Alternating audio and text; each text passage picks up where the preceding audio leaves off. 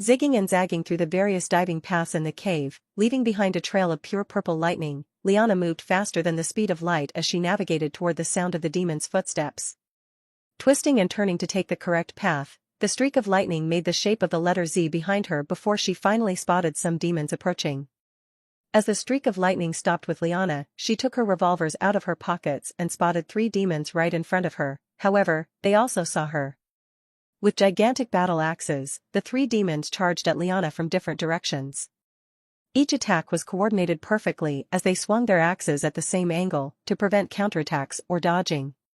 Flicking her revolvers up to the roof, Liana took 1 step forward, her foot completely covered in lightning and leaking onto the floor below as lightning sparks lit up the dark cave. Lunging downwards, Liana disappeared from the demon's sight, leaving sparks of lightning on the ground with every step she took. As Liana moved so fast that she was invisible to the demon's terrible eyes, she purposely left behind sparks of lightning, leaving a trail for the demons to follow. Noticing the sparks of lightning, the demons used them to locate Liana. However, that was exactly what Liana wanted. There was a delay. Liana moved so fast that by the time the lightning sparks appeared on the floor, she was already more than 10 feet away from that location. Twisting and turning, running up the roof, running on the walls, and sliding on the ground, Liana treated the cave as a playground. Running up the cave walls and running on the roof with her entire body facing the floor, Liana watched with a smile as the demons swung their axes at every spark. They were slowly losing their edge and becoming more frustrated. Increasing her speed to the maximum, lightning sparks started reacting with each other as small bits of fire appeared around the cave. Finally finding a gap in the demon's formations, she stopped mid-sprint, causing gravity to actually take effect, and propel her headfirst downwards at the cave floor. Doing a flip mid-air, Liana landed in the middle of the demon's formation, with 1 demon to her right and 2 to her left. With her revolvers pointed in different directions, each at a single demon, Liana stopped her mad sprint for a split second. Bang! Bang! If you had looked down from the roof at the floor below at this very moment, it wouldn't have looked like a battle in the slightest, it would have looked like an art piece. The rough cave floors, the protruding rocks from the wall, and the 3 confused demons were just the backdrop, the canvas of the painting. And the art? The paint? It was the lightning. The entire cave was glowing a dark purple as the small sparks of lightning on the ground left behind by Liana had grouped, forming various intricate shapes that transformed the bland cave into a world-class art exhibit. It was not a battle or a fight, it was a masterpiece, an abstract painting. Even though Liana seemed to sprint around at light speed smoothly without care, her tracks of lightning sparks seemed to come together and form interesting yet abstract images that would enthrall any viewer and amaze any art critic. Her battle style wasn't just powerful, it was beautiful, amazing, intricate, and elegant. The world around her wasn't a battlefield, it was a blank canvas, waiting to be graced with Liana's refined art style. As the 2 bullets barreled out of the revolvers, the growing lightning sparks on the ground finally stopped. As the bullet flew mid-air at the frozen and oblivious demons, the lightning sparks on the ground accumulated and gathered together, forming one of those lightning bolt symbols you would see in a cartoon. The lightning bolt symbol was so large that it covered the entire cave floor, making it look like a dance floor as everyone's feet were glowing purple. And the center of this symbol? It was right under Liana and the 3 demons. Splitting into 2 halves, the thousands of lightning particles finally started reacting and pushing against each other, causing gigantic purple flames to rise from the ground. 2 walls of purple fire stretched up from the ground in an instant, the tip of the dark purple flames touching the bullets shot by Liana. The metal bullets did not combust under the insanely high temperatures of the fires, instead, they changed color from pure white metal to dark purple. There was even an artistic touch on the bullets, as the tips of the purple flames were formed so perfectly that they adorned a small lightning bolt symbol on the right side of each bullet. As the first bullet penetrated the first demon's body, creating a hole directly through it, the flames and remaining lightning sparks dispersed, moving from the cave center to its edges. The remaining lightning sparks collided at the edge of the cave, forming a ring of purple fire around Liana and the 2 demons who remained alive. It was too late when the demons finally realized that the particles had disappeared and Liana had stopped. The second bullet pierced right through the first demon before curving mid-air and going right through the vital spot of the last demon alive. A collateral shot. Just like that, 2 A-rank demons and all the jinns under them had died. As the 2 demons dropped to the ground, causing the cave to shake under the weight of their body. The purple flames surged, rising all the way to the roof of the cave. Looking at the scene around her, Liana sighed before snapping her fingers, instantly extinguishing the walls of purple flames around her. That's 3 out of 23, well on to the next. The next second, Liana was gone, leaving behind a final spark of lightning. Once again, the figure of a woman with a streak of lightning following her lit up the dark and dull cave. After seeing Liana's lightning trail and incredible speed, the group looked at the sparks of lighting in awe for a second before regaining their composure. Taking the lead was Albert as he immediately ran in the opposite direction of Liana before gesturing to the students behind him. This way. Trailing behind the main cast with Irene, Ruby followed Albert as he led them through the various paths. Even though there was a chance of demons popping out at any wrong turn or a sudden sneak attack, Ruby's mind was completely elsewhere. Where was he? First, he attempts to infiltrate the gemstone order before she catches him after looking into his soul. Then, he somehow remained awake and completely fine after the cruise ship incident, and finally, he somehow managed to take down the djinn during the dormitory attack. Once, it could have been a mistake, 2 could have been coincidences, but 3 were far too many. For the past 3 months, Ren had been involved in every important moment, and it was all of his own volition. He had been purposely placing himself in danger to save the same people who had spread malicious rumors about him. Recalling the rumors spreading at the academy about Ren being a terrible, selfish, and more or less person, Ruby almost wanted to laugh. He had been there at all the most important moments behind the scenes, and despite there being no proof for the other incidents besides the dormitory attack, Ruby was inclined to believe that he had also contributed the most during those. Even Liam and Kevin, who Ren had basically helped save during the dormitory attack, were bad-mouthing him. Although Ruby knew that Ren was always involved in these important events, she still had no idea why and how. How had he known about Alya's kidnapping beforehand and managed to infiltrate the squad despite only being a D-rank? How was he able to arrive at the royal dormitory during the attack when nobody else should have known about it? Why was he interfering in these situations? She had a lot of information, but somehow, none of it seemed connected, like a bunch of randomly plotted points on a line graph. Ruby knew that Ren had to be here somewhere based on his previous actions, but since she didn't know or understand his methods in the slightest, she had no idea where. The chances of him being here were almost 0, considering the special entry method required to go inside the world tree and the fact the demons were roaming around, yet Ruby couldn't shake the feeling that he was somewhere here, just waiting for them. Well, if it's Ren, he's probably already at the World Tree Center, already fighting and saving the tree from death. Hearing Ruby's muttering, Irene asked. What did you say? Waving her hands, Ruby replied. Nothing, nothing. If you say so. Although Ruby's muttering had mostly been incoherent to Irene, she had managed to make out a single word. Ren. Recalling that she had gone to see Ren for help under the student council president's instructions, Irene pondered whether Ren had gone to help them. The investigative reports did not mention him at all, but the student council president wouldn't call him for no reason, right? Well, even if he had gone to help, he had probably arrived too late, as Ruby had teleported them and the rest of the students out while the official heroes took care of the djinn. As Albert's pace suddenly increased, both Irene and Ruby refocused their thoughts on their current situation, speeding up to catch up with the group ahead of him. As they reconvened with the rest of the group, Albert began speaking while slowly increasing his pace, allowing everyone to keep up with him. We're almost there, be ready. We can't be sure that the Queen has all the demons detained, the possibility of a few outliers is high. While Irene, Lily, and Ruby drew their wands, the other 5 took out swords, bows, quivers, and other various weapons that the Elven Queen had given them. Seeing a pure white light illuminating the path ahead, Albert immediately recognized it as the spirit of the World Tree, sprinting ahead.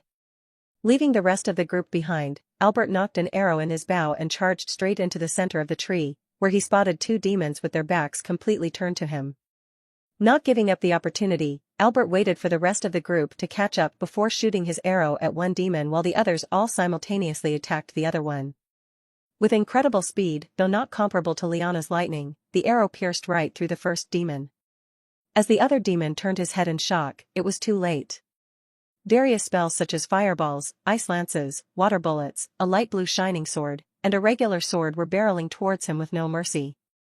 Unlike the clean and precise death of the first demon by Albert's arrow, this one was a mess. After disposing of the demon, the various spells reacted together, creating many explosions. Seeing the excited figures of the group behind him, Albert turned around after confirming the demon's death, to face the group. That was luck, all luck.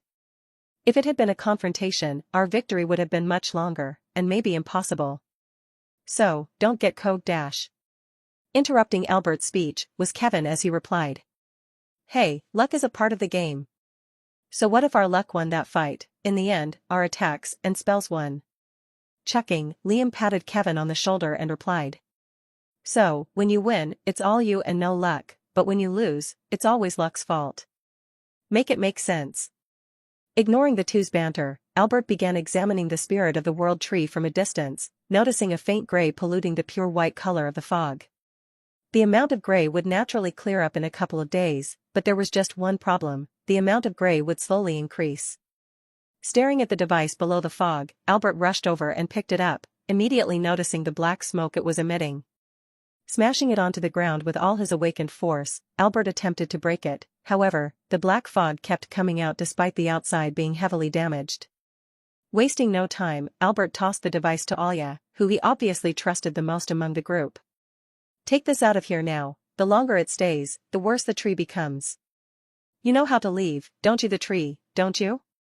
Alya and the others, who had been previously staring at the white fog in confusion and awe, immediately realized the connection between the fog and the world tree's condition at Albert's words.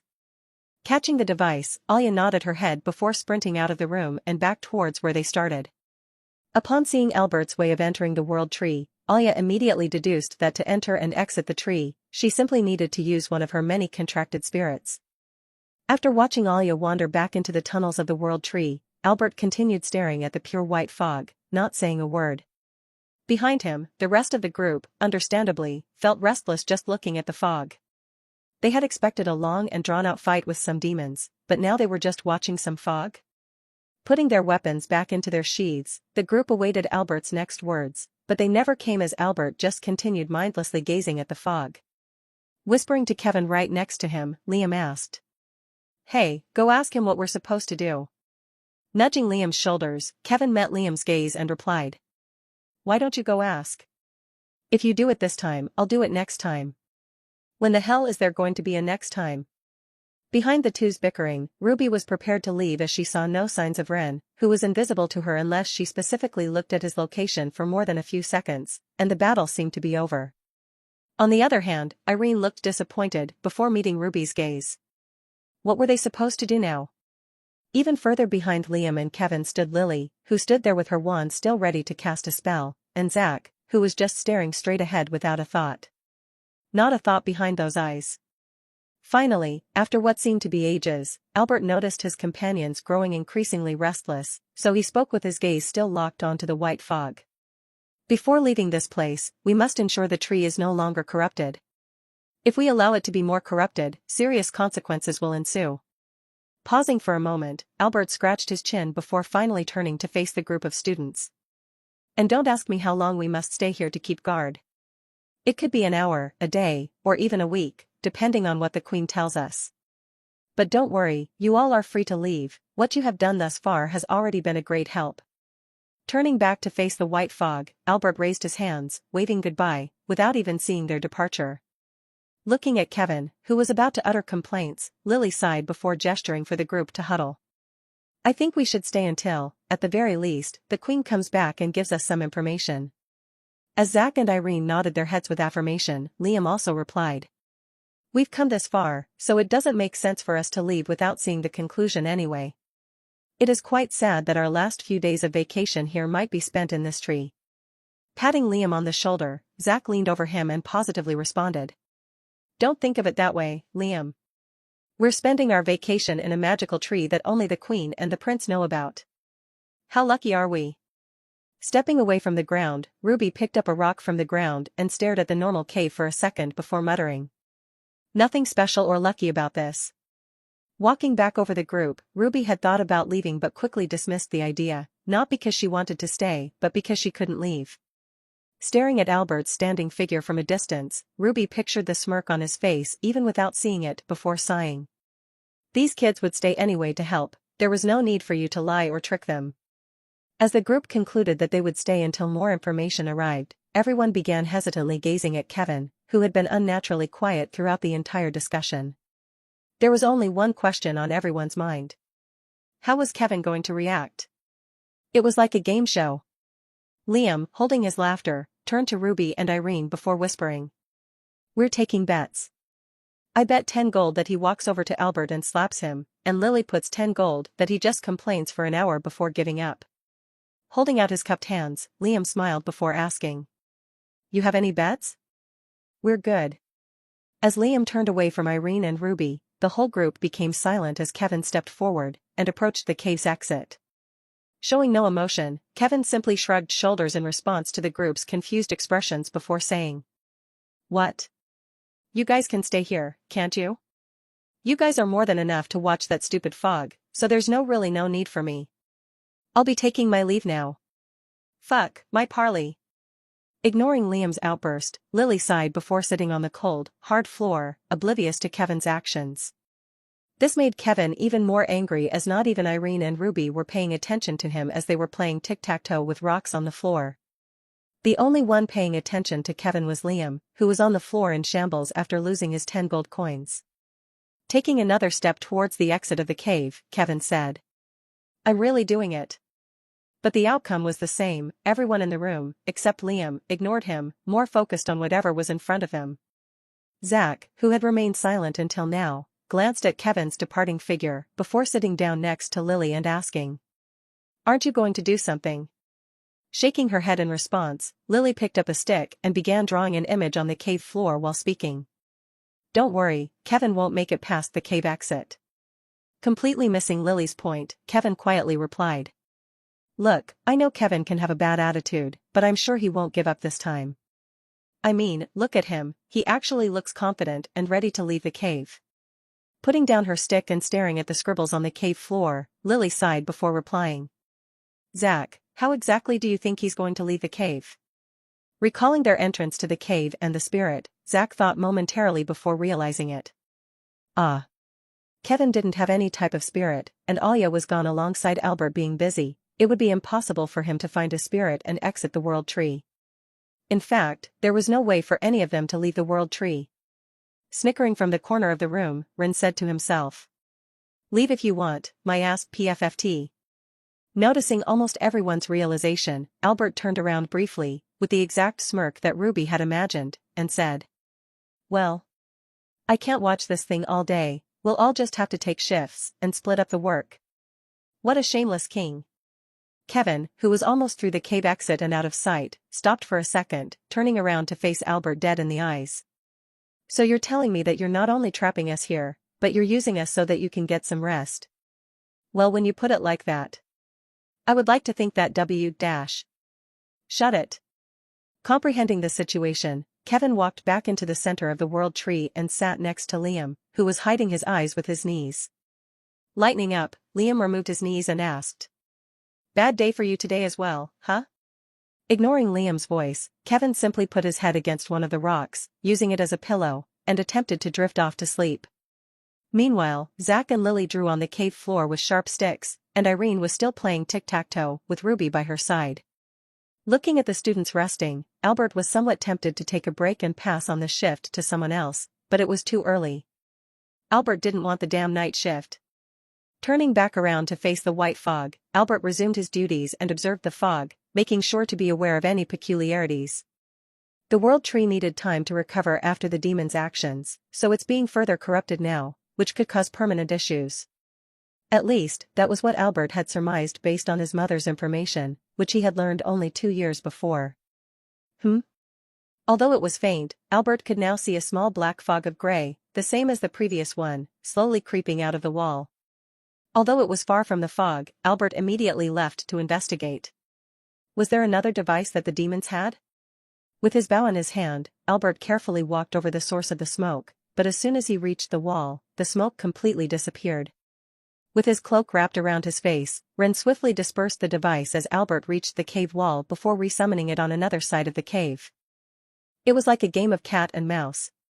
Ren knew that further polluting the world tree spirit could be dangerous, so he wasn't doing that. Remember, all he had to do was make it appear more corrupted. And how could he do that? by making its surroundings look polluted. Back to first person. Standing still for a moment upon witnessing the trail of smoke suddenly disappear, Albert rubbed his eyes before heading back to the center. I might have to switch shifts with them earlier than expected if I'm already sleepy enough to be hallucinating things. On the other side of the cave, the lid of my copied device was already slowly emitting smoke again, causing a small stream of smoke to spread throughout the room. Positioning the top of the device so that the smoke was as far away from the center of the cave as possible, I glanced at Lily, who was simply drawing on the floor. Do I have to make it more obvious? Why was she sitting on the floor and scribbling on the ground like some toddler in the middle of a major incident? The queen was out there still restlessly fighting against demons while her son, daughter, and friends were playing tictacoe. Well, it wasn't like they could do much against the hordes of demons, but still, shouldn't they at least pay attention to the spirit of the world tree right in front of them? Seeing Albert return to his original position in front of the spirit, I slowly amped up the smoke output. At the same time, I moved to the shadows right next to the cave exit, with a hand on my hood, which contained my cat. If I were to be caught before the tree appeared corrupted enough, I would have to deal with the entire main cast, Ruby and Albert, attacking me thinking I was an intruder, which, to be fair, I was. Dying or being heavily injured was not particularly on my schedule today. Seeing Albert start to scan my section of the cave, I once again dispersed the device before dashing over to another portion of the cave and remanifesting it. At this point, the smoke was grouping together and growing in size, making it easily visible if you stared at the wall for more than a second, but, alas, no one did. This was a good thing as I could release more corruption into the surroundings without being noticed, but at the same time, there was a limit I couldn't pass. I purposely sent all the smoke in the same direction so it would group as if I had just sent it around randomly. The smoke would spread through the entire cave, eventually hitting the spirit of the world tree. The problem was that if the group of smoke I was producing actually hit the world tree, it would be immediately fully corrupted and in danger of dying. Also, was Albert even willing to sacrifice his life for the world tree's survival? Well, he had done it in the original story, but what about now? He hadn't developed any character that I knew of, so I assumed it was highly likely that he would agree. If not, there were always alternative ways. Well, you can't get any rewards without taking some risks, right? Holding the device steady in my hands and watching the smoke flow out, I glanced around the cave and saw Liam alongside Kevin with their backs on the wall, both clearly in a foul mood. Completely oblivious to their surroundings, the black smoke accumulated and accumulated until there was just a gigantic cloud of black smoke in the corner of the cave, wavering above the floor. Now, I just had to make it noticeable, but wasn't it already way too recognizable? To be fair, there would be no reason for them to just randomly stare at the corner of the room, but what was I supposed to do? Moving that cloud of smoke would be impossible as it would simply disperse and hit the spirit of the world tree in the white fog, and if I yelled out, "Over here guys," I would be more screwed than the spirit of the world tree. Looking at Lily, who was still drawing on the cave floor with the tip of the branch, I surmised a plan. The branch tip would eventually become too dull to make marks on the cave floor, so Lily would be forced to look for other branches. And where will all the branches in the cave be? Coincidentally, under a gigantic, suspicious cloud of smoke. Were there easier ways to make them notice the cloud? Yes, but all of them would require someone else besides Lily to find out about the smoke first. Lily needed to find out about the smoke so she could immediately take command and give the group the solution mentioned in the story. If someone besides Lily found it, they could devise a different and unsuccessful plan before Lily could even say something, and in a rush, everyone would follow that plan. And then there was also the chance that Albert, who was essentially the leader of the group right now, would choose another plan over Lily's, as Lily's plan meant he would die. Even if Albert wanted to save the world tree and his fellow elves, it was a natural instinct for him to want to survive. It was something that he couldn't change as this instinct was deeply rooted in every single living body. Given the choice between a plan that involves his death and one that does not, all sense of reason will go out the window, and Albert will obviously choose the one without his death. If Lily had discovered the smoke first and had the chance to completely explain her plan, no one would suggest any alternatives, so Albert wouldn't have had a chance to escape anymore. Crack. Tensing my entire body, I saw the tip of the branch break, causing Lily to look around for another one. Finding the group of branches I assembled near the cloud of smoke, Lily dusted her hands before getting up and walking over there. As Lily stopped a couple of feet before the pile of branches and noticed the floating cloud of smoke, I dispersed the device and moved toward the white fog in the middle of the room that contained the spirit.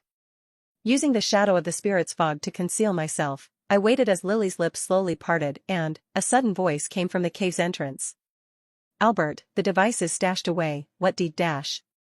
Watching Alya take another step, Lily sprinted towards her and screamed. "Stop now, Alya, don't move." But it was too late. The cloud of smoke I accumulated with my device scattered into thousands of particles as Alya stepped through the entrance, where the smoke was located. Using my eyes, I immediately calculated the trajectory of each of the thousands of smoke particles. 100. 100 particles of smoke were heading right into the fog. It was far too many. Even if I slowed down time and used my dragon's wing speed ability, I could only stop 50 of them at most. I had placed the cloud of smoke near the entrance so no one would be entering or leaving, and it was right behind everyone so no one would notice the smoke there. But, then, how was Alya already back? I had calculated her entire path. It would have taken her 10 minutes to leave the tree, 5 to store the device, and another 10 to get back here. Yet, she had arrived in 10 minutes, less than half of that predicted time. SBE would have to have skipped the entire way back to this cave. Putting aside those thoughts, I tapped my right eye, slowing my perception of time, before combining the mana and blood-red substance, creating a dark purple wing on my right shoulder. Since these smoke particles were made out of her pure corruption, they were different. They could completely pass through physical things, so simply standing in front of them wouldn't do anything. What was the only way to stop the corruption then? With most corruption, or you could just completely overpower the particles with stronger magic, but that wasn't something I could do. Dismissing the devices, I used all my corruption to create a jar about the same size as those pickle jars at grocery stores. Simply creating a gigantic jar to cover the entire room with my corruption wouldn't work, as the jar would be too weak to withstand the impact of the smoke particles.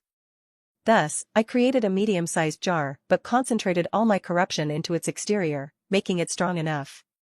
Stepping in front of the pure white fog with a pickle jar in my right hand, I extended my hand to the right, catching the first 200 particles. Then, moving the jar to my left hand, I caught 3 more particles. Then 2 more, then 3 more, then 2 more, then 7 more, then 10 more, then 5 more, then 3 more, but at some point, the particles started to get past me.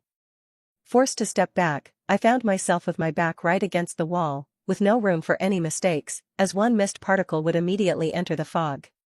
From here, I could see Lily and Alya, who were still staring where the cloud of black smoke used to be, and Albert, alongside the rest of the group, staring at Lily as she had just screamed. Soon, their perception of time would catch up, and they would notice me. My jar, now half full of particles, struggled to maintain its shape as the particles clashed with my concentrated corruption in the exterior.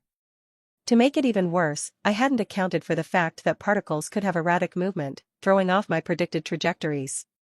There were more than 200 particles, double my original estimate. Sure, one extra particle going into the fog wouldn't do too much more, but if over 100 particles entered the fog, the spirit of the world tree would be in serious danger. Feeling my mana drain insanely fast due to my using mana for wings and slowing down time simultaneously, I sighed while continuing to catch the incoming particles with my jar. What now? If the world tree becomes corrupted, the fall of the Elven realm is only a matter of time away. The Elven realm, one of the significant forces aiding humans in the future war of the demons, would fall in the 3rd or 4th incident. We hadn't even finished the Academy arc yet. Worst of all, it wasn't because of Lily or some variable. I had chosen to put the smoke there, I had willingly created the smoke, and I am going to have destroyed the Elven realm alongside the spirit of the world tree. Catching 10 more particles, I stayed until the end, ignoring my body growing fatigued due to loss in mana, and frantically moved around my jar. For the next second, not a single particle passed by me. The next second, 1 particle passed by me and entered the pure white fog. In the 3rd second, 3 passed by me. Then 4. Then 7. And finally, as my mana dropped to 0, I stood still with the half-filled jar in my hand, staring at the 100 particles heading right at me. No. Not yet. I had only gotten 50 of the particles this far. I needed at least 70 to be happy with myself, didn't I? Downing my remaining mana bottles in less than a second, I swiped my jar up and down once, catching the 20 particles about to hit the pure white fog. Only 70? I'll need at least 90 to pay for dinner tonight. While mana potions increased your mana, they didn't heal or alleviate the fatigue or pain of using mana. In fact, they only worsened it. Combined with the mana potions I had used earlier in my fight with the demon, I used about twice the maximum capacity today. As my arms trembled and my eyes involuntarily closed, threatening to lose consciousness, I continued swiping up and down. For the next 5 seconds, not a single particle passed by me. 130 particles is not too bad for my first time. However, that was it. My wings disappeared due to lack of mana, leaving me only with the measly remaining time I had left on my dragon's eye. Once again, I faced over 50 incoming particles, despite having no more mana. Was it enough? I guess it was. BZZT. As the main cast slowly turned their heads towards the pure white fog, catching up to the current time, the entrance of the cave glowed a dark purple, and a streak of lightning could be seen approaching. Even with my dragon's eye activated, I could barely see her. Going straight past the main cast, Liana briefly glanced at my mask and current position before turning. And turning and turning and turning. Like a NASCAR driver, Liana drifted and turned while going as fast as a car, even with my perception of time slowed. Zigging and zagging around the particles with perfect precision, the streak of lighting behind Liana melted the smoke particles of corruption instantly as she ran past them. The entire cave turned a dark purple for a second as lightning beams shot out of Liana's body, crushing over 30 particles at a time. At a single second, over 3 beams, each having a diameter of the entire cave, could be seen appearing for a short second before disappearing and reappearing in a different location, where more particles were located. Within the next 5 seconds, all the particles were gone, leaving behind a couple of lightning sparks on the ground. Stopping a few feet away, Liana focused on the white fog, which was partially tainted with black, before turning her attention to me. The next second, she moved. Right at me. Exhausted, drained of mana, and completely powerless, I watched as Liana moved towards me, slower than before, with her hand stretched out toward me. Despite the horror in my chest at that moment, a feeling of awe also appeared as I felt like I was watching a movie. The purple sparks on the ground glowing the cave a dark purple, the sparks of lightning flying off her body as she moved towards me in slow motion, and her indifferent expression as she approached me. All of it combined to create the perfect scene, the climax. Well, what happens to villains in movies? As the streak of lightning fast approached me, the sparks of lightning hanging off Liana's body blinded me, forcing me to close my eyes. At the same time, my mana completely ran out, returning my perception of time to normal, so when I reopened my eyes, I couldn't even see her, only the sparks of lightning on the floor. I had no weapons. If I dismissed the jar I had made out of corruption in my hands, all the particles inside it would leave the jar and head straight at the tree. Even at Liana's speed, destroying all those particles before they reached the tree would be impossible, so the spirit of the world tree would be further damaged. But, was that a bad thing for me? Staring down at the jar filled with particles clashing against each other, I seriously considered opening the jar and letting them all out. If Liana had to choose between me and saving the tree, as the Elven Queen, she would obviously prioritize trying to destroy as many particles as possible before they hit the tree. In that time I could use my dash, which required no mana, and leave the cave before immediately exiting the world tree with my cat and my hoodie. But, then, what would happen to the world tree? No, who cared about what would happen to the world tree? It was between my damn life and the stupid spirit of the world tree. Weighing the two options, I knew I had to choose as even though I couldn't see Liana due to my lack of mana, I could still predict and calculate her speed with my eyes. Within 2 seconds, she would reach me. My life or some random tree. To any person, including me, this choice should be easy. As a second passed, I placed my hand on the lid of the jar, unscrewing the top, causing the particles at the bottom to rush upwards in search of freedom. Staring at the people in the room, who were about to notice my presence, I continued unscrewing as their gazes lingered on the lightning sparks on the ground. How many people here would die as a consequence of my actions? No. How many people in the world would die in the future war if I destroyed the Elven realm today? Why did I have the right to decide who lived and died in this world? Did being from another world make me some god? Hiding in the shadows, manipulating every important event like some puppeteer tugging on the strings of fate, controlling humans like dolls, and doing it all without a single person finding out. All of it was to save the world, wasn't it? Then, weren't my actions today completely contradicting that? No, my true goal has remained unchanged since my transmigration to this world. My survival was the utmost priority now, just like it had always been. The flame that Ruby saw in my chest hadn't grown any smaller. In fact, it would probably have grown even bigger and become even brighter since all the near-death incidents I've experienced. Ripping the lid of the jar, allowing a single particle to fly out, I held my breath, seeing the sparks of lightning on the ground slowly approach me. What if this didn't even work, and Liana just completely ignored the spirit of the world tree, leading to the death of me and the tree? Well, I would be a goner, so that wouldn't be my problem then, so there was no point in thinking about it, right?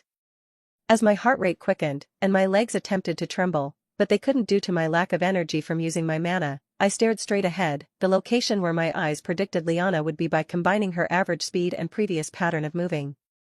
Suddenly, my vision flickered momentarily as a white flash blinded me, and when I reopened my eyes, a person with silky, long black hair stood in the exact location I had predicted Liana to be, her backside only visible to me. With her hands waving desperately as the lightning sparks approached her, she turned around to face, revealing her blood-red eyes. Ah, she had teleportation, didn't she?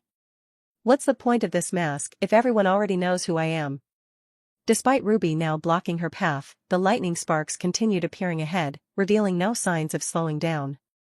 Activating the dash I had been saving for my escape out of the world tree, I stepped forward, speeding forward at Liana's predicted location and Ruby's current location. But I was still slow. Liana's normal speed far surpassed the speed of my dash. Ignoring the pain coursing through my body, more than double my usual maximum mana, I forced my head to tilt upwards and look at Ruby's figure. Activating the dragon's eyes with the mana I had regained in the short span of 5 seconds, I could see Liana's figure for a short second. Over Ruby's shoulder, Liana, with a streak of lightning following her, was heading straight at Ruby with the same indifferent expression. With her head turned towards me, Ruby seemed to see right through my mask as she waved with an indecipherable expression, her cheeks contorted, her mouth wide open, and her eyes locked onto the figure. Didn't she say that her flame of desire to survive was the same size and brightness as mine? What a liar. Who was I to talk about lying, when this entire life was built on lies upon lies, though? Her glossy, black hair glowed a dark purple and fell back, revealing her eyes as Liana and her streak of lightning fast approached her. Well, I guess I'm quite the liar myself, aren't I? Throwing the open jar, full of particles, away from the tree and right at Ruby, my dragon's eye forcefully deactivated, causing blood to start leaking out of my eyes. Unlike last time, though, there was no pain in my expression as my blood-red eyes turned to the color gold, and blood leaked out, creating a path from my eye to my lips. My last line of defense was gone. Sure, my survival was my highest priority, but that didn't mean it had to match my actions, did it? Plenty of people, myself included, say getting into a good college is their highest priority, but then they slack off and play video games instead of studying. Humans are unpredictable and never consistent. People say something, then do the opposite. That is just the intrinsic nature of humans, isn't it? Inconsistency is a human's greatest challenge, yet it is their most common trait. As Ralph Emerson said, a foolish consistency is the hobgoblin of little minds, adored by little statesmen and philosophers and divines. People should not be afraid of being misunderstood and should know that it is okay to contradict themselves. People who think alike are more easily controlled. People can have ultimate freedom by contradicting themselves and never thinking the same. Looking down at my now empty hands, I started an internal countdown in my head. 10 seconds, that's all I need. That was all I needed. Maybe my actions would actually match my greatest priority today, even after all of these inconsistencies along the way. As my jar remained upright as it flew through the air, still preventing particles from leaving, I was unable to see Liana, but I imagined her expression was one of confusion and befuddlement. On the other hand, Ruby seemed to have not noticed the open jar barreling towards her as she was still intently staring at my chest, where I assumed my fire of desire was located. Unable to reply to her with any expression or signal, my body slowly started to crumple up, falling to the ground as I didn't even have the energy to stand up straight anymore. 9 seconds left for my cooldown and 1 second until Liana would reach her predicted location. Well, with my jar already thrown into play, the predicted location was probably a bit off. By now, everyone else's perception of time had caught up to the present. Lily was staring at my mask with a confused and anxious expression, and Liam and Kevin were staring at the jar in the air. Albert and Alia focused on the sparks of lightning on the ground, knowing it was a sign of their mother arriving. Finally, Irene and Kevin stared dumbfounded at Ruby's figure, which had disappeared right before them and appeared right before me. Holding my breath, I watched as the jar tipped downwards, finally causing some particles to fall out and head towards Ruby. Looking at the ground, which was the only thing I could see now as my head could no longer tilt upwards, I used the sparks on the ground to predict Liana's new location. 8 seconds. With the jar now in play, Liana prioritizes destroying the particles and ignores me. This also causes her to slow down and reassess the situation, noticing Ruby's figure blocking her current path. Then, Liana would undoubtedly recognize Ruby as one of the people helping her and alter her path to exclude Ruby's figure in front of her and then include destroying all the particles with her beams of lightning. But then, what would happen to me after Liana destroyed all the particles? Well, my dash cooldown should have regenerated by that time, right? Calculating the distance between the lightning sparks on the ground and the rate at which they were appearing, I was able to get an approximation of Liana's current path. There was just one problem. Liana's path had changed a single bit. 7 seconds. The next second, a lightning spark appeared right in front of Ruby, and the jar I had thrown continued tilting downwards, letting my particles out. Did she not see Ruby's figure? Was she prioritizing killing me over destroying all the particles and saving the world tree? Did she believe she could do both? As soon as that lightning spark appeared, I dispersed the jar, allowing every particle inside it to escape and scatter around the area in front of Ruby. The jar simply disappeared mid-air, returning my corruption to me and causing all the particles inside to roam free in the cave. I had already gone this far, so there was no point in stopping now. As the particles surrounded Ruby and the lightning sparked around her, I continued by manifesting another smoke-emitting device with the corruption I had gotten back. Surely, she would slow down or change her path if another device appeared and a bunch more particles were heading for the tree. 6 seconds. As I threw my new smoke-emitting device right at Ruby's figure and the surrounding lightning sparks, I watched as the entire area turned into a dark cloud of smoke. The particles from the original jar, combined with the output of my new smoke-emitting device, which had its output ramped up to the maximum, all accumulated together.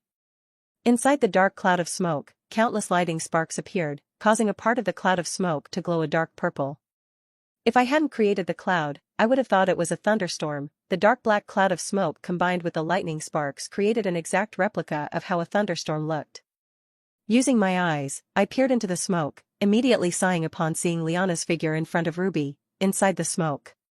If Liana had slowed down to the point where I could see her even though I was a D rank, she must have noticed Ruby. Though Liana had considerably slowed down, she still had no stopped completely as she ran through the cloud of smoke, her expression still somehow indifferent. Wait, why was she not panicked or anxious?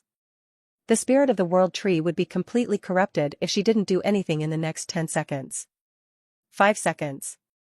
In the next moment, Liana was right in front of Ruby, only a couple of centimeters apart, but she still had not stopped moving. BZZT. The next second, a purple flash exploded inside the smoke, overpowering the black cloud completely and turning it into a dark purple cloud. When I reopened my eyes, I watched in shock as Liana ran right through Ruby as if Ruby were a hologram. She had phased through a person. Liana had become the fastest person in the entire world, including demons. She had achieved the state of intangibility.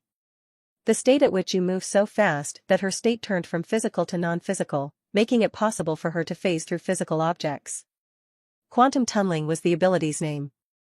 A phenomenon where particles can pass through potential barriers that they classically shouldn't be able to at the quantum level of particles. In the book story, she had never achieved this level of speed, and no one else in the entire world had achieved this level of speed. She had changed states, physical to non-physical. An ability that was so strong that it was incomparable to teleportation. Looking at her figure as she passed right through Ruby's body, I immediately noticed her change in state with my eyes as she was nothing. Her body was made of pure lightning. She had no physical body. Her entire body was shining a dark purple as her body was literally created out of lightning. Sparks of lightning flew off her body as she moved, covering the entire cave, not just the floor anymore. 4 seconds. The entire cave, now doused in lightning, uncannily reassembled my shadow cage, but instead of corruption making the cage, it was pure and powerful lightning. The only downside to this new ability was that she was now completely visible even when running at maximum speed due to her body of lightning. 3 seconds. The next second, she had covered the distance Ruby and I, her lightning body only a few meters in front of me. As sparks of lightning flew off her body and hit me as she rapidly approached me, my body's condition deteriorated even more as the sparks of lightning burned right through my clothes, leaving burn marks. Only my stomach was left untouched, as even the sparks of lightning couldn't penetrate through the magical artifact. Looking past Liana, I saw Ruby lying on the floor, and the other slowly lost consciousness. Being treated as a hologram by another person had probably caused Ruby to pass out as Liana's lightning body had phased right through her, but I had no idea why they were slumped down on the ground for the others. Stopping right in front of me, the Elven Queen looked down at me as I kneeled on the ground in pain. Opening her mouth, which creepily had no teeth or gums but just pure lightning, Liana stared at my hands, still covered in corruption from my manifesting of the new device, and commanded. "Get rid of it." Behind Liana, all the smoke particles that came out of my original jar had been destroyed by Liana's lightning strike from her change to a non-physical state, so the only thing left was the new device I had manifested. Barely managing to open my mouth while sprawled across my floor, the pants torn to pieces by the sparks of lightning, I muttered out. "Seekin' why you move back." I literally could do anything but convulse in pain with the constant stream of lightning sparks flying off her body. Staring at the lightning sparks flying off her body at me, Liana's eyes, made out of lightning, widened for a moment before she stepped back. This was her first time being in this state, but shouldn't she be a bit more self-aware? I mean, I was literally rolling on the ground in pain. Raising my hand, I dismissed the device on the ground next to Ruby, causing the cloud of smoke to grow smaller, and I also felt a bit more energized as the corruption returned to my body. Stepping further away from me, which I internally thanked her for, Liana raised her right hand, and her entire arm glowed a darker purple for a second. Crackle. The next moment, a beam of pure lightning appeared in the palm of her hand and barreled right at the remaining cloud of particles. The beams instantly melted all the particles as it passed through the cloud, but it didn't stop there as the beam went further and further until it hit the cave walls. Then, it passed right through the walls, creating a gigantic hole in the cave wall, and went further away, creating more and more holes in the walls of the entire tree. Yeah, use that one-of-one overpowered ability without testing at all, it's a perfect idea. Forgetting about my presence for a moment, Liana's mouth opened in awe and confusion as she stared at the countless holes she made in the tree. She had damaged the tree more than me at this point, but here I was, lying on the ground in pain. Justice is fake, what the hell is this? As Liana slowly turned back towards me, I immediately cleared all of my thoughts. What would happen if I got hit with that beam? 1 second. I needed 1 second until my dash's cooldown wore off, that second was all I needed. Well, that second activated the usage period, and then another second to actually dash forward. It had to be perfect. Liana's speed was now almost 3 times as fast as my dash with her new lightning body, so with my calculations of her current speed factored in, I decided that I had to dash forward and leave the cave within a period of around 3 seconds. With the energy I got back from returning my corruption, I raised my hand and placed it on my hood, feeling the soft fur of my asleep cat. Was he really sleeping this entire time? At this point, I wasn't even mad that the cat had been happily resting while I was in this near-death situation, I was more astonished. Did none of the light from the beams and sparks of lightning or when I literally collapsed to the ground not wake it up? Staring at me with my hand on my hood, Liana ensured she was far enough so that sparks wouldn't hit me, before bowing.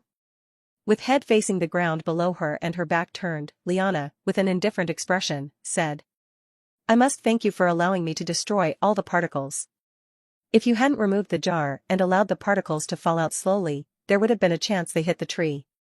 Standing back up, Liana offered me her hand and continued expressing her thanks. "Although I came later, I was early enough to see how you heroically defended the tree's spirit from the particles with that jar of yours. If you had allowed those particles to pass through and hit the tree, I can't imagine what would have happened." As the cave returned to normal, devoid of any smoke particles, Liana pointed to Ruby's unconscious body and continued. "I understand why you threw the jar of particles, and I do not blame you. You were simply trying to save that human from being crushed by my rampage, that is my fault."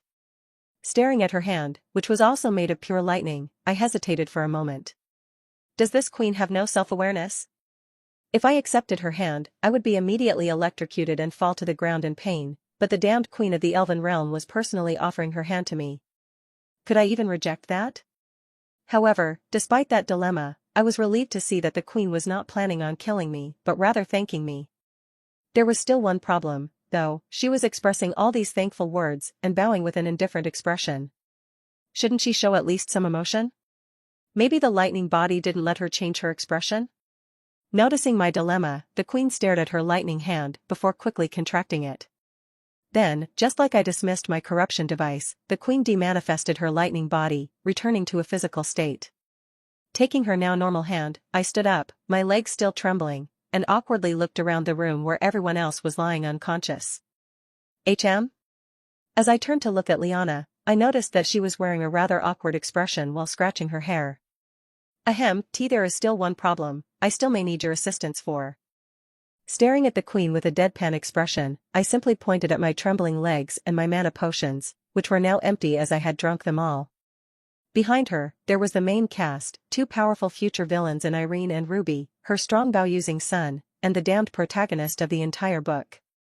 But no, she chose to ask me, a third-rate villain who is completely exhausted, out of mana, stressed out, in immense pain, and has just come out of a near-death scenario. Trying my best not to show my anger to the person who had just unlocked the ability to quite literally phase through things, I shook my head and replied. I don't think I'll be of much help to you in this state. However, if I were to recommend a couple of people to you.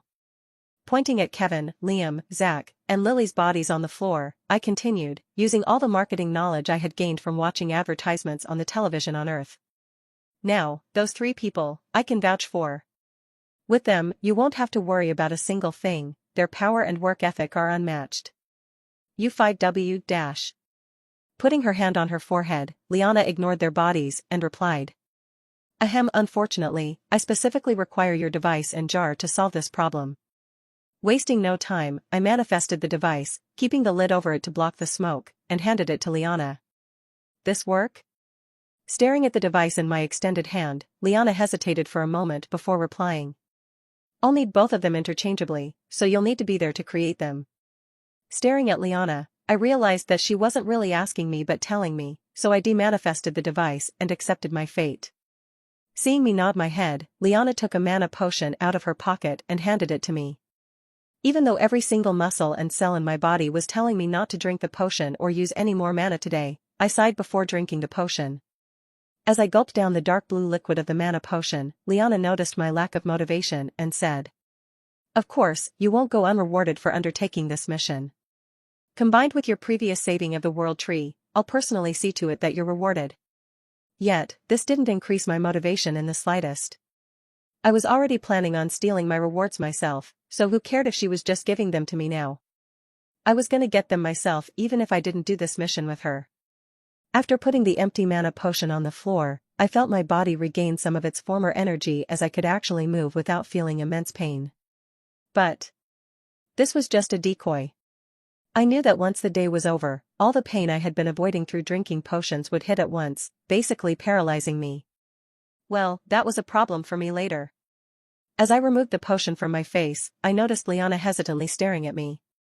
Your face is a bit, yeah. Putting my hand under my mask and lifting it up for a moment, I immediately noticed my hand was drenched in blood from my overuse of Dragon's Eye earlier. There was so much blood that she could see it just through the eyes and mouth hole in my mask.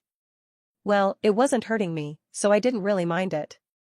Shrugging my shoulders, I ignored the blood on my face, not bothering to wipe it away, and said.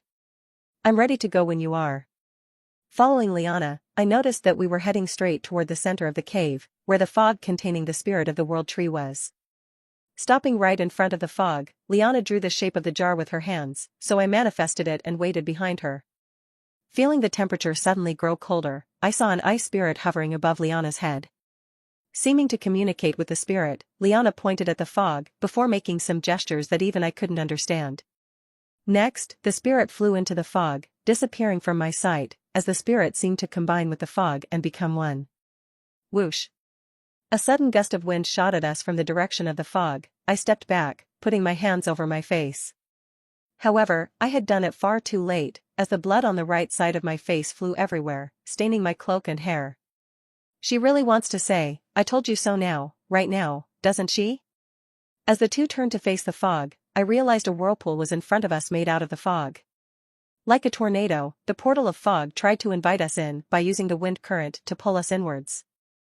Seeing Liana purposely succumb to the wind current, I did the same and allowed myself to be pulled toward the fog until I finally entered the portal. A secret place inside another secret space, which is inside a tree. The author of this book must have been running out of ideas. Unlike a mana gate, my surroundings didn't distort at all, as the environment around me automatically shifted without any downtime. Side by side with Liana, we looked around the fairy-like world as there was a single path in front of us, and a small, neat house stood at the end. There was nothing else. Just a small strip of land with a house at the end of it. Looking down from the edge of the small strip of land, I saw an endless void with nothing else in sight, and above us, it was the same. The only thing illuminating this entire space was the occasional light poles along the path to the house. Looking at Liana, who was surprised by me, I asked, "Have you never been here before?" Looking at the house at the end of the path, Liana replied, "No. I've only heard about it from the diaries of the previous rules." Suddenly, the thought occurred to me. Was she planning to use me as the sacrifice for the world tree instead of Albert? She brought me to a place only she knew about, which was also inside the spirit of the world tree. Was I going to become a spirit? Seeing Liana walk onto the path, I hesitantly followed behind her, keeping some distance between the two of us. Beside the path, the lush green grass, which was perfectly groomed, and a couple of small trees were apparent, each looking well taken care of. Glancing further at the trees, I noticed some leaves were darker and almost dead while others were a perfect green, and it was the same with the grass as parts of the grass were golden, indicating a lack of water. Was this the effect of the corruption? Paranoid of tripping and falling off the small strip of land and into the void, I didn't dare stare too long and returned the very middle of the path. Seeing me walking behind her like a puppy following its master, Liana's expression changed as she let out an awkward laugh before slowing down to walk side by side with me. "I'm not going to push you off, you know?" I wasn't thinking about that. Well, now I was. The scenery of Liana suddenly pushing me off the land and into the void during this stroll was now imprinted in my memory. Unlike me, Liana seemed enchanted by the fairy-like space as she often stopped to glance around and admire the small details, such as the perfectly groomed trunks of the trees. Though, she too had noticed the effects of corruption as every time we passed by a golden shade of grass or a brown leaf, she would let out a sigh before continuing on. Though she tried to hide it, with my enhanced eyesight, I could see her cheeks contort and twitch at those times. For her, it must be like seeing her entire world fall apart, her home, her family's home, and her subjects' home.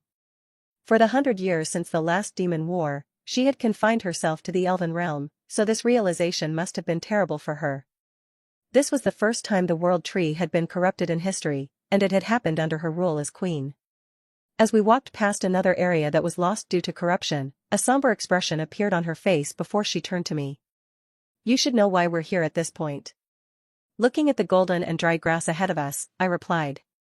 "To stop the corruption from spreading?" "But, didn't we already do that?" Shaking her head, Liana sped up her pace as we neared the hut at the end of the path and replied. "No, we're not here to stop the spread, we're here to destroy it. All of it. Every single last bit of it."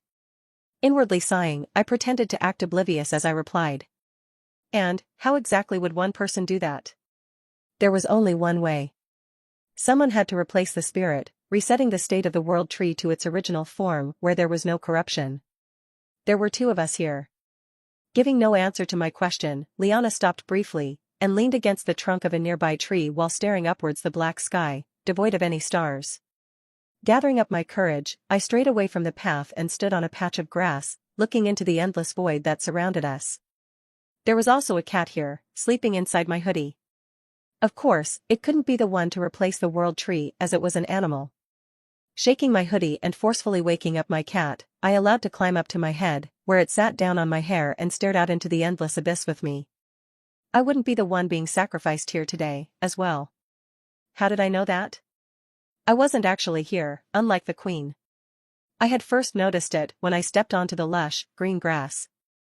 My shoes didn't press down on the grass and cause it crumple up and break, they simply passed through the grass like a hologram. Extending my hand, I tried to touch the tree trunk beside me, but my hand simply passed through it like it was nothing. My physical body was still in that cave, but my soul and essence were here. Seeing me stop, Liana walked up behind me, not stepping on the green grass, and watching my figure from the path. She didn't want to harm this fairy-like world further by stepping on and destroying the grass.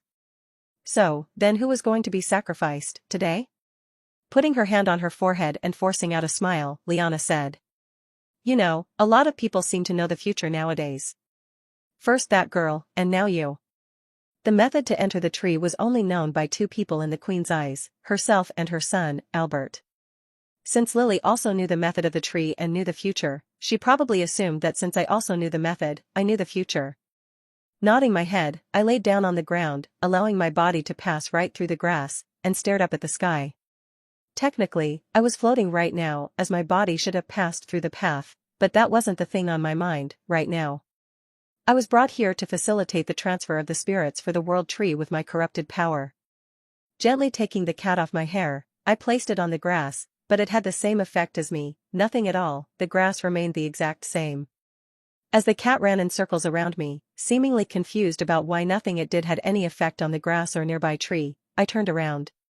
I wasn't one to stop someone from making a decision that they were already determined to make, but here, I felt like I had to at least try. Deep down though, I knew it was impossible. Her entire life, since she was born, was dedicated to protecting her people, so how could she stray away from that goal during this desperate time?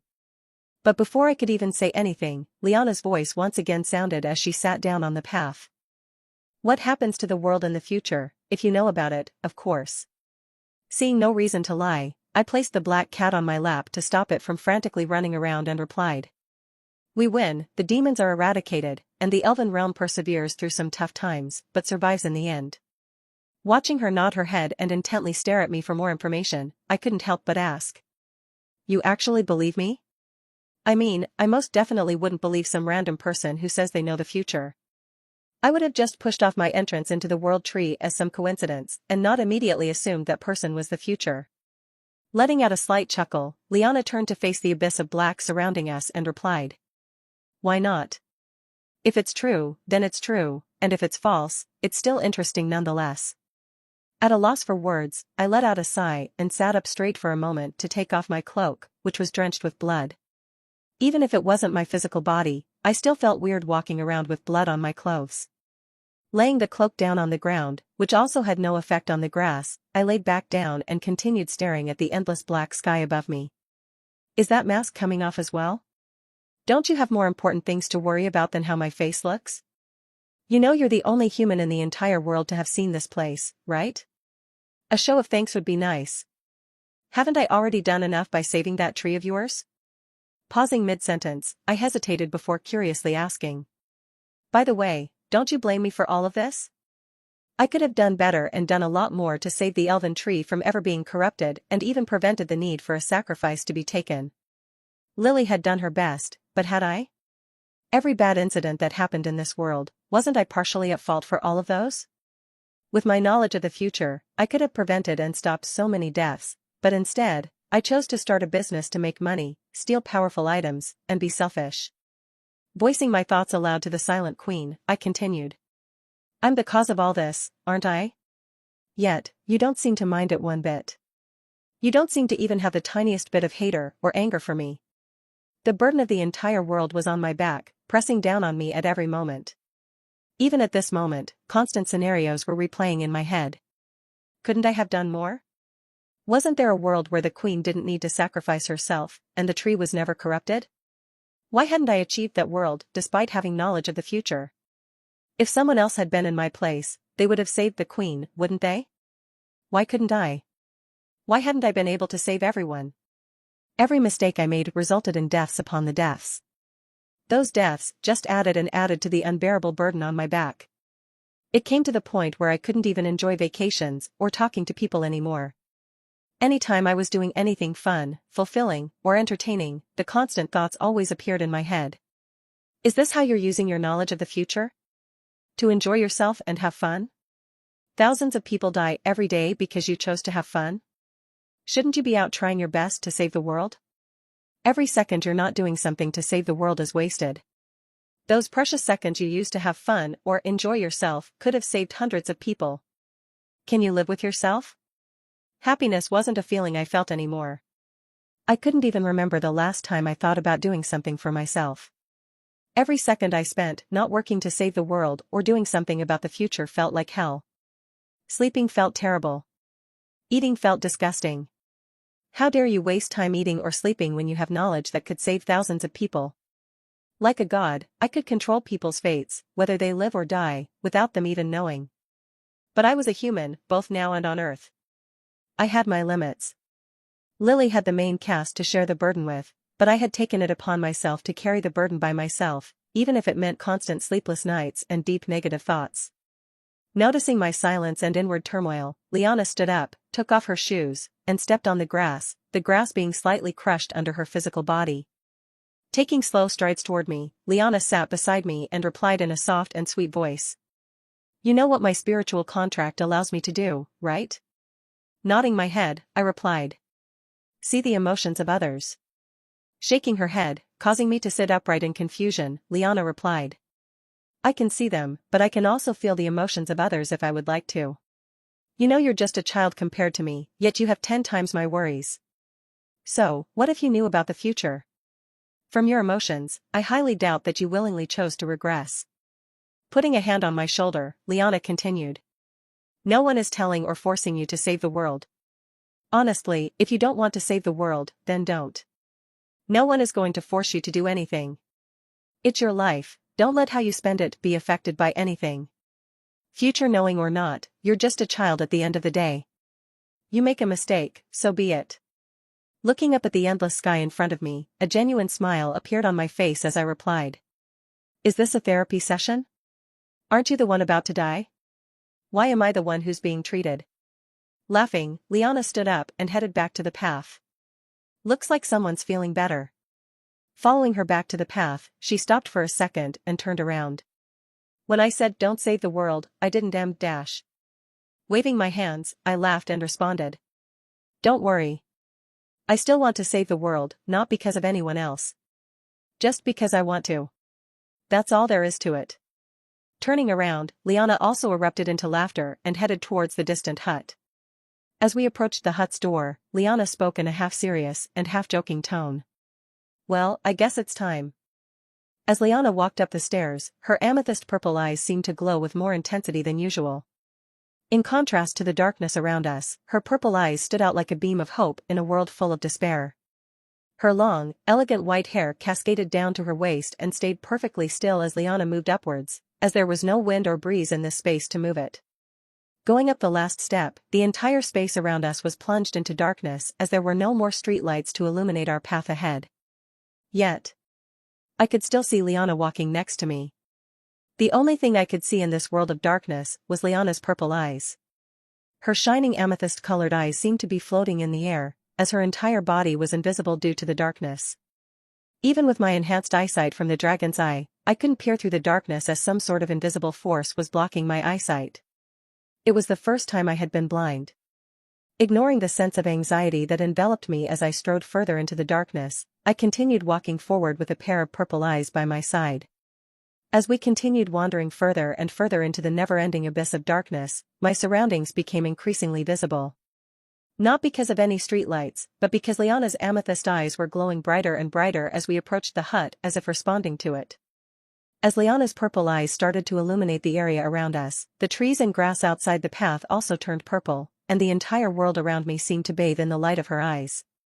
Finally reaching the hut, Liana hesitated before the hut door for a second, so I said, "It's not too late to stop now."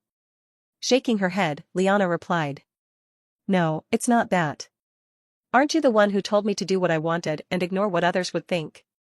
Placing her hand on the doorknob, Liana replied, "This is what I want to do, though."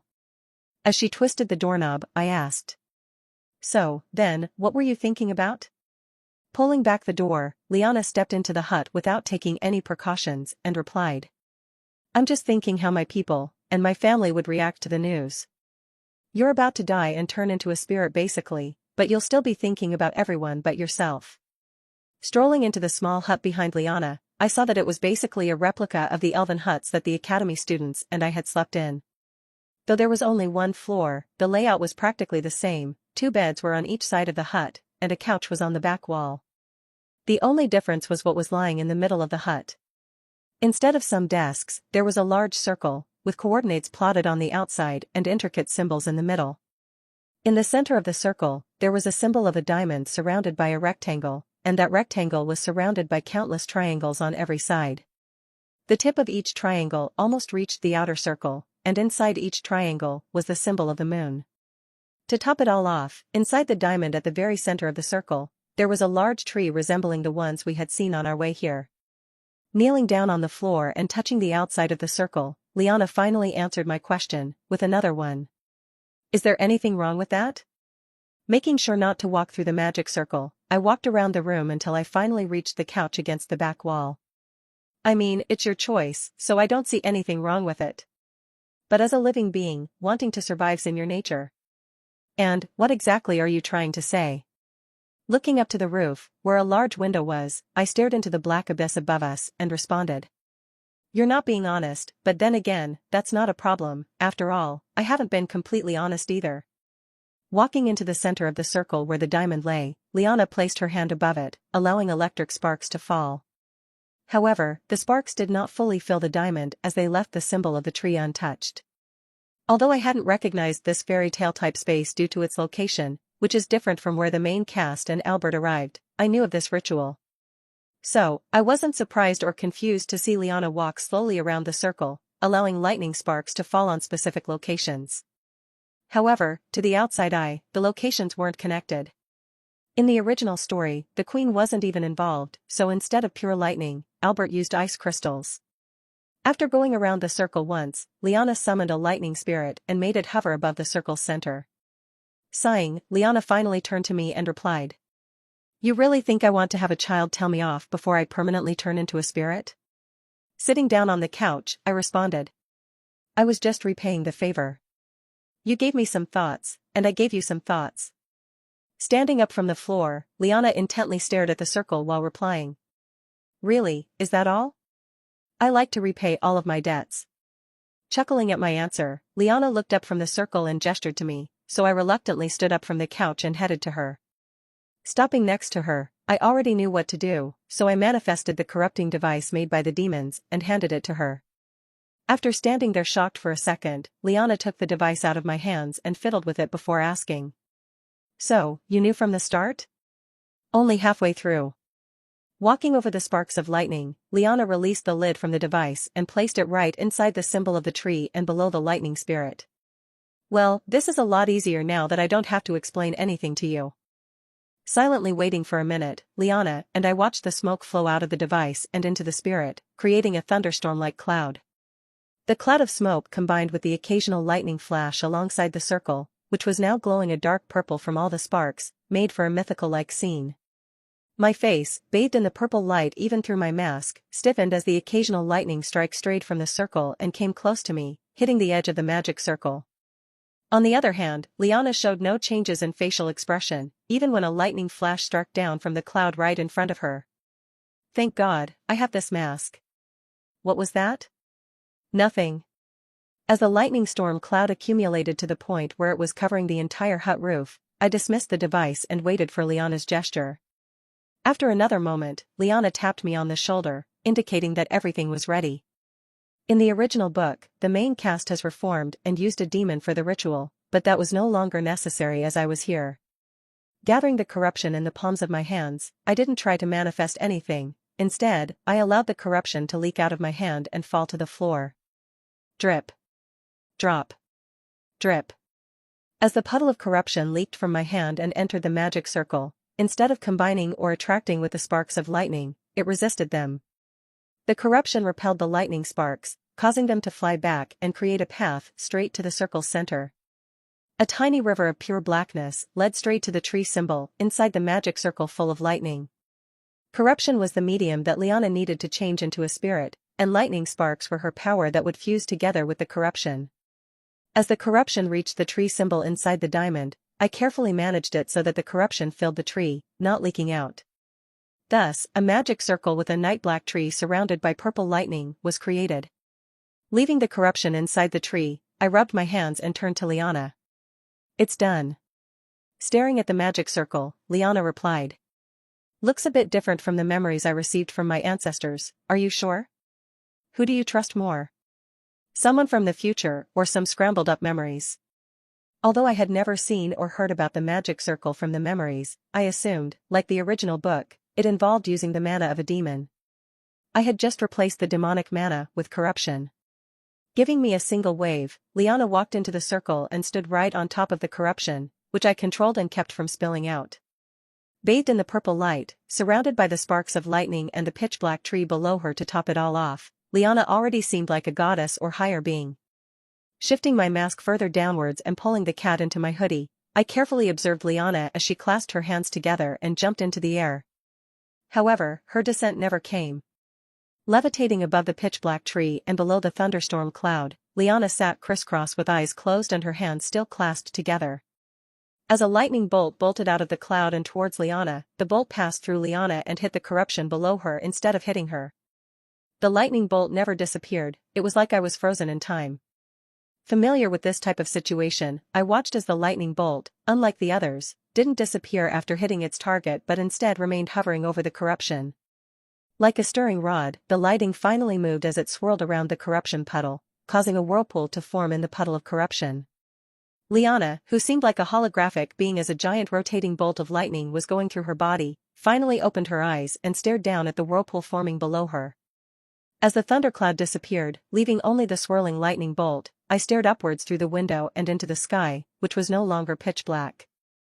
A shooting star appeared for a second, entering my vision for a moment, before disappearing back into the depths of the night-black sky. Make a wish, you say? At that moment, I extended my hands and touched the hut's walls, and, unlike earlier, when my hands simply passed through it, I could feel the cold, hard wood. It wasn't just my soul and spirit here anymore. Staring at the whirlpool below Liana, which was starting to resemble a portal, I felt a sense of ease as I realized I was no longer powerless in this world anymore.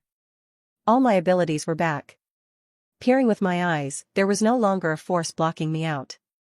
Despite the lack of lights, I could see everything outside the hut's windows. In this world full of darkness, every detail was now visible to me. Stretching my hands, I preemptively activated the grace period of the dash while staring at the oblivious Liana. How was I going to save the world if I let the current strongest being in the universe slip away from me? Quantum tunneling was a one-of-one ability, like my time manipulation, so how could I just let it go?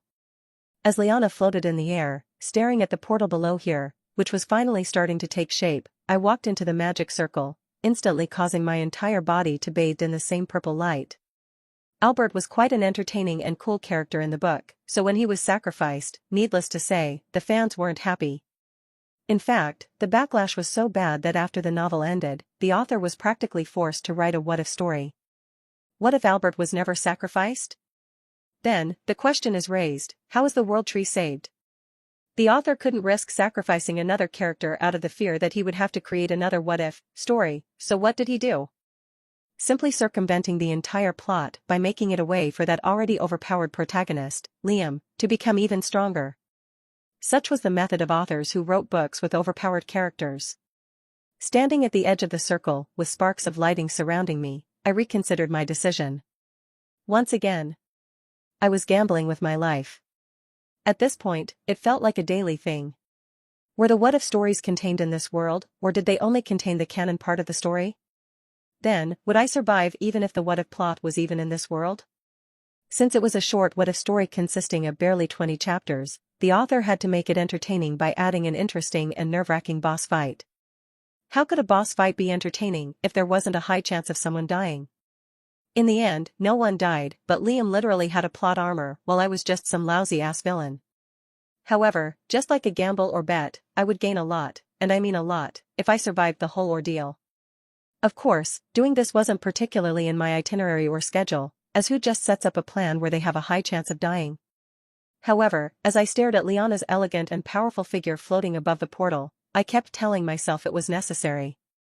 Whether it was her incomparable power or the short moments we shared that persuaded me, I was already convinced. The prize of gaining power and, by far, becoming the most powerful D-rank, even past Liam, in history was also a nice little incentive. There was also some partial confirmation that the what-if story was here as the shooting star had appeared, and I had returned to my physical body during the ritual. Still, then again, that could have happened in the original without them mentioning it. Combining the ocean blue mana and blood red substance in my body, I used the dragon's transformation ability to turn both my legs into those of a dragon. With my new and improved legs, I could move through the field of electric sparks without being harmed. Using the claws of my dragon's legs, I scraped away the lightning sparks before me, creating another path to the middle of the magic circle. Dispersing my mask and revealing my face, I waited for the last bits of my corruption to return before heading to the puddle of my corruption. Staring at the floating Liana, who was so focused on the portal below here that she didn't notice my movements, I began using the corruption I had received from disbanding my mask. Making a shadow cage, I perfectly surrounded Liana's floating figure, completely trapping her inside the cage. With no corruption left to my name, I arrived at the middle of the circle, in front of the portal that was now finally formed. Liana, who had noticed the portal's completion, attempted to leave her floating position, however, the barriers of my shadow cage prevented her from moving a single bit. Right now, Liana wasn't at her full power or even close as she had poured every single bit of it into the magic circle below.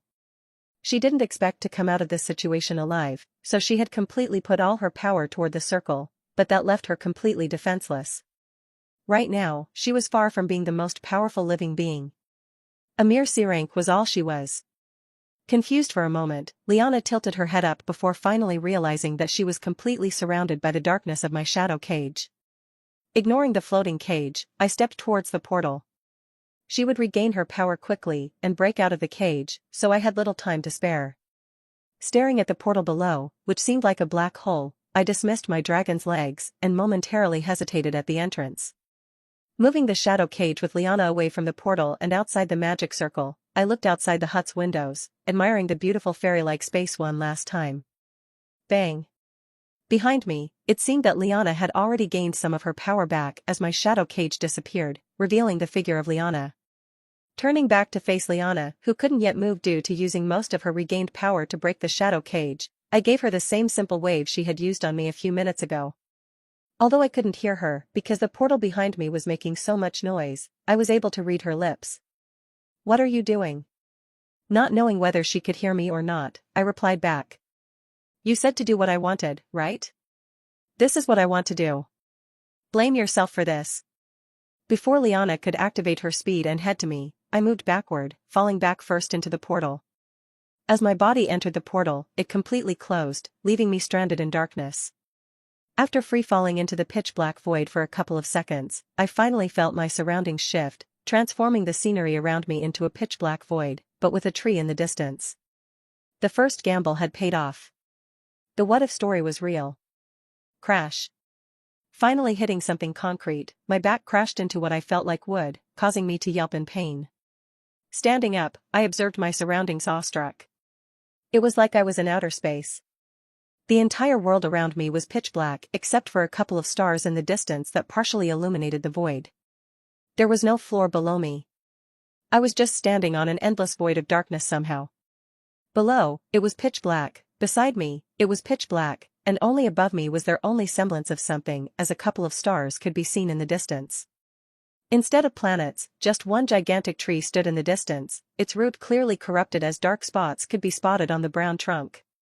Hesitantly taking a step forward, I was glad to see that I was still standing instead of falling into the endless void below me. But I wasn't floating or flying. It seemed like there was an invisible glass floor below me. While adjusting to this new space, I felt my corruption, all my mana, and even my energy had returned to me. I was no longer exhausted or hurt in the slightest. It felt like my body's state had been reset to how it was yesterday. Using my newly recovered corruption, I manifested 2 pitch-black daggers, which were invisible as they blended in with the darkness of the space.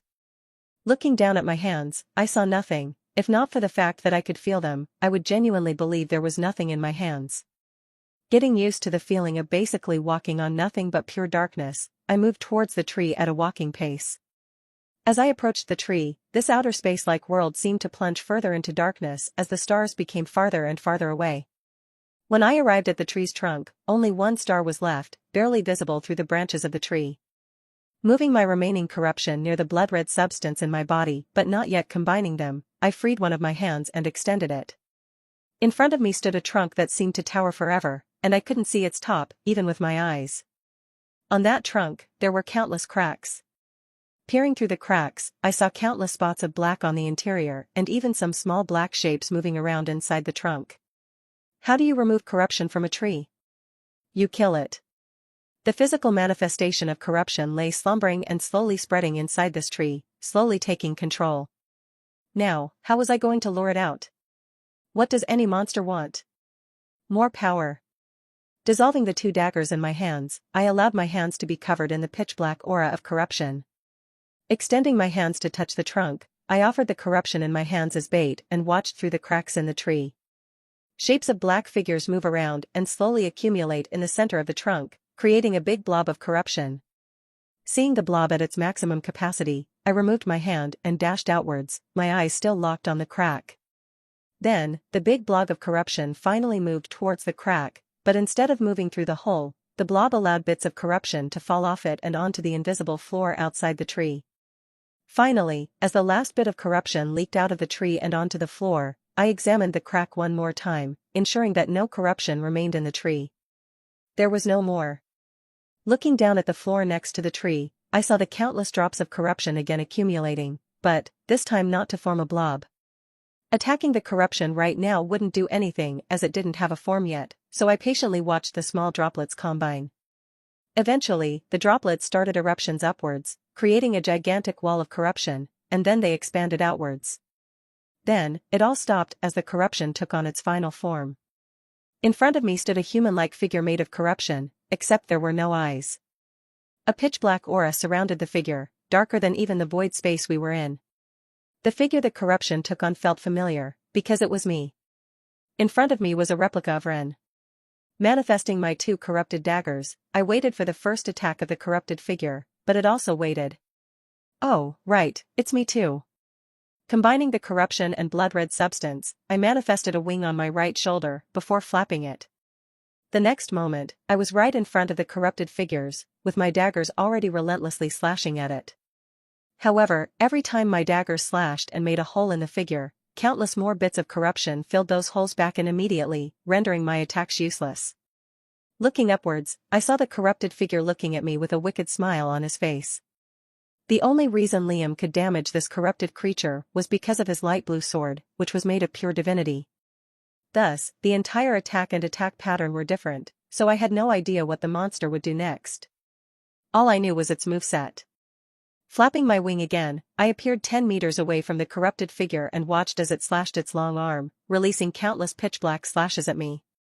Unlike the figure, I didn't have instant healing, so I flapped my wing once, appearing 10 meters up in the air.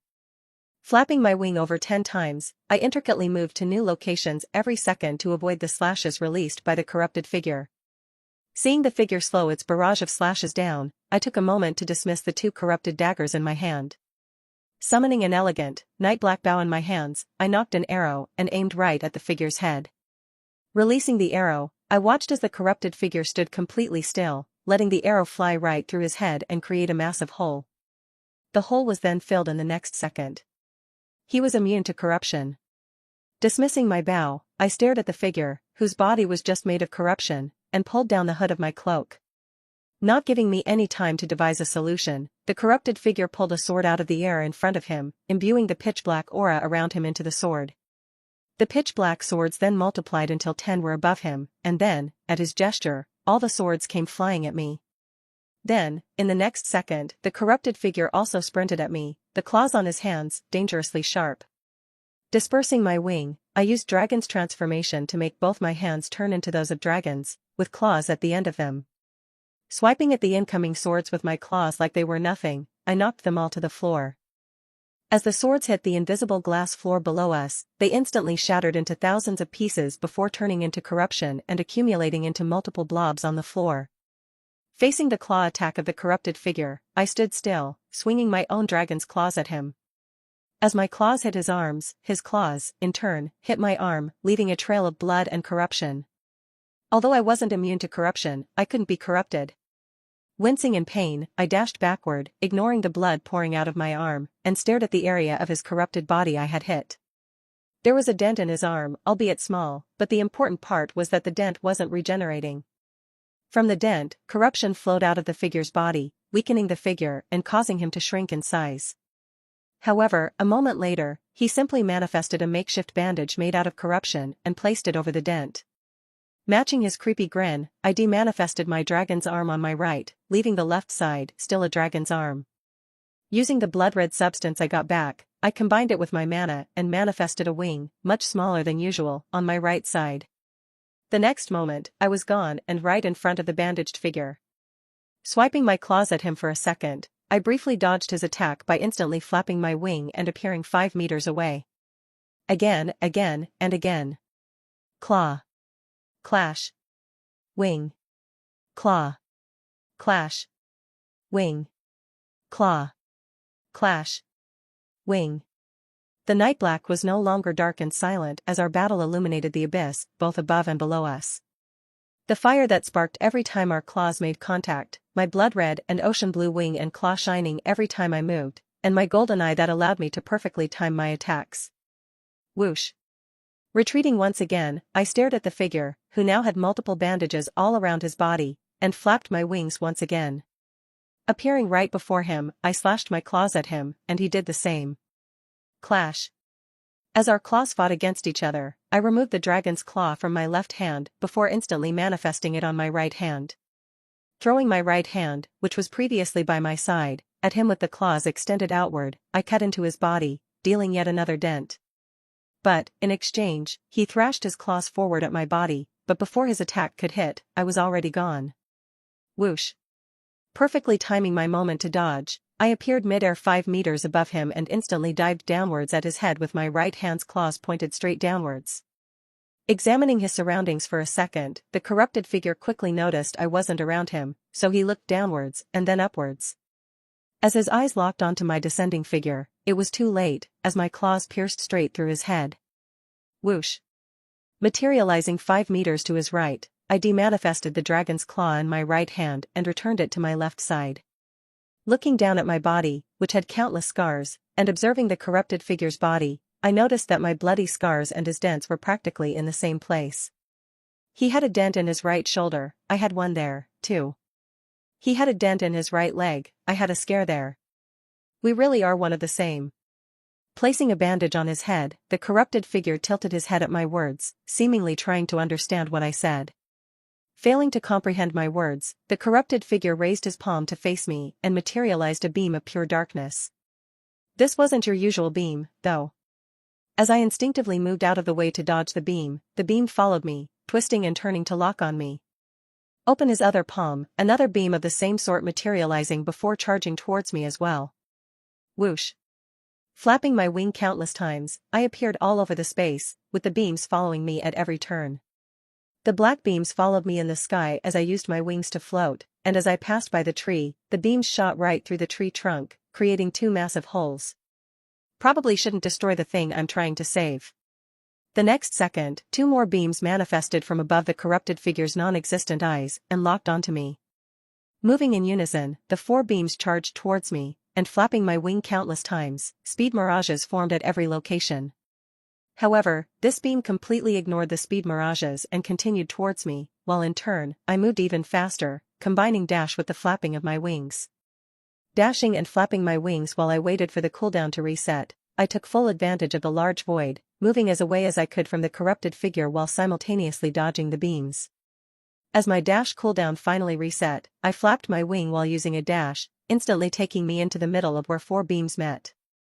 As the 2 beams on my right and left met, large explosions sounded from my sides, causing a bout of smoke to appear. Dismissing both my wing and left-hand claws, I used the last bit of my mana and blood-red substance on one final dragon's transformation. Covered in the smoke and not visible to the corrupted figure, my head instantly transformed into that of a dragon with countless spikes materializing. However, despite having a dragon head, I felt completely normal as my senses remained the exact same. As the smoke wore out, I opened my mouth, and inside, a beam of ocean blue and blood-red materialized, creating a purple ball. Releasing all my mana and blood-red substance, I felt the purple beam grow until it was finally too big for my mouth to contain. Activating the dash one last time, I sped forward 10 meters, appearing a few meters away from the corrupted figure. As the corrupted figure stood there, shell-shocked, the purple beam materialized and instantly shot down right at the corrupted figure. Illuminating the pitch-black void, the purple beam moved at an incredible speed, seeming like a meteor in this outer space-like space. As the end of the beam touched his body of corruption, it instantly made a hole big enough to cover his entire stomach. No bandage could cover that up. Closing my mouth, the purple beam disappeared, and the space descended back into darkness. Having no mana left, I plummeted to the ground while observing the corrupted figure's body, which was breaking down. Corruption leaked out of the gigantic hole in his stomach, and with the massive losses of corruption, he couldn't even manifest a bandage. The figure looked fine on the outside, as the pitch blackness of the void filled in the massive hole in his stomach, making him seem normal. However, with my eyes peering through the darkness, I could see tons of corruption leaking out and falling to the floor. Bang! As I crashed into the invisible glass floor, the corrupted figure's body dissolved even more as he no longer had a head. Dusting myself off, I got off the ground, blood leaking from my countless wounds onto the floor. But, the blood descended further into the night-black abyss below the invisible glass floor until it finally disappeared from my sight. It seemed that the invisible glass floor had some special properties that made it not like blood. Not leaving behind any trail of blood, I walked towards the puddle under the corrupted figure's body, which, unlike the blood, was able to stay above the invisible glass floor. As the last bit of corruption leaked out of the figure's hole, the corrupted figure completely disappeared, only leaving behind not a puddle, but a lake of corruption. Kneeling down on the glass floor, I moved one of my fingers into the lake of corruption, instantly feeling a sense of unease and coldness down to my very bones. Peering into the lake of corruption, I attempted to see its bottom, however, I couldn't even see through the surface with my enhanced eyesight. Shivering from the coldness, I persisted, placing the rest of my fingers into the corruption before moving forward. Placing my right leg into the lake of corruption, I felt it actually sink below the surface, indicating that it had somehow gotten past the invisible glass floor. After placing my left leg into the lake, I slowly descended further into the void below the glass floor. Finally, my head was the only remaining body part above the lake. Taking one last glance at the star through the tree branches, I let myself go, allowing my head and entire body to fully sink into the lake of corruption. As my eyes went under the lake's surface, my vision was instantly cut off and shrouded by complete darkness. Attempting to move my body, I realized that no matter how much I tried, my legs and arms wouldn't move a single bit. It was like I was swimming in a hard substance like oil. Further descending into the lake of corruption and the pitch-black void below, a sense of unease and powerlessness enveloped me. Just die. Give up and drown already. Ignoring the thoughts, I sunk further into a lake, and to my surprise, there was no pain anymore. In fact, I wasn't feeling anything. Where was my body? Who was I? Where was I? What am I? How did I get here in the first place? I was nothing. Just a leaf, forever bound to my tree, swaying in the breeze. A meaningless grain of sand on a gigantic beach. My memories became foggy, and no matter how much I tried to recall the past few months of life, nothing came. It was like everything I had up to this point was a dream. These memories began to fade away, and even though I could tell that I was losing them, I had no idea what they were or what they were about. I couldn't even remember the fight with the corrupted figure I had just a few minutes ago, or was it a few minutes ago? Was it a few days ago, or months, or years? As my consciousness slowly slipped away, and my eyelids became unbearably heavy, my mind eventually cleared. Who was I? I had no identity. Who was I without my past experiences? An empty and lifeless expression appeared on my face as I sunk further into the void, not knowing how much time had passed by. Had it been a day? A month? A year? A century? A millennium? Who even cares? Only one word echoed throughout my mind. Corruption. Ah, I was a vessel, wasn't I? I was surrounded by corruption, so I was corruption, wasn't I? A particle of corruption, that was me. This was my home, surrounded by my fellow particles of corruption. Why was I trying to leave, then? A smile appeared on my empty face as I mouthed. Ah, how stupid am I? Trying to leave my own home, didn't my mother teach me better? Mother? I had a mother, didn't I? Then, a sudden light enveloped me for less than a second before instantly returning my world to darkness. Instantly, a surge of memories flooded my head, causing my grin to disappear and a pained expression to appear.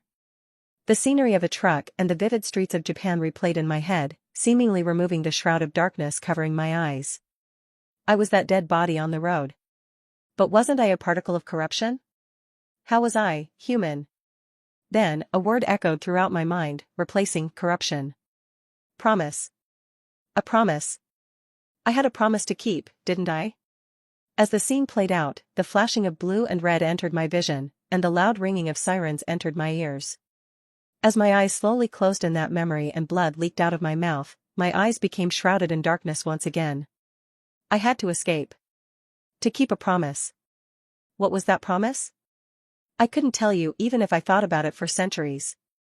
But I knew I had to keep it. That was all that mattered. I had to leave and fulfill that promise. A particle of corruption, a human, or whatever being I was, I had a promise to keep. That was all that mattered. There was also a single girl, whose foggy figure appeared before me for a single second, before instantly dispersing. Returning to my senses, I mustered up all my force and opened the palms of my hand. Then, the lake of corruption slowly shrank and shrank, entering my body, through the palms of my hands. Ignoring the overflow of corruption inside my body, I continued draining, and draining the lake until finally, I was out. Lying lifelessly on the invisible glass floor with my memories back, I simply stared upwards at the single star above me in the vast black sky. A star, huh? A single star had saved my life. Managing to shine through the darkness of the corruption, that single moment of light gave me a second of clarity. With that clarity, I could recall my most important memories, just for a single fleeting second, but that was all I needed. My past experiences and memories shaped me into the person I am today, so when the lake of corruption took them all away, I was nothing, no identity or thoughts. Just a blank canvas. Rolling over onto my backside, I stared down into the pitch-black void below the glass floor, actually admiring it for once. Where had the lake of corruption gone? Straight into my body. Every single vein of my body flowed with corruption as my blood intermingled with the pitch-black corruption in my body. No longer was I limited to a single arrow. I could create an entire quiver and hundreds of arrows at the same time. More than that, I had discovered something new. Corruption was a living being, just like me. It could move and form living objects, just like how the corrupted had come together earlier to form that corrupted figure I fought. I could create living and moving things if I used enough corruption. After lying down and silently staring into the night-black abyss below for a couple more minutes, I finally mustered the energy to stand up. Using some of the newfound corruption in my body, I manifested bandages and placed them all over my body to stop the blood from leaking. Limping across the invisible glass floor, I slowly approached the tree before slumping down against the trunk. Looking up, I saw the log now colored a perfect dark brown, and every single leaf was colored a pure green with no blemishes.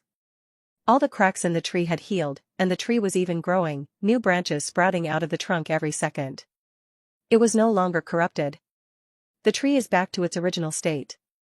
More than that, as I continued glancing up the tree, I saw a shiny golden fruit hanging from one of the branches, just waiting to be picked. Ah, it can wait. Climbing up this tree and picking that golden apple in my current state was just impossible. Anyways, I was tired. Finally, giving in to the burden on my eyelids, I closed my eyes, seeing the familiar sight of pure darkness. For someone with the best eyesight in the world, I've been seeing darkness a whole lot recently. Using the log as a pillow, I leaned back and slowly drifted asleep. Even in this creepy outer space-like area where I had almost died countless times, I immediately fell asleep. Tapping her foot anxiously while staring at the closed portal on the ground, Liana resisted the urge to use her power and break the entire fairy-like space in half. You said to do what I wanted, right? This is what I want to do. Blame yourself for this. That what was the boy had said before jumping into the portal. Just when she had started to feel sympathy for him, he had been so infuriating. How could someone be so annoying and sad at the same time? Reeling her thoughts, Liana focused on the real problem at hand. The tree, what would become of it, now that a human had entered the portal?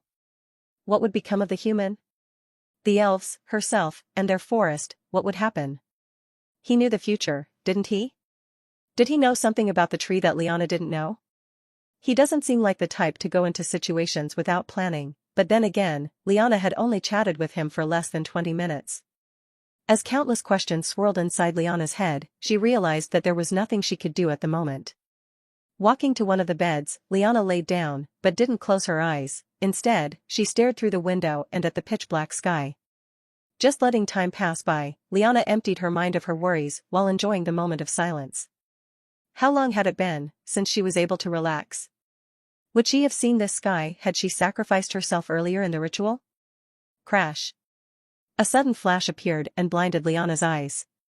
She instinctively looked at the portal she had been closely eyeing the entire time. As the portal opened up, Liana jumped off the bed and ran to the magic circle, only to see the masked boy walk out of the portal. His clothes were practically non-existent as his shirt was ripped in pieces, revealing his chest, and the bottom half of his legs were also visible. But, despite those large areas of no clothes, almost none of his skin was visible. He was covered in bandages, which, for some reason, were pitch black. As Liana stared at the emerging masked figure in shock, he spoke before Liana could say anything. "Look for yourself, the tree is fine." Flicking away from the masked figure to the window, she immediately noticed that the grass was healed as it was colored a lush green, and the trees had completely healed. More than that, the space was no longer dark. A bright sun illuminated the entire area, making the space feel even more fairy tale-like as the green grass and tree leaves seemed to frolic in happiness under the sun's rays. Hearing a mutter from the masked figure, she turned around from the window. "Happily ever after, my ass." Collapsing on the bed, Liana was just lying on, the masked figure put his head on the pillow and went silent. At a loss for words, Liana stared at the slumped masked figure for a moment before sighing. I don't know what happened in there, but I must thank you. Not for just saving the entire elven kingdom, but for saving me as well." However, the masked figure was unable to respond as Liana quickly noticed he was asleep. Crash. The next second, the masked figure rolled off the bed and onto the hardwood floor of the hut. But, that was not what made the loud crashing noise. His descent to the floor had actually been silent. On a wall across from the sleeping figure, there was a pitch-black mask lying down. It had flown off his head when he fell off the bed. Opening my groggy eyes, I realized that I was no longer in the fairy world space as the structure of the room I was in was much different. After climbing up the massive tree to pick up the golden apple, I was absolutely exhausted, and sleeping in the outer space-like world didn't seem like a very good idea on second thought. Thus, I collapsed right on the bed right after leaving. Stretched my hands outwards, I lifted myself up from the pillow and sat on the bed while surveying my surroundings once again. I was in a suite room, almost double the size of my dorm room, with a massive king-size bed, 2 desks, a gigantic window to my side, and finally, 2 double doors that led outside. Feeling a sense of familiarity with the scenery with my eyes, I realized that this had to be a room inside the Elven Royal Palace as the furniture was similar. As the bed cracked and I got up from it, I looked down at my body, which still had the same tattered clothing. Demanifesting the corrupted bandages on my body, I was glad to see most of the wounds and scars had healed, but there were still some purple marks on my skin. Checking my cloak pocket and feeling the soft touch of the gold apple, I sighed before turning my attention to the food on the nearby desk, or around 10 steps. But, it was so far away. Sitting back down on my bed and staring at the delicious food on the nearby table, I wanted to get up and eat so badly, but my legs refused to. Manifesting a boomerang, I tried to calculate the exact way I would need to throw it so that it would bring the food to me. However, that just caused my brain to hurt, furthering my already bad headache, so I quickly gave up. Then, as the memories of my time in the outer space-like world slowly flooded my head, I thought of the perfect idea. A way for me to test a discovered ability and get some food at the same time. Living things, I can make those now. Wait, where the hell is my cat? At this point, the cat had spent so much time and gone through so many near-life death situations with me that I considered him my pet. Quickly scanning my room, my worry immediately transformed into anger as my cat peacefully rested on the windowsill, enjoying the breeze from the outside world. Perhaps, sensing my gaze, the cat lazily threw its paw at me as if saying, yeah, I'm here, before lying back down, angling itself so the breeze perfectly hit the fur on his head. Sighing, I returned to the task at hand and released some of the corruption, which shrouded my hands in a dark, black aura. Turning the black aura into a physical object, I put a massive lump of physical corruption, which resembled black slime, into my hands. Visualizing the image of a bird in my head, I closed my eyes and let my brain guide my hands into forming the shape. Feeling the soft yet cold slime in my hands, I moved my hands slowly and intricately, like I was making pottery.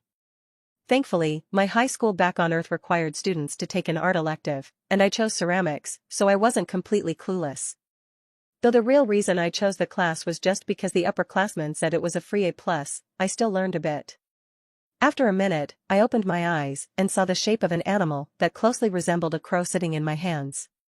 However, like a lifeless object, it was just sitting there, not moving at all. How do I give it life? Recalling the formation of the corrupted figure, I infused more and more corruption into the crow. However, I did not allow its size or shape to change, simply filling the inside of the crow up. After a moment, I noticed a slight movement in my hands as the crow quietly flapped its wing. Staring at the crow, I thought, "Go get the plate with the chocolate croissant." Caca. As the crow stared at me with a confused expression, I repeated, "The plate next to the book." Leaving my hands, the crow flapped its wing, gracefully moving through the air before reaching the table and standing to the side of the plate. However, as the crow reached forward with its claw, I felt a weird feeling shroud my brain. I couldn't just give orders to the bird, it felt like I could control it. Giving into the feeling, I felt my location instantly shift as I was no longer sitting on my bed, I was right next to the plate. Looking down at my body, I realized it wasn't a human body below me, but the crow's body. Looking at the bed, I saw my lifeless body slumped back onto the bed. I had taken control over the animal. Looking through the eyes of the crow, I realized that my sense of smell was actually enhanced as the sweet smell of chocolate strongly surrounded me. Grabbing the plate with my beak, I slowly flew the air before carefully dropping the plate onto the bedside table. Then, the next instant, my location transferred as I was back in my human body, lying down on my bed. Picking up the plate of food, I noticed the crow curiously looking at me. Could it eat? Taking a small crumb, I handed it over to the crow, and it indeed entered the crow's beak. However, it simply passed right through his body, landing on the bedside table below the crow. Guess it couldn't. Savoring the sweet chocolate in my mouth, I considered the usefulness of this ability. It was quite useful in day-to-day life, but in battle, it wasn't the best. To switch bodies, I had to basically leave my physical body completely defenseless for that time, so if it was spotted, my death would be inevitable. However, after a couple more tests, I found a solution to the problem. I didn't have to completely transform bodies, I could leave my body defenseless for less than a second and look through the crow's eyes for that short second. Then, I could immediately return to my body, leaving it defenseless for less than a second while also having the eyesight of the crow temporarily. The crow would be a good scout and information gatherer, and that was just one of the thousands of animals I could possibly manifest.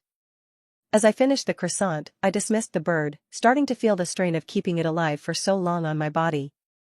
Picking up a mug of mint tea that was left on my bedside, I enjoyed the sweet and minty taste while staring out the window.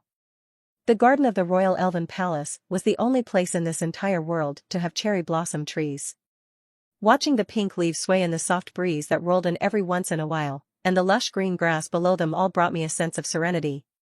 This was the good life. At the same time, a sense of disappointment and sadness washed over me. If I wanted to, I could be living this life every day. Waking up in a mansion on the city's outskirts with amazing food and beautiful scenery everywhere. Sipping a hot beverage while resting on the balcony of my mansion's bedroom and bathing in the sun's rays while simply enjoying the beauty of nature. Yet, instead of doing all of that, I decided to take the path of hardship and adversity to ensure this world's safety. That was why these beautiful and amazing moments were bittersweet for me. It just reminded me what I was missing out on. I wasn't immortal or anything. Every moment was valuable, but here I was, risking my life to save the world and carrying the burden alone instead of enjoying life. However, despite all that, a smile was resting on my face as I gazed out the window and saw the blooming of the cherry blossoms outside. Because, deep down, I knew it was the decision I wanted to make. No one made it for me. It was what I wanted to do. That was why I had to enjoy these small, fleeting moments where I could relax to the fullest, as I didn't know how many of them I had left. Death could come at any moment, that was true.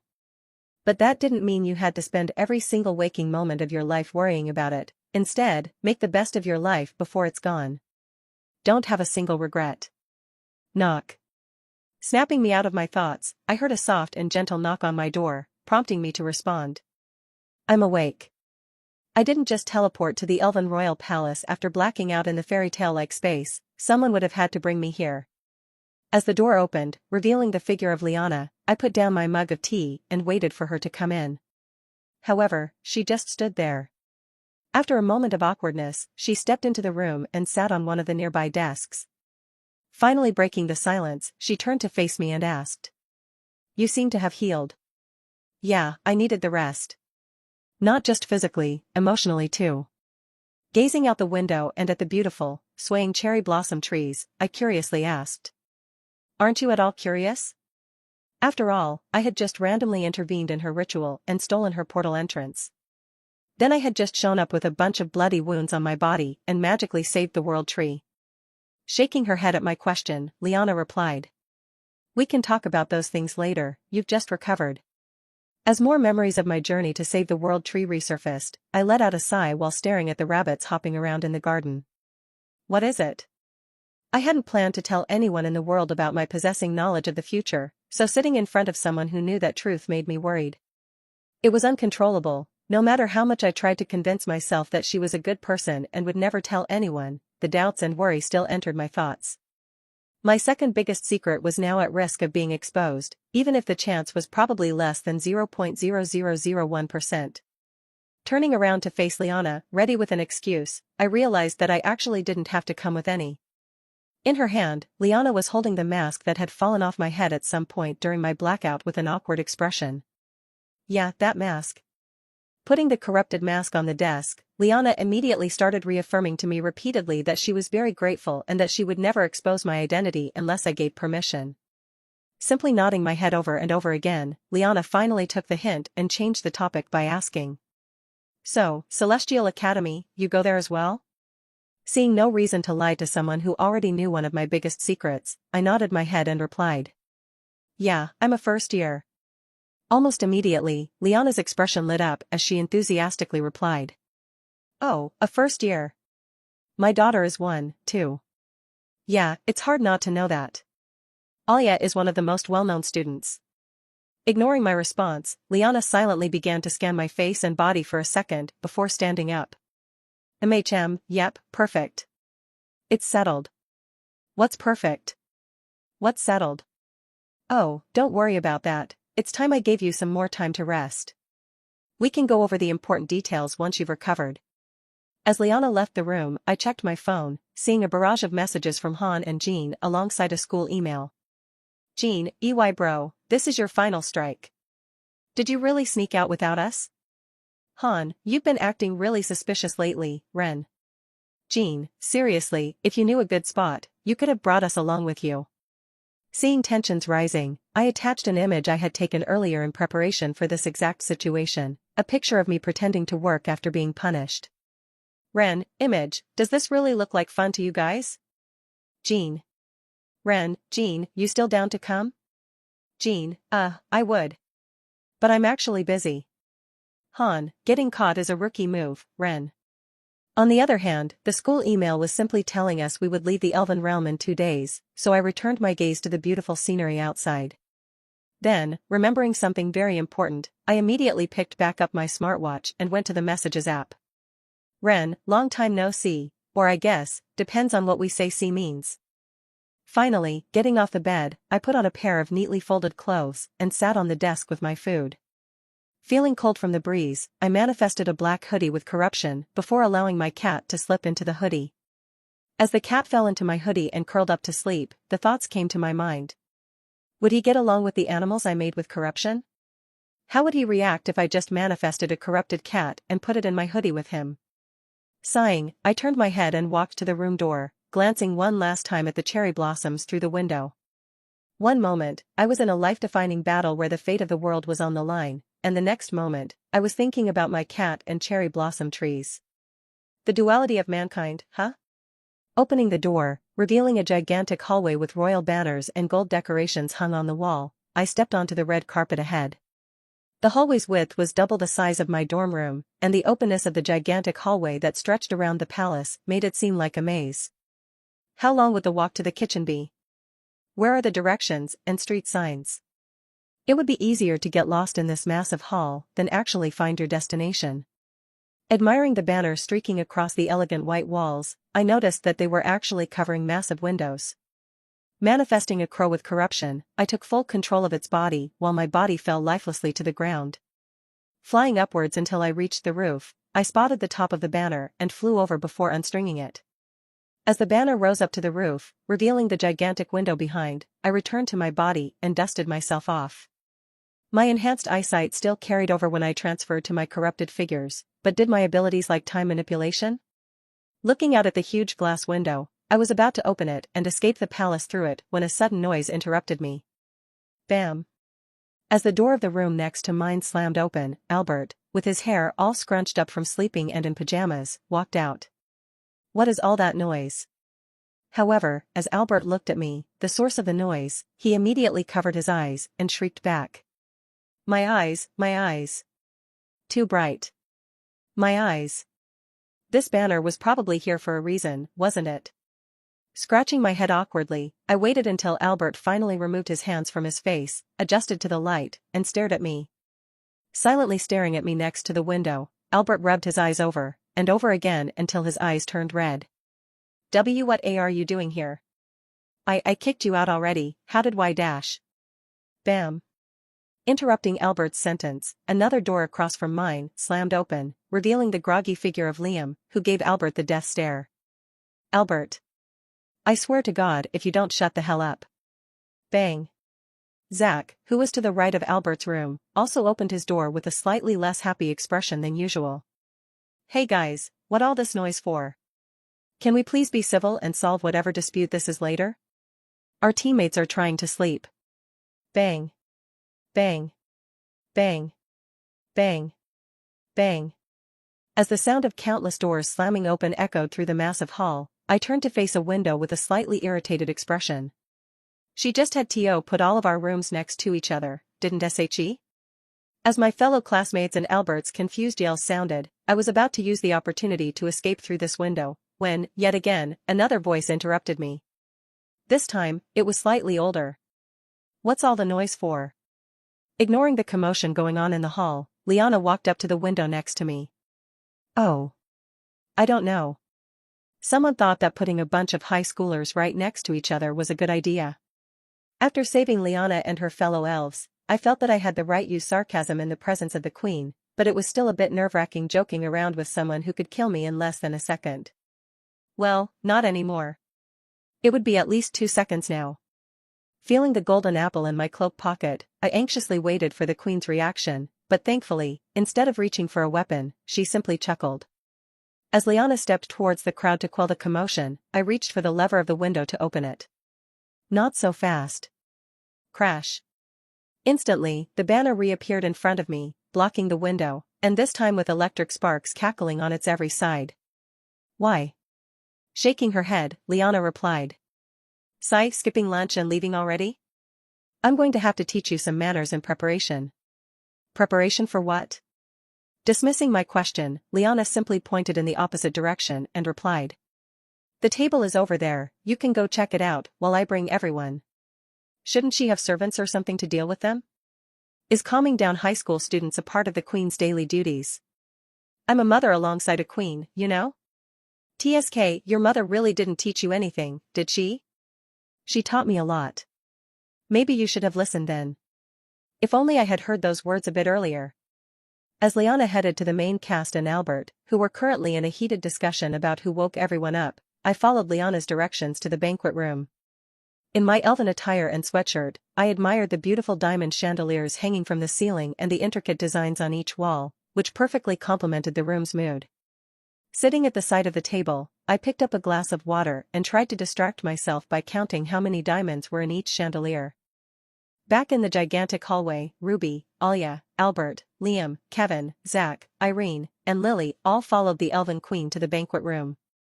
Of course, this awkward atmosphere didn't affect Liam and Kevin's constant bickering as they continued arguing. I told you, it wasn't me. Matching Kevin's tone, Liam shrugged his shoulders and replied. Yeah, that's exactly what a guilty person would say. What the hell would an innocent person say then? Well, they wouldn't say what you said, that's all I need to know. As silence finally descended amongst the group, Albert took the moment of silence to gather in his frantic thoughts. Was it all a dream? Recalling the familiar figure of that damned person who had taken up so much of his time, Albert couldn't help but shake his head. There was no way he could have snuck into the palace, the security was the best. Yeah. I was probably hallucinating from yesterday's events when I saw him today. As Albert began to create more and more delusional scenarios in his head to convince himself that he hadn't seen Ren today, Lily silently walked next to Alia. After being knocked unconscious inside the tree, Lily suddenly woke up in the bedroom of the elven palace with no recollection of how she had gotten there. Recalling the bout of the fog about to hit the tree before she was knocked unconscious, more confusion was added to Lily's thoughts. How had the tree been saved? That much smoke should have killed it. Looking outside the window, Lily could easily see that the tree was back to its normal state. This was because of Lily's special ability to directly see and understand magic. If a fireball spell was cast, Lily could read the spell procedure from the fireball and completely mimic it within seconds. Of course, the time would increase with more complicated spells, but given enough time, Lily could replicate any spell by just seeing it once. Lily could copy a world-shattering skill that took a magician millions of years to create within a few months. So, when Lily woke up, she immediately cast a spell to test if there was still corruption within the tree. When she cast a simple water spell, she realized that the magic was pure and clean, unlike before, when parts of the spell were tainted and corrupted. The only way for this to happen is for all the corruption within the tree to be removed. The question is then begged, how? As more memories rushed into her head, Lily recalled the small purple light she had seen as her consciousness faded. The queen, did she save the tree? The only way for the tree to be completely cleansed of corruption is for someone to have replaced it, but the queen was still standing there, right in front of Lily. Was there another way to cleanse the tree? If so, who had figured out the other way and done it? Had it been the queen? Sighing, Lily decided to put aside her thoughts for the time being. The present was more important than the past, after all. You can't move forward if you're always looking back. Of course, this was only for the time being. As soon as Lily arrived back in the academy, she would continue her investigation. For now, all she had to do was act oblivious, which wasn't hard considering everyone else was doing as well. Everyone in this group probably knew the world tree had been healed as the queen was no longer acting strangely, but they kept silent, not asking any questions. Even Albert and Alia didn't ask their mother questions about the world tree's sudden and abrupt cleansing and what happened after they were knocked out. As Lily turned to Alia to strike up a conversation, Ruby and Irene also began talking. You seem happier than usual. Puffing her shoulders up, Irene had a smirk on her face as she replied. Well, I just helped save the world tree and the entire elven realm, so I'm quite content. And how do you know it's saved? Do you really think we'd be leisurely walking around with the queen if the elven realm and world tree were still in danger? I guess so. And what about you, Ruby? You don't seem that excited. Shaking her head as she recalled yesterday's events, Ruby covered her face with her hands and replied. And no, I'm just as excited as you. Although Ruby knew there was a high % chance that, for whatever reason, the queen didn't stop and run her over, she still decided to teleport in front of Ren. But, in the end, it had paid off. She was alive, and Ren, or at least Ren's phone, was alive. Ren was right. What types of criminals and villains were they? Both of them had done more good than bad at this point. Were her and Ren even villains at this point? No way, could they be considered heroes? As the group arrived at the dining room under the guidance of Liana, they were all shocked to see someone already sitting down. Right at the edge of the table, a familiar figure sat, mindlessly staring upwards and completely oblivious to their existence. Ah! At that moment, a single person dropped to their knees, with tears streaming down from their eyes as they stared at the roof. Whyyyyyy. Get up, Albert. Regaining his composure from his mother's words, Albert stood up and immediately asked. Mother, why did you invite such a person to th-? Ignoring Albert's question, Liana interrupted. You'll have to get along with that boy well, soon enough, so at least try to be friendly, alright? Without waiting for Albert's response, Liana left for her chair at the very top of the table. Then, as the rest of the group members stared at Ren's figures with expressions ranging from confusion to nervousness to disgust to not even caring, Liana spoke up once again. Alia, be a proper host and welcome our guest, will you? As Alia looked at her mother in confusion, I inwardly criticized myself for being distracted with Albert and not immediately escaping. Since we were all from the same school, Liana must have assumed we were all friends or knew each other, so she invited me to lunch with them. Of course, Liana couldn't be farther from the truth. Pretending to ignore the gazes on me, I simply leaned back in my chair and stared out the window with a blank expression. What exactly was I going to say? Recalling that the leaders of the human race were particularly close with the elven leaders back in the Demon War, I considered using my former last name, before quickly discarding it. I would rather be found out as a transmigrator than use the wretched last name ever again. As Alya and her mother seemed to be coming to a conclusion about whatever they were arguing about, Alya approached me with a sour look on her face while Liana watched from a distance. Who would have thought I would be having lunch side by side with the same person who completely ignored me not even 2 months ago? Albert seemed done with his existential crisis as he reluctantly got up from the floor and sat on the chair next to the queen's. Moments later, the rest of the group regained their composure as they slowly made their way to the table, except for one person. While everyone was staring at me, Lily immediately turned around and walked back into the hallway. Then, within a few seconds, Lily reappeared before speedwalking past the rest of the group and immediately taking the seat on my right, while Alya, under the glare of her mother, took the seat on my left. Sighing, I made eye contact with Liana, who responded with a gaze that seemed to say, "You're welcome." Who's gonna tell her?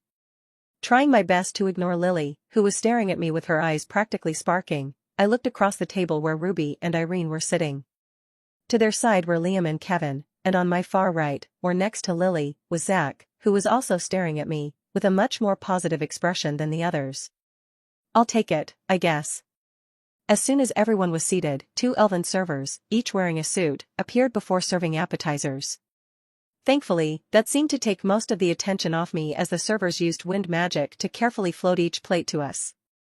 As my plate descended onto the napkin in front of me, I tried to keep my expression intact as a bowl of ramen, topped with a scrambled egg, appeared in front of me. Staring at the bowl with a rich orange broth, thin yellow noodles, a pure yellow scrambled egg, and a huge piece of chicken, I tried my best to look surprised while looking to the right out of the corner of my eye. How could I not recognize a classic bowl of ramen? But, how had it been replicated so perfectly? Looking at the others, I noticed that everyone besides me was looking at the bowl of the ramen like it was another everyday meal. Then, before anyone could take a bite, Liana's voice echoed through the massive dining room. "Thank you once again for teaching us this delicious recipe, Lily. I must tell you, ever since you taught the chefs how to make it, the entire Elven Kingdom has been gathering to get a taste." What the? Carefully turning my head to Lily like everyone else, I saw Lily staring right at me with a large smirk plastered on her face. Was this a test? Had she already concluded that I was also from Earth?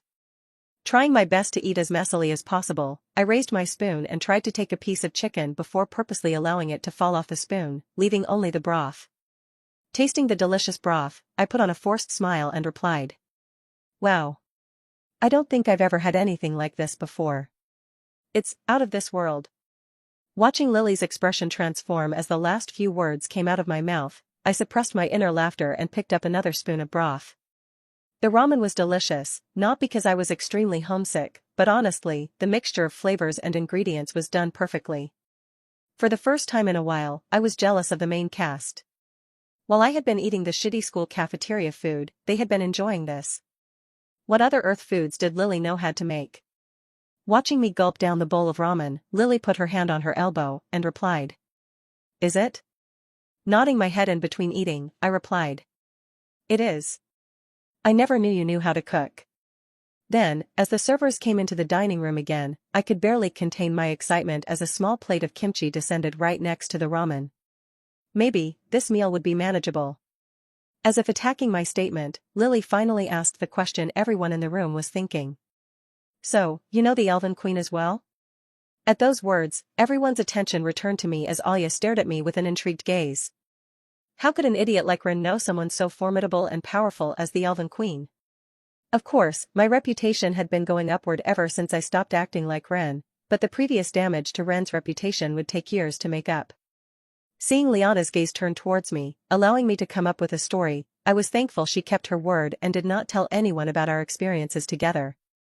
Indeed, I had been contemplating how to answer this question ever since I first saw Albert, but nothing had come to mind. It was like not studying for a test at all, but expecting to get a good grade. Studying is doubting your ability to perform under pressure, though. Studying is doubting your own potential. And I never doubt myself. One of these answers had to be correct, no? Walking into the dining room with no answer to the question, those were thoughts swirling around in my head. But, as I looked around the room and saw basically everybody staring at me, my expression turned grim. Putting my hands on my head, I stayed silent for a second. This wasn't a multiple-choice question that I could guess, it was a free response. As the room became unbearably silent and everyone's gazes remained locked on me, I sighed before finally speaking. Partial credit was better than no credit, right? Ahem, actually, it was the craziest thing. I was just walking around the clearing when a bunch of demons surrounded me. I was about to be robbed and killed when suddenly a lightning bolt appeared in the form of the queen and saved me. Pfft. Turning my head to face Ruby, who was desperately trying to cover her mouth in order to stop the laughter from leaking out, I put on a deadpan expression and asked. Is me almost dying and being robbed funny to you? PFFFFFFFFFFT. Of course, this just caused Ruby to break into more laughter, and Irene, who was next to her, also began laughing. That, I had no idea why. Was laughter really contagious, like people say? Thus, the attention was successfully redirected to the two people laughing as everyone else turned to stare at them with confused expressions. Pfft. To Ruby's right, Liam also started laughing uncontrollably, while pointing at me. Was laughter really that contagious? I wasn't feeling any urge to laugh. Looking back at Lily, I saw her practically dying to ask me more questions as her hands trembled, but thankfully, she decided to stop for now. Crisis averted. As the waiters reappeared, bringing more plates of food that were unfortunately not from Earth, the table slowly broke off into cliques. Kevin, Liam, and Zach were chatting about their plans for the rest of the day, while Irene and Ruby were snickering about something. Seeing those two girls together just felt right, yet a bit weird at the same time. Two future powerful villainesses were chatting and laughing happily, while sitting next to the protagonist and his party members. The only area of the table that was completely silent was mine. Alia clearly wanted to talk to Lily, but I was in the middle. Lily wanted to ask me questions, but she didn't want Alia to hear for some reason. Thus, the three of us were left in a stalemate. Seeing our awkward silence, Liana looked at Alia with a weird expression before asking. Say, Alia, weren't you planning to go shopping this afternoon? Why don't you bring some friends along? Like. Oh, I know. You can bring our new friend, Ren. Alia stared at Liana silently, her eyes colder than usual, and I pretended not to hear her by staring at my plate, resulting in the table becoming completely silent once again. Either taking advantage of the situation or wanting to help her friend, Lily broke the silence and replied. Oh, I was thinking of going shopping, why don't I come with you too? Before Liana could even reply, Alia immediately responded. Yeah, sounds good. Seeing Alia agree to the new plan, Liana begrudgingly nodded her head and gave us the thumbs up. Since I had given the story of the queen being my savior, I would have no right to disagree with the plan in front of everyone here, so I just silently nodded my head in agreement. It wasn't like I had any plans to train, especially after what had happened inside the tree, but Jean and Han were complaining about me not going out with them. Sneaking away could be a possibility, but Lily would probably hold me back. But, it wasn't like I had to pretend to like Lily anymore, as the time had far surpassed when I had to act like Ren. So, then, couldn't I just leave and ignore her? Yet. I didn't want to, or I guess I couldn't. It was weird, it felt like a part of my body was telling me to do one thing while the other was saying the exact opposite. All the other emotions or lingering feelings of Ren had disappeared, so why was I still feeling like this? They say one can't reincarnate or go to heaven if they still have lingering regrets. The real Ren had not completely disappeared from this world yet, there was just one regret holding him back from going to heaven, or maybe hell, considering his behavior. His first love. No matter how cursed or forced his love for Lily was, one's first love is always special and important. Unfortunately, in Ren's case, his first love was unrequited, so his regret and emotions probably built up over the years, leading to this large pent-up feeling of regret in my body. Sighing, I turned to Lily to see if she still had any of Lily's emotions, but simply looking at her didn't tell me anything. She hadn't flinched in disgust at all, despite being so near to me, indifference to when before, her eyes flicked whenever she saw me. Still, it was hard to tell if she was going through the same dilemma as me and was just hiding it. Well, if it's a simple shopping trip, I can deal with it if it makes this weird feeling go away. Having all the power in the world wouldn't mean shit if I didn't even have complete control over my own body and emotions. Going with Lily on the shopping trip now was just a temporary solution, so I needed to figure something out soon. At least, the problem wasn't too bad as the feeling only appeared occasionally when I was with Lily. However, as I continued to nod, I felt a cold gaze coming from right in front of me, instantly causing me to shiver. BZZT. Putting my hand under my desk, I checked my smartwatch and saw a message from the very person in front of me. Ruby, are you really planning to go? Ren, well, it's not like I have a choice. Ruby, oh, so now, you decide to act like a normal human being when making decisions? Ren, what do you mean by that? Ruby, was trying to save the world tree, completely alone as a mere drink, a good and rational decision? Ren, you know, there is no such thing as a good or bad decision, right? Ruby, yeah, that's what delusional people say when they make a terrible decision for the 100th time. Ren, guess it'll be the 101st time, now.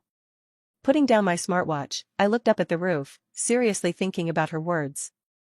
Use the resources around me? What resources did I have? No one and nothing. I had some money, but that was it. Raven and Zhang were useful occasionally, but what good were they in fighting battles and making strategies? I was the only one on the battlefield, risking mine and only my life. The main cast had various members, each powerful and useful in their own right, Zack with his buffing spells, Liam and Kevin with offensive attacks, Lily with defense, and Alia with long range. They had connections that basically meant they could procure any needed items or resources for free. They had all the resources in the world.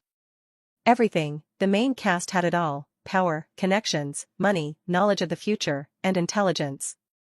All of that, and they still lost to me every single time. Every single event, I was one step ahead of them, and every time, it ended in the exact scenario I wanted it to end. Not a single event went the way they had envisioned it. All of it was my perfect victory and conclusion. They could have all the resources in the world, and I would still bet on myself winning every single time without any doubt. Resources didn't mean shit. And I was the evidence. I didn't need anyone to do what I did successfully. Unlike the main cast, I wasn't even saving the world for the correct moral reasons, I was doing it for myself. I didn't have any conviction or moral superiority. Then, what made me so successful? That was a question I couldn't yet answer as I didn't know it myself. Was it my ruthlessness or selfishness? Or even my small bits of selflessness and occasionally kindness? Looking up from the table, I noticed that everyone was done, and both Lily and Alia were ready to depart. Waving goodbye to Ruby, who was getting dragged around by Irene, I silently followed Lily and Alia out of the palace. Leaving the main gates, I noticed that the guards were greeting us with slightly more positive expressions than earlier. The news of the humans supporting the elves should have spread by now. I wonder how the rest of the world will react. The demons had made their first public move in over 50 years, and the future was more messed up than ever, mostly my fault. What would change? The future was still useful information to me, but it could also bite me in the back if I relied on it too much. But, it was slowly becoming less and less valuable, like a stock. Irene's transformation into a villain should occur when we get back to school, and I had no intention of forcing that event. I guess this would be Lily's first win over me if we're even counting it. Two major villainesses in Ruby and Irene are now partially heroes, that would make for an interesting future. After this trip, the main cast should enter a dream together and all advance to C rank, and I would probably follow. Now that Ruby and Irene are back in the equation, though, would they enter a dream with the main cast or do it alone? Heading out of the gates, I followed Alia and Lily from a distance, only catching up to them once we stopped at the first store. As we headed into the store, which had a variety of hats and caps on display outside, I began experimenting with Ren's feelings. Watching Alia head to the cashier to ask about sizes, I sat down on the bench beside Lily and simply looked around, seeing how my feelings emerged. However, the feeling of regret was no longer there. It was like that for the rest of the day. Even as I walked side by side with Lily through the bustling streets of the clearing, the feeling never appeared. Even though I didn't say a single word to Lily throughout the whole day. Even though Lily didn't say a single word to me. Even when I attempted to leave and ditch them as a test, the feeling never appeared. As the sun slowly set, bathing the city in a bright orange from above the branches of the world tree, the three of us went our separate ways. Well, that was useless. As the day ended and the new one started, I packed up my bags with Jean and Han, who were somewhat annoyed, and headed to the exit of the clearing. At the exit stood the Elven Queen alongside a bunch of guards who were supposed to see us off. As I was the last to exit the clearing, Liana was able to pull me aside for a short moment without being noticed. "Take this." "A pager?" "Just use it if you need me." I dash. "And don't say you won't ever need help." After Liana essentially stuffed the pager into my hand, I followed the rest of my classmates and officially exited the Elven realm. The trip out of the forest was uneventful as we quickly arrived back at the plains, where our carriages stood. As we stood outside the carriages, it seemed that Liana had got the last laugh as the carriage Jean, Han, and I had arrived here on was gone. Instead, a bigger carriage stood with an official Elven crest and my name printed on it. But my name was not the only one printed on the massive carriage. Looking at Han and Jean, who stared at the carriage with their eyeballs wide, I couldn't help but sigh. Unfortunately, their names were not printed on this carriage, but on the one next to mine. Before I could think of something to say to them, Jean walked over to me and wrapped his arm around my shoulder. "Looks like you're finally moving up in the world, Ren." A moment later, Han reappeared and wrapped his arm around my other shoulder with a somber expression. "Yeah, don't forget about us when you're at the top, alright." Shrugging their arms on my shoulders, I replied. "Look, you guys are being way too overdramatic, it's just a damn carriage." Putting his head in his hands, Jean replied. "It always starts with just a carriage, man." Looking at Han, I expected him to be the voice of reason as usual, but instead, he simply nodded his head, agreeing with Jin's words. "You guys ever heard of overreacting?" Walking to their carriage, Jean screamed back. "We're not overreacting, man, you've been acting like a celebrity recently." "I forget to reply to your texts a code dash." Pft. Pft. Looking at Han and Jean, who burst out in laughter, I scratched my head and asked. "What's going on?" Shaking their heads while still laughing, Jean replied. "PFFT, we were just messing with you." "Don't worry, alright." Nodding in approval to Jin's words, Han replied. "Make sure to get us some of those free complimentary gift bags, alright?" Seeing the two walk over to their carriage, still laughing, I sighed for the 100th time this week and finally mustered up the energy to enter the carriage. The carriage's interior was gigantic as it could easily fit over 10 people, and as Jean and Han said, countless free items were lying around. On my right, Kevin, Liam, and Zach sat down, and on my left, Irene, Alia, Lily, and Ruby sat down. Feeling their stares, I chose to sit in between the window and Zach, directly facing Lily. Taking my seats, I ignored the ongoing conversations and stared out the window, admiring the plain's beauty now that the world tree had been healed. Feeling an awkward atmosphere formed due to my sudden presence, I decided to try to sleep. Even if they were technically my enemies, I still felt odd intruding on their team bonding time, even though it wasn't even my fault. Opening the window and allowing the soft breeze to enter the carriage, I covered my hands with my school jacket. Using my corruption, I created a crow much quicker than before and felt my body transform into a crow. As my body lifelessly slumped over, I decided to experiment as I raised the crow's wings to my eye in an attempt to use my time-slowing ability. After a moment, I peeked out from under my jacket as the crow and noticed that it had actually worked as people's mouths were moving in slow motion. Taking advantage of the time slowing, I slipped out of my jacket and escaped the carriage through the window. Flying into the open sky, I was once again an oddball, as my black crow body stood out among the sun's vibrant yellow and lush green grass. Before continuing to experiment, I attempted to do some aerial tricks to familiarize myself with flying with 2 wings instead of 1. From doing flips in the air to testing my reaction time by free-falling in the air and flapping my wings to stop the fall right before I hit the ground, I finally felt a bit more comfortable flying. Using that newfound confidence, I flew even higher in the air, above the clouds, and began testing out my abilities. Unfortunately, I couldn't use corruption as a crow, but on the bright side, skills were available to me, as I could use dash and time slowing. My stats also worked as a crow, as I could use my stealth stat to sneak around unnoticed in the shadows of the trees. As a crow, all my senses except eyesight were also enhanced, and I could call other similar animals. CACAW. At my sound, multiple birds flocked to me like a servant waiting for orders from their kings. I couldn't speak or understand the birds' language, though, so I was forced to use visual signals to command my small army of birds. At my cry, birds would gather worms and tree sticks before bringing them to me, in an attempt to please me. Feeling my corruption fading, I dismissed the crow and returned to my body in the carriage, immediately feeling a warm sensation under my head. Looking below, I realized that there was a pillow under my head, blocking out the carriage's hard, cold wood.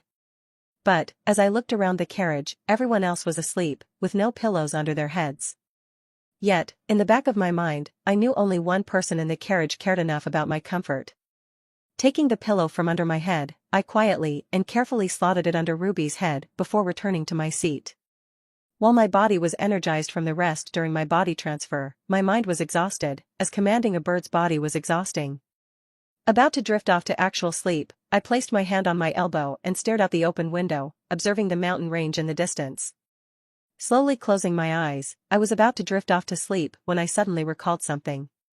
Peeking my head back out the window, I stared behind us, but no carriages were following us, despite 5 carriages having left after us. Rushing to the driver's carriage area, I was shocked to see that the seat was completely empty. No mountain range was in sight when we traveled to the Elven realm initially. Rumble. As if confirming my worries, the carriage began to shake uncontrollably, causing everyone else to finally wake up. There was only one other place near the Elven realm where a mountain range was located. The barrier between the human realm and Underlands, better known as the Demon's Realm. At the end of the war, when the demons knew their loss was inevitable, they launched a full-out attack on the Helm. Not caring at all for the survival of their species, millions of demons flooded the human realm, simply trying to kill as many people as possible. Seeing this, one brave hero sacrificed his life and all his magic force to create a mountain range between the human and demon realms to prevent the demons' relentless attacks. Do you want to know what the mountain range was called? Named after the hero who sacrificed his life, the mountain range was named the Hajin Range. Yes, the very mountain range I went to as soon as I transmigrated and discovered the Dragon's Eye. Quite the throwback, is what I would be saying if I wasn't panicking. There was no possible way for our carriage to suddenly appear here, over 10,000 miles away from the Elven realm. Something had gone wrong, very wrong. When I meant the future would be uncertain, I didn't mean that it would just randomly teleport me to the first place I visited after my transmigration. Looking at Ruby, who had woken up, I wondered if she had noticed anything as she had access to teleportation, but her clueless expression showed that she hadn't realized anything. In fact, I was the only one in this carriage who knew we were over 10,000 miles away from our intended location without a driver. Oh, wait, a driver, we didn't have one of those, did we? Peeking my head back out the window, I immediately noticed we were nearing a cliff with a waterfall. God, my luck stat just really hates me today, huh? Rushing past my confused classmates, I grabbed the carriage wheel, steering the horses away from the cliffside. However, this sudden change in direction caused the carriage to suddenly tilt to the right, causing everyone to fall to their right side. Bam. Bam. Bam. My bad. However, it seemed like my luck stat wasn't done with me just yet. Turning around from the wheel, I immediately saw a body heading right at me, and before I could react, the body hit my stomach, knocking both of us to the ground. Bam. Coughing from the impact on my lungs, I slowly opened my eyes and saw a familiar figure lying down on my stomach. With her silky black hair stretched across my stomach, Ruby slowly tilted her head upwards, meeting my eyes directly. Her sweet aroma entered my nose, and the soft feeling of her skin and mine enveloped me, sending shockwaves through my body. As our eyes met, her blood-red eyes seemed to shine with passion, and a bright red tainted her usual pale skin. Closing my eyes for a second, I could barely even feel her on me as only her head rested on my stomach. It was comfortable. The warmth surrounding us and the feeling of her tiny head pressing my stomach made everything else seem insignificant. What was this feeling? 2 unknown feelings had appeared in my body in 2 days now. After a moment of silence, Ruby was the first to move as she slowly got off my stomach and stood up while still staring at me. As the unknown feeling disappeared, I regained my composure and looked up at Ruby. With a bit of red marked on her usual pale cheek, Ruby examined her surroundings, looking at our other classmates, before turning back to me. What did you do now? Still lying on the ground, I raised my hands and replied. I'm innocent this time, really. Looking between my body on the floor and the wheel right above me, she coughed. Ahem, it certainly doesn't seem that way. Look outside. Following my instructions, Ruby looked out one of the windows, immediately noticing the change in our surroundings. Well, it wasn't hard to notice it. We were supposed to be an empty plain with a bunch of carriages following up, but now we were in the forest, right next to a cliff and right in front of a gigantic mountain range.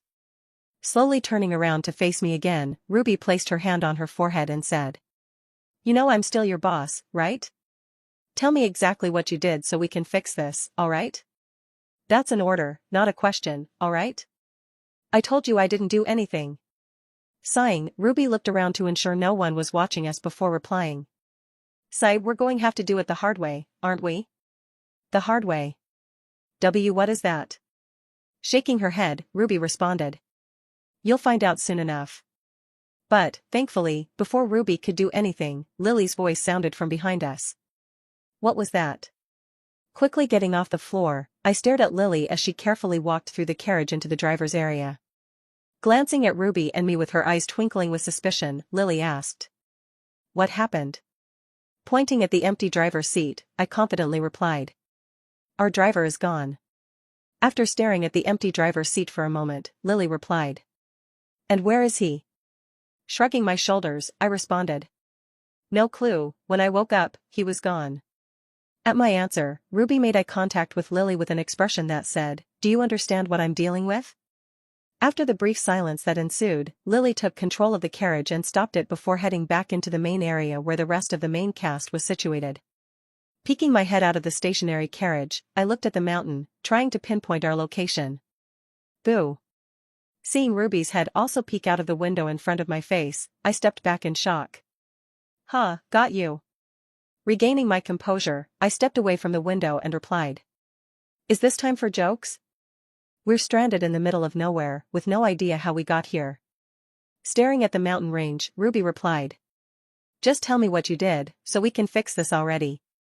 For the last T-dash." Bam. Interrupting me mid-sentence, the stationary carriage somehow flipped over, sending everyone flying downwards to the floor. This time, I was prepared for more sudden shakes, so I raised my hand to my eyes, instantly slowing my perception of time. Using the well of corruption inside me, I magnified 6 tentacles that all appeared on my back, before soaring upwards at an incredible speed. Catching me mid-fall, the tentacles plunged into the hardwood of the carriage roof, suspending me in the air. Creating multiple holes in the roof, the corrupted tentacles pierced right through the roof of the carriage. Controlling the tentacles while unstable hovering in the air, I attached them from the roof and made them plunge downwards at a slower speed. All 5 tentacles moved in different directions, 2 went to my right, 2 to my left, 1 to the back of the carriage, and 1 to the front. As both the tentacles and I plunged towards the ground, I sent the tentacles downwards at an even faster speed until they finally made contact with the ground. As the tentacles dug straight through the grass and dirt of the ground, my body was finally stabilized in the air, hovering a couple feet above the carriage's floor. Like a spider, I had 6 legs or tentacles, in this case, holding me up. Each one flew right out of my back, out of the hole in the carriage roof, and down into the ground. From an outside perspective, it would seriously look like there was a massive spider inside of the carriage. Suspending in the air and looking downwards, I also saw Ruby falling straight at the hard ground, so I manifested yet another tentacle, this time appearing above my shoulder. In a swift and fluid motion, the tentacle pierced through the air and wrapped around Ruby's body right before she hit the floor. With the tentacles now carrying Ruby's additional weight, I infused more corruption into the 6 tentacles, causing them to grow longer and dig further into the ground. As the tentacles pierced right through the stone below the ground like a knife cutting butter, I finally stabilized both Ruby and me.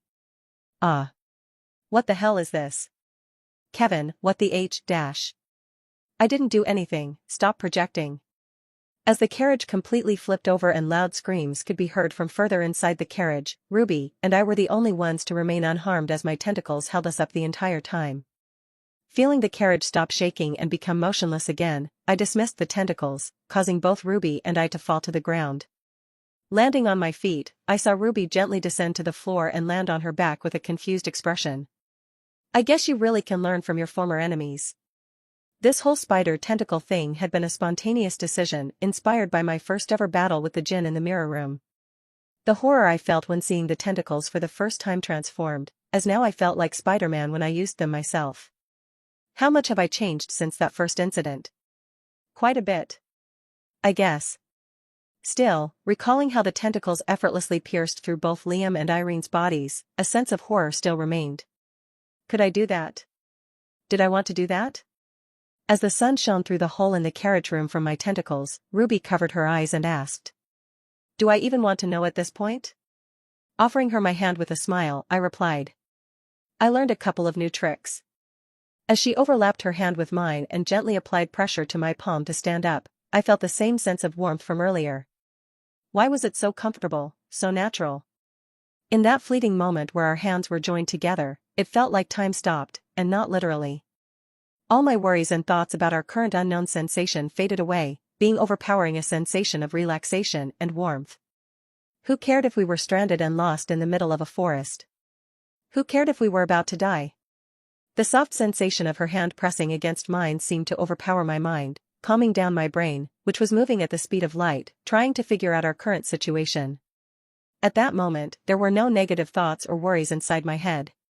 Only positive memories and thoughts flooded my head, causing a small and awkward smile to subconsciously appear on my face. If only this moment could last forever, it felt so comfortable and calming. However, that was just a dream. As Ruby stood up and removed her hand from mine, my mind quickly returned to internal chaos as I tried to make sense of our current situation. How had our carriage been teleported over 10,000 meters away from our intended location? Interrupting my thoughts, I saw Lily and Alia appear as they entered the driver's part of the carriage with Ruby and I. Behind her, I could see the carriage in shambles. The chairs were all flipped over, and the floor had dents from things falling, and there were dust clouds everywhere. On the other hand, the driver's compartment was in slightly better condition as I had partially stabilized it with my tentacles. Ignoring the destroyed carriage behind her, Lily looked right at me and asked. Are you ready to talk now? Pfft. As Ruby broke into laughter at Lily's words, I sighed before saying the same exact thing. Like I said, the driver wasn't here when I woke up. Pointing out of the window, I continued. Look, do you know where we are? Glancing out the window, Alia, who had some territorial knowledge as she was the second successor to the Elven throne, muttered. That's the Hajin M mountain range. Responding to Lily's confusion, Alia continued. It's the barrier between the human and demon realm, which is over 10,000 miles away from where we are supposed to be. As Lily, once again, slowly turned to face me, I sighed and said. Look, do you really still believe I did this? I guess not. It seemed like Lily hadn't hit her head too hard when the carriage flipped over, as she had enough reason to deduce that I wasn't at fault. Seeing the cloud of dust spread towards the driver's compartment with my enhanced eyesight, I crouched down and jumped upwards. Going straight through the hole that my tentacles had made, I landed on the exterior roof of the carriage. Looking around, I saw a waterfall and a large clear nearby, and besides that, there was a gigantic forest surrounding us. Using my eyes, I tried to peer through the trees and to the edge of the forest, but the forest was so big that even my enhanced eyes couldn't reach its end. Above me, the sky was a bright blue with no clouds in sight, and the sun shined right down on me, causing me to start sweating immediately. I wanted to remove my sweatshirt, but my cat was sleeping, and I didn't want to wake it up. From below me and inside the carriage, Ruby's voice rang out. See anything up there? Shaking my head, I replied. It's just a forest and a cliff, nothing unusual. However, as I continued surveying my surroundings, my thoughts became distracted and abstract. Sighing, I realized this would only slow down the time I would take to figure out our situation, so I inwardly told myself. Fine. I'll do it. Crouching down again, I looked back inside the carriage through the hole, before reaching my hand downwards, and saying. Here. As the three girls stared at my hand in confusion, I looked away from the hole to avoid their gazes and asked.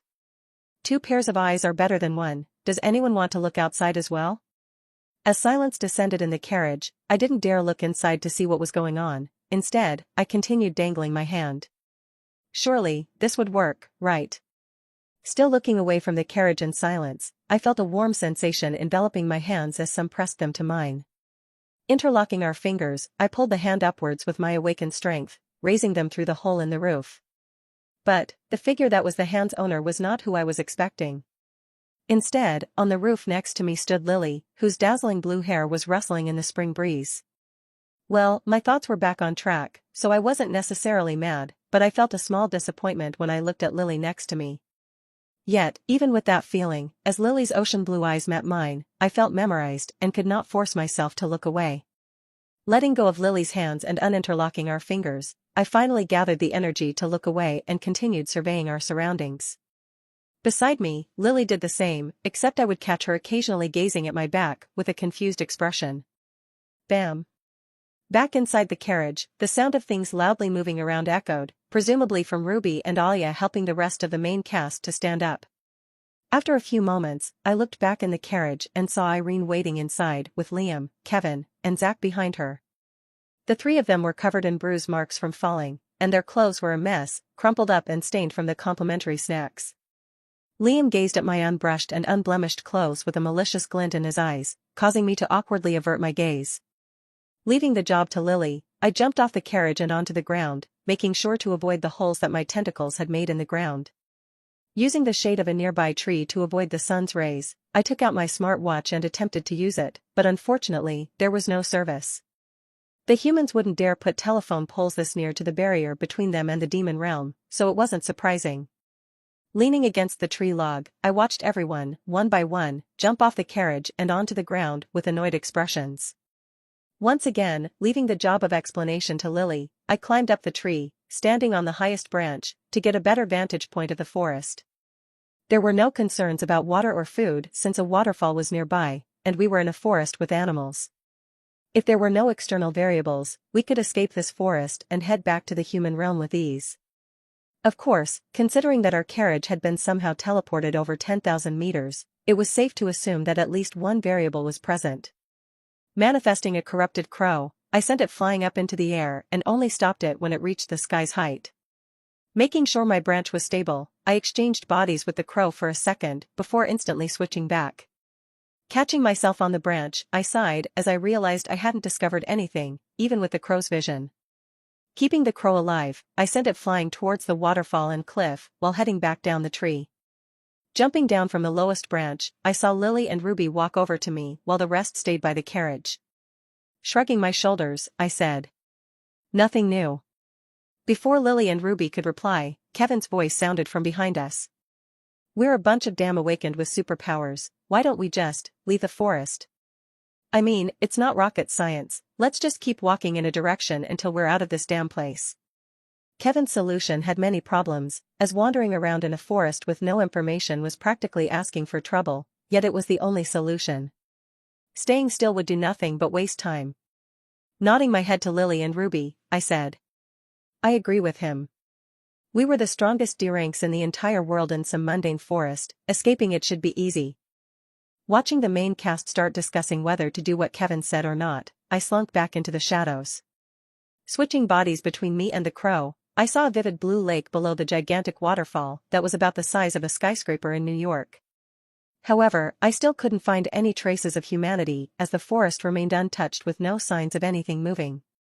It was creepy. Shouldn't there be at least some footprints from animals or some traces of blood from predators and prey fighting? Then again, this was a mundane forest devoid of any monsters, so the scariest predator here was probably a grizzly bear. Returning to my body, I saw that the main cast ahead of me had finished discussing and deciding their decision, not that it mattered to me. If they decided to stay, I would still leave. To be fair, I doubt they cared about my decision either. As their group slowly dispersed, Liam was the first to exit as he started to walk back to the carriage while exclaiming, "Wow, this day should go down in history, we're actually listening to one of Kevin's ideas." Before Kevin could snap back, Zach appeared behind him and started sympathetically patting him on the shoulder. "Ignore him, Kevin. Be the better person." Well, that obviously just set off Kevin's anger even more as he ignored Zach and followed Liam, insulting words already on the tip of his tongue. That left Alia, Lily, Ruby, and Irene, who were trying to pick a direction to travel in as they all carefully examined their surroundings. If I couldn't find any clues, what made them think they could? Seeing that they had made the decision to attempt to travel out of the forest like me, I turned around, ready to depart. Heading in the opposite direction of the waterfall and cliff, I ran at a slow pace until I was finally out of sight. Quickly ensuring that nobody was around me, I moved the corruption around in my body towards the center, combining it with the blood-red substance. Even though I had more corruption, I still couldn't form two fully sized wings as my blood-red substance was still lacking. Having one big wing was also much faster than having two small wings, but it came with some balance issues, which I was slowly getting used to. A wing appeared on my right side as the pitch-black corruption and blood-red substance combined to create a maroon-like substance before flowing to my right shoulder. Partially black and partially red, the wing stood out in contrast to soft green grass and light blue sky, but it didn't really matter. No one would be able to see me while I was moving. Flapping my wing twice, I appeared 20 meters in the air and above the trees of the forest. Flapping my wings nonstop, I moved through the air at an impeccable speed, only small speed mirages left behind at every location. As the wind rushed against my face and my hair flew back from the pressure, I continued speeding through the sky. Not caring about conserving corruption or mana, I also used dash every time the cooldown reset, moving even faster. Flap. Flap. Dash. Flap. Flap. Dash.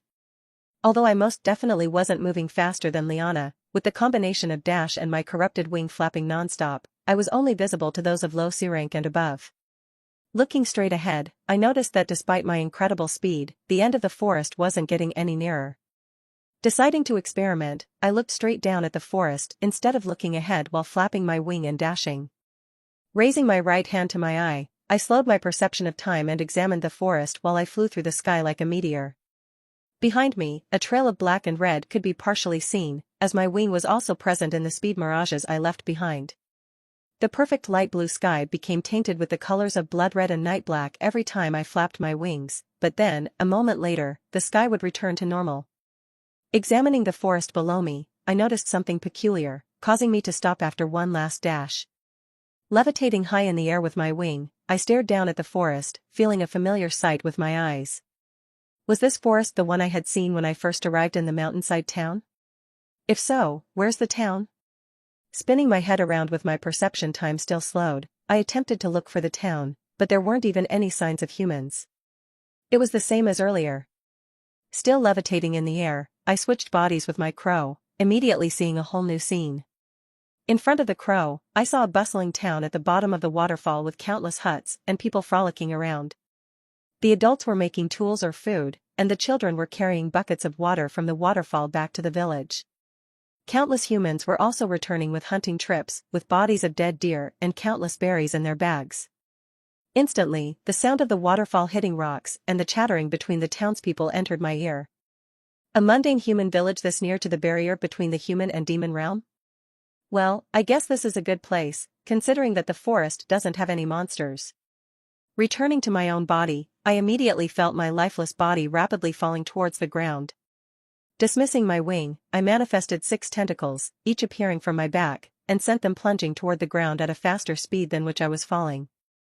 As I was a couple of meters away from hitting the ground, the tentacles pierced through the ground, catching me and preventing me from hitting the ground. Held up in the air by my tentacles, I stared around for a moment, confirming that I felt a sense of familiarity here.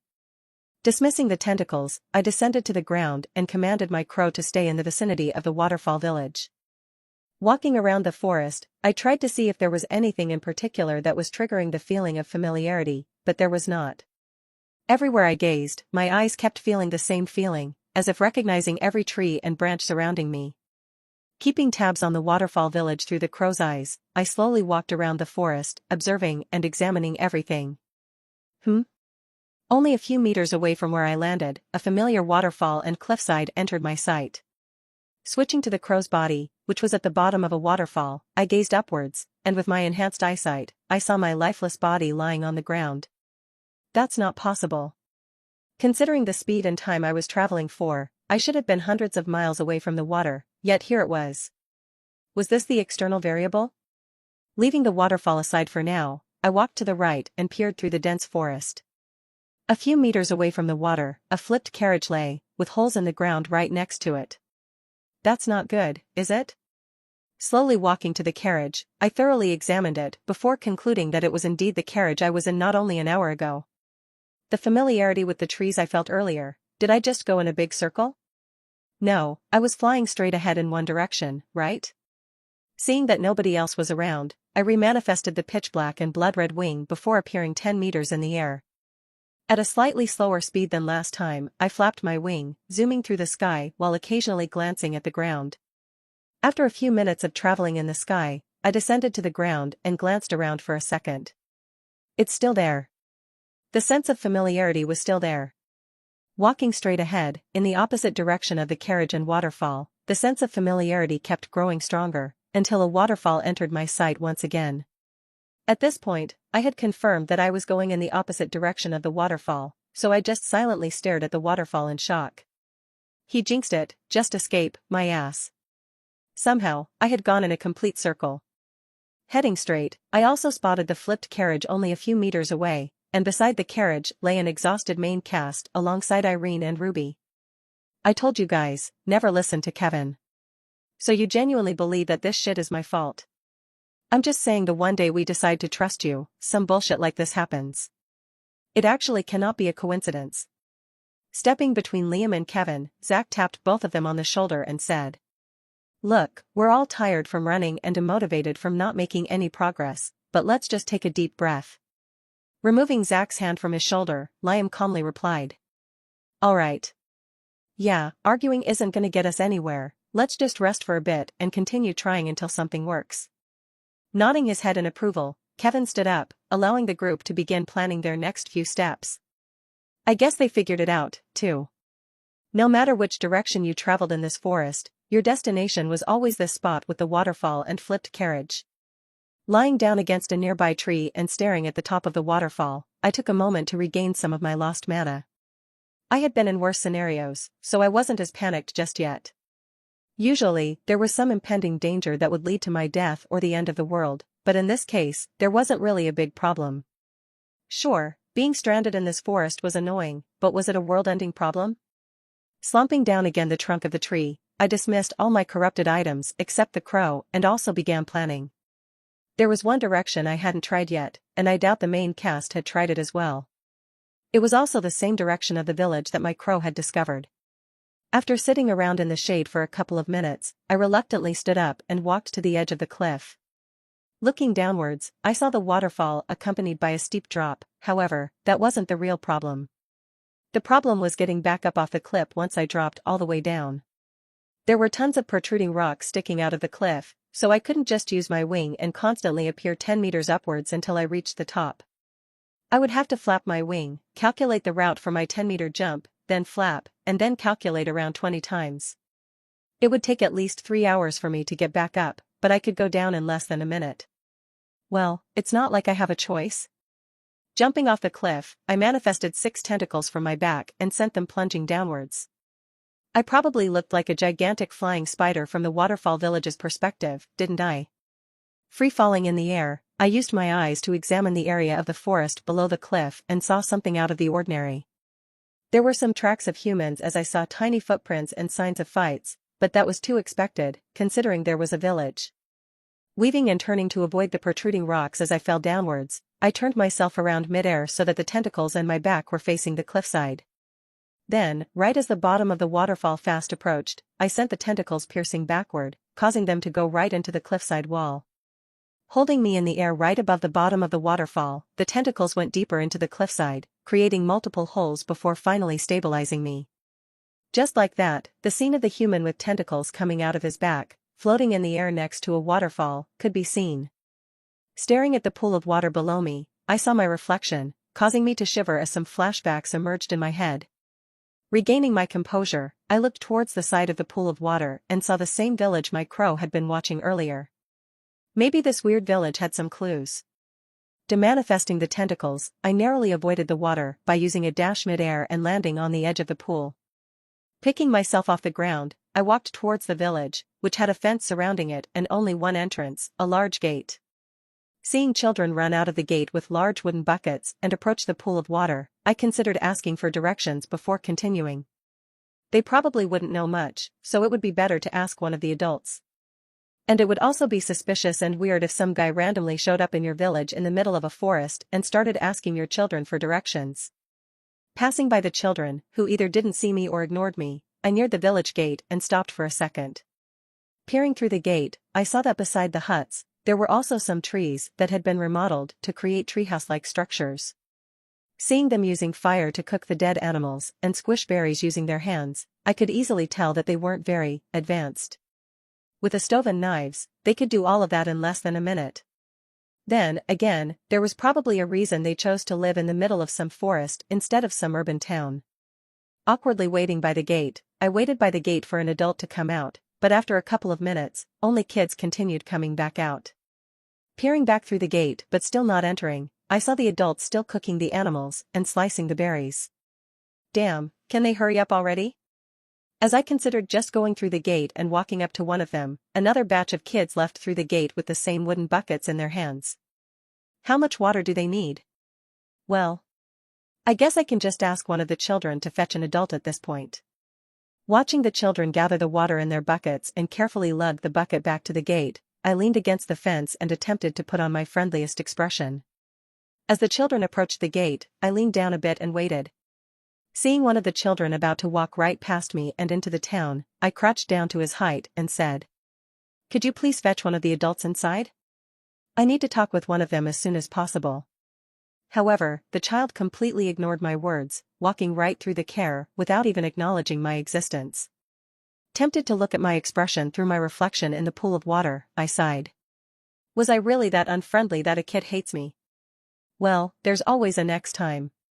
Making me smile slightly wider, I waited for the next child to approach the gate before again leaning down and asking, "Hello? Can you, by any chance, ask one of the elders to come out and help me?" Completely ignoring me, the child walked straight past and through the gate before setting down his bucket of water. No, this isn't my fault. They must have good parents who told their children, "Don't talk to strangers. Stranger, danger." They must have really good parents to be ignoring me, a stranger, so intently and confidently. Finally deciding to enter the village, I stepped forward and in front of the gate, but at that moment, another batch of children appeared. Surely, they can't ignore me if I'm right in front of them, right? Standing in front of them, I was about to ask the same question when I paused mid-sentence. The two children who had ignored me from earlier were back with another bucket. Then, before I could say anything, the children simply walked forward, forcing me to step out of their way. Like robots, the children walked down to the pool of water, filled up their buckets, and then immediately returned. This time, I simply watched them and carefully memorized the faces of all of them for next time. Then, a moment later, another batch of children emerged, but they were all the same children as the last batch. Peering inside the village through the gate after the batch of children left, I noticed that the adults were still cooking their meat and slicing the berries. Something was wrong. As the batch of children entered the town with their buckets, I stepped right in front of the gate. A moment later, the same children reappeared, but this time, I didn't move out of the way and continued blocking the gate. The leader of the children hesitated and looked at me for a moment before stepping to the front and asking, "Who are you, and what do you need?" "I am an adventurer, I require one of the adults to speak to." Staring at me for a second, the leader stepped back and gestured for the rest of the children to follow. Still standing in front of the gate, I watched the children walk into a nearby hut with the same empty buckets in their hands. But, then a moment, the same children reappeared in front of me with the same empty buckets and no adult. The hut door hadn't opened. Had they gone out the back door or something? And why hadn't they brought one of the adults like I asked? Blocking their way once again, I looked at the group of children with a confused expression and raised my hand. Staring at me with the same expression as last time, the children's leader stepped up and asked, "Who are you, and what do you need?" Staring at the group of children with a confused expression, I muttered out, "What?" Letting out a groan, the children's leader looked back at the rest of the children and said, "You guys go, I'll take care of this guy." As I remained shell-shocked in front of the gate, the children walked past me and towards the pool of water with their buckets. Not giving me time to regain my composure, the leader of the children stared at me and asked, "Can't you see you're blocking our way? What do you want?" Taking a couple of deep breaths, I looked at the child and said, "I just told you, didn't I? I need an adult to speak with for some directions. I'm an adventurer who is a bit lost." Matching my confused expression, the child replied, "What do you mean, just told you? This is the first time I've ever seen you. Sigh, if it's an adult you want, I'll get one for you, but there's no need to lie or come up with stupid excuses." As the children's leader turned around and headed for the same hut, the other children returned with their buckets full of water and re-entered the village. What the hell was going on? Were these kids playing some kind of trick on me? No, he seemed genuine, right? I take back everything I said about them having good parents. If they can lie this well at such a young age, their parents must be criminals. Sighing, I watched the children's leader enter the same exact hut as last time, hoping that this time an adult would actually come out. But, a moment later, even though the hut door did not budge an inch, the children's leader, alongside the same group of children, reappeared in front of me. Who are you, and what do you need? Interrupting the children's leader mid-sentence, I stepped forward and replied. Look, is this some kind of joke to you? Can you just grab an adult for me? The first time, sure, I'll admit it was funny, but now it's getting repetitive. Staring at me with a startled expression due to my annoyed tone, the children's leader confusedly nodded his head before turning and heading to the same exact hut. I swear to God, I'm going in there myself if an adult doesn't come out this time. While we waited for the children's leader to return from the hut, one of the children with the empty buckets spoke out. Sir, what were you talking about this joke? So they're all in on this goddamn joke, aren't they? Face-palming, I replied. Look, I'll give it to you guys, your coordination and acting are unmatched. But you have to know when a joke is over, alright? As the children stared at me in silence with confused expressions, I resisted the urge to punch something. Look like we have a bunch of comedians in this village, don't we? At my question, yet another child stepped back and worriedly asked. Sir, what is a comedian? Looking at the group of children, who were all wearing concerned and confused expressions, I actually felt like the bad guy. They were the ones trying to trick me. I'm not the bad guy. Closing my eyes and attempting to calm myself before I did anything drastic, I began thinking of what questions to ask the adult when he came. Reopening my eyes, I almost collapsed to the floor as I realized that the group of children had completely disappeared. Turning around to face the pool of water, I noticed that they weren't there either. Either they're really good at coordinating and making elaborate tricks, or something is seriously wrong. As if confirming questions, when I turned back around to face the gate, the same group of children with their leader at the front was standing there, with no adult in sight. Realizing that something was off, I spoke before the children's leader could say anything and hurriedly asked. Do you remember me? No. Who are you, and what do you need? Oh God. I've been yelling at a bunch of children for no reason. It was a loop. The children weren't constantly getting buckets of water, it was that every time they returned with their water, the loop reset. This made it seem as if the children were always gathering water. The same went for the adults who were cooking and chopping the berries as the loop ended before they finished, giving off the illusion that they were permanently cooking animals and making berries. Turning away from the village gate, I headed back to the gate of water. Talking to them would be useless, they would forget everything before I could get some useful information out of them. Sitting by the edge of the water pool, I saw the loop reset in real time as the same children came to the pool to gather water every 30 seconds without fail. It was a full circle, a loop. Just like I always ended up back at the flipped carriage and waterfall, these children always got water, and the adults always cooked and chopped. This entire forest was stuck in a loop. The only reason the main cast, Ruby, Irene, and I, are able to retain our memories is because we are awakened, so our mental fortitude is increased. But, what if we couldn't? What if I unknowingly lived the same life over and over again, like these poor children and adults? What if I was one of those children, collecting water at every 30-second interval while still thinking I was living a completely normal life? Terrible, it was terrible. This world truly was cruel. Sighing, I watched the children collect their water one last time before getting up and heading back to the cliff. I had a long hike ahead of me, and after that I had a long way to get out of this damned loop. But, one thing had changed. I wasn't doing it completely for myself, those children deserved to live a normal life, not living in this artificial loop over and over again like a drone. The hike back up the cliff was exhausting, as arduous as I had to stop, calculating the exact route I needed to take to reach the next rock, then summon my wing, and finally flap it. However, at least I had some motivation now. Halfway up the cliff, I stared downwards at the village, seeing the same group of kids gathering water in their empty buckets. How many times had it been now? Over 100 times. Since I had begun climbing this cliff to get back up, these poor children had gathered water over 100 times. Recalling how I had loudly yelled and ridiculed the children, I almost lost my grip on the cliffside and plummeted back down toward the village. I was by no means a saint or good person for that matter, but still, there were some boundaries that couldn't be crossed.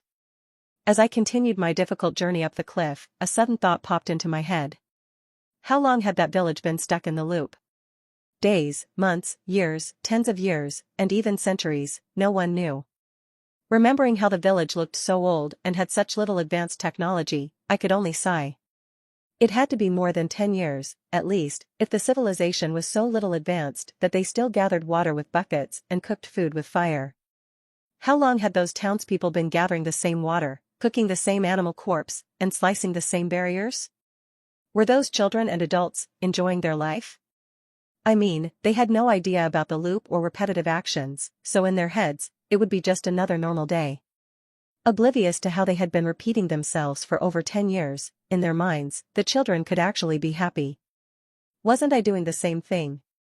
I had been acting oblivious to thousands of deaths and tragedies taking place around me, even though I knew about them, and giving the excuse that they didn't involve me. Well, in the children's and adults' cases, it was different. They weren't acting, they truly had no idea about what was going on. But, was me acting oblivious a bad thing? I mean, I didn't have any negative feelings, sadness, anger, or depression at myself when I ignored these events. It just felt normal, like it was regular and completely okay for me to ignore these things. And it was completely normal that I cared for my own life above the lives of others. In my head, there was nothing wrong with what I was doing. Sure, there were slight moments of guilt, but those feelings quickly disappeared when I imagined my death being caused by my intrusion in one of those tragedies. On the other hand, Lily was the complete opposite as she went out of her way to prevent every tragedy she could. As soon as she had transmigrated, she went straight into action, saving the town on the outskirts of the human realm from a djinn attack for the prologue event. What had I been doing as soon as I transmigrated? Gathering overpowered items, honing my skills, and training in order to ensure my survival. To be fair, the two of us were in completely different situations. Lily spawned in as an overpowered character who already had tons of abilities, wealth, and items, whereas I was just some extra with nothing to my name. Well, it wasn't like that mattered, though. Even if I had been transmigrated into the body of some important character with overpowered abilities and family backing, I would have done the same thing. In fact, I would have probably done more. I would have gathered more powerful items and abilities, once again ignoring the tragedies occurring around me. Our mindsets were different. Was one of our mindsets morally incorrect and seen as flawed by society? Yes, I wholeheartedly believed that if the people around me discovered or learned about my current mindset, they would ridicule me and look down at me with disgust. If Lily's mindset was revealed, she would be celebrated as a hero by society and be given countless awards and presents. Even if the evidence shows that my actions gave way to a better end result, whereas Lily's actions caused the world to end, people's opinions wouldn't change. But why did society's opinion of my mindset matter? Who were they to decide what I wanted to do with my life? I was completely fine with doing things like this. That was the only thing that mattered. If I didn't want to do something, I didn't do it. If I wanted to do something, then I did it. That was it, end of story. So, what if I was seen as flawed by others? Teleporting one up one last time, I took one last glance at the village below, before slumping down on the ground. Exhausted, I fetched my crow from watching the village and ordered him to grab me some food. A couple of minutes later, the crow appeared above my body with a bright red apple in its claws. Meow. Get one for the cat too. After dropping the first apple into my hands, the crow appeared a couple of seconds later with another apple, which I cut before handing it to my cat. Enjoying the sweet taste of the apple's skin, I lay on the ground, watching the sunset, and the sky slowly turns black, indicating the start of the night. Heroes? Villains? There was no such thing. There were titles given to people by other people. Why did people have the ability and right to give others titles? They didn't. Well, there were some heroes in this world. But other people didn't give these titles to these heroes. The title of hero was assigned to Liam, Kevin, Lily, Alia, Zach, and now maybe Irene and Ruby by the creator of this world. The author. He had the right to give out those titles, because he literally made the characters. I guess that makes my title permanently a third-rate villain then. Shutting my eyelids, I basked in the cold breeze of the night, slowly drifting off to sleep. Waking up the next day, I felt more motivated than usual as energy coursed through my veins, and my brain was already spinning in circles, trying to find solutions. As soon as I woke up, the crow appeared above me, before swiftly descending and sitting on the ground beside me. The next moment, my black cat jumped out of my hoodie and onto the ground, staring at the crow with its eyes sparkling. Those two should get along, right? Both animals' exteriors were pitch black, so the temperature was hotter for them, so after a moment, they both dashed a nearby tree. The crow, watching the cat lie down in the shade of the tree immediately after waking up, turned its gaze to me, seemingly saying, "You make me work all damn day, but this cat just sleeps. What the hell is this?" It was true. For the entire day yesterday, I had kept the crow alive and hard at work, making sure it monitored the waterside village in case of any anomalies. The crow didn't require corruption to keep it alive, but only to manifest it, so I had no problem keeping it alive as long as I wanted. However, the strain on my mind from switching between bodies started to grow, so I only checked on the crow at specific intervals. Also, joining my animals in the shade, I leaned against the tree and examined my surroundings. It was the same as yesterday. Usually, the breeze of the night sky should have blown away some leaves, and there should have been some animal tracks from nocturnal animals, but there was nothing. The area around me was exactly the same as it was yesterday. The position of the leaves, color of the leaves, and amount of leaves remained the same. Confirming something, I switched bodies with my crow and controlled it to fly toward the tree where it had gotten my 2 apples from yesterday. Approaching the tree, I saw that the apples were there, despite my crow having picked them yesterday. Apples don't grow that fast. I truly was in a loop. Well, I already knew that, but it helped to know that the forest would also reset alongside the townsmen. Can I just do anything to this forest, then? Infinite wood, infinite plants, infinite fruits, and most important of all, infinite time. What would Raven say in this scenario? It's been ages since I've seen that kid. Would he confused that I hadn't arrived when I said I would? Or, did the loop also affect the outside world? For every day that passed in this loop, did a day pass in the world outside the world? Or was it longer or shorter? Returning to my own body, I picked up the cat, allowing him to cover himself from the sun in my hoodie, and sent the crow to continue monitoring the waterfall town. Making my way through the familiar forest, I spotted the flipped carriage alongside the main cast, who were lying on the ground. Damn it, why can't Liam do some protagonist things for once and get us out of this damn loop? Rustle. Hearing the bushes behind me rustle, I immediately turned around. A couple of meters behind me stood Ruby, who was also chewing on an apple while staring at me. What was that? Shaking my head, I replied. Nothing. Putting the apple down and walking towards it, Ruby responded. I'm pretty sure you said something about a loop. Yeah, this whole forest and stuck in one gigantic loop. MHM. Seeing her have no reaction to the news of the loop, I scratched my head and asked. You knew? Walking past me and towards the flipped carriage, Ruby replied. Yeah, our group also figured it out yesterday. We're surprisingly productive when Liam and Kevin aren't arguing. Seeing the shock evidence on my face, Ruby smirked and said. What? You realize you're not special anymore. You do know your group of 6 discovered what I found out as a single person, right?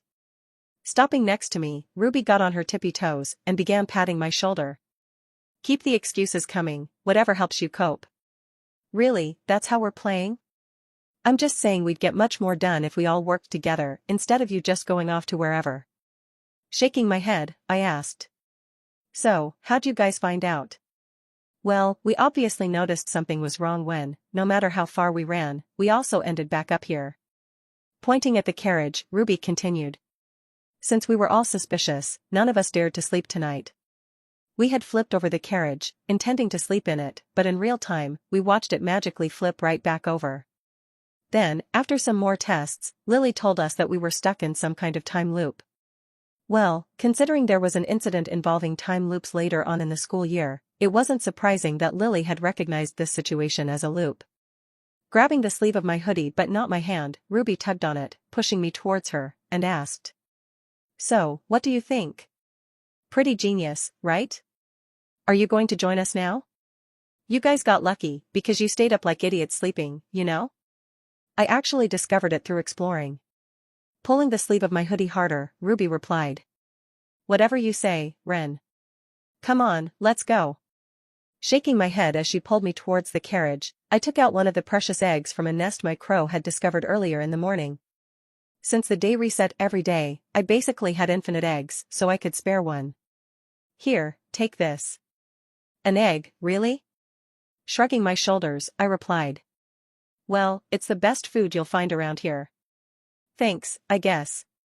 Sighing, I glanced at the area around the carriage, ensuring everyone else was asleep, and asked.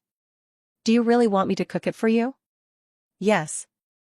I thought you would never ask. Tugging my sleeve even harder, Ruby dragged me out of the trees and into the clearing where the flipped carriage was.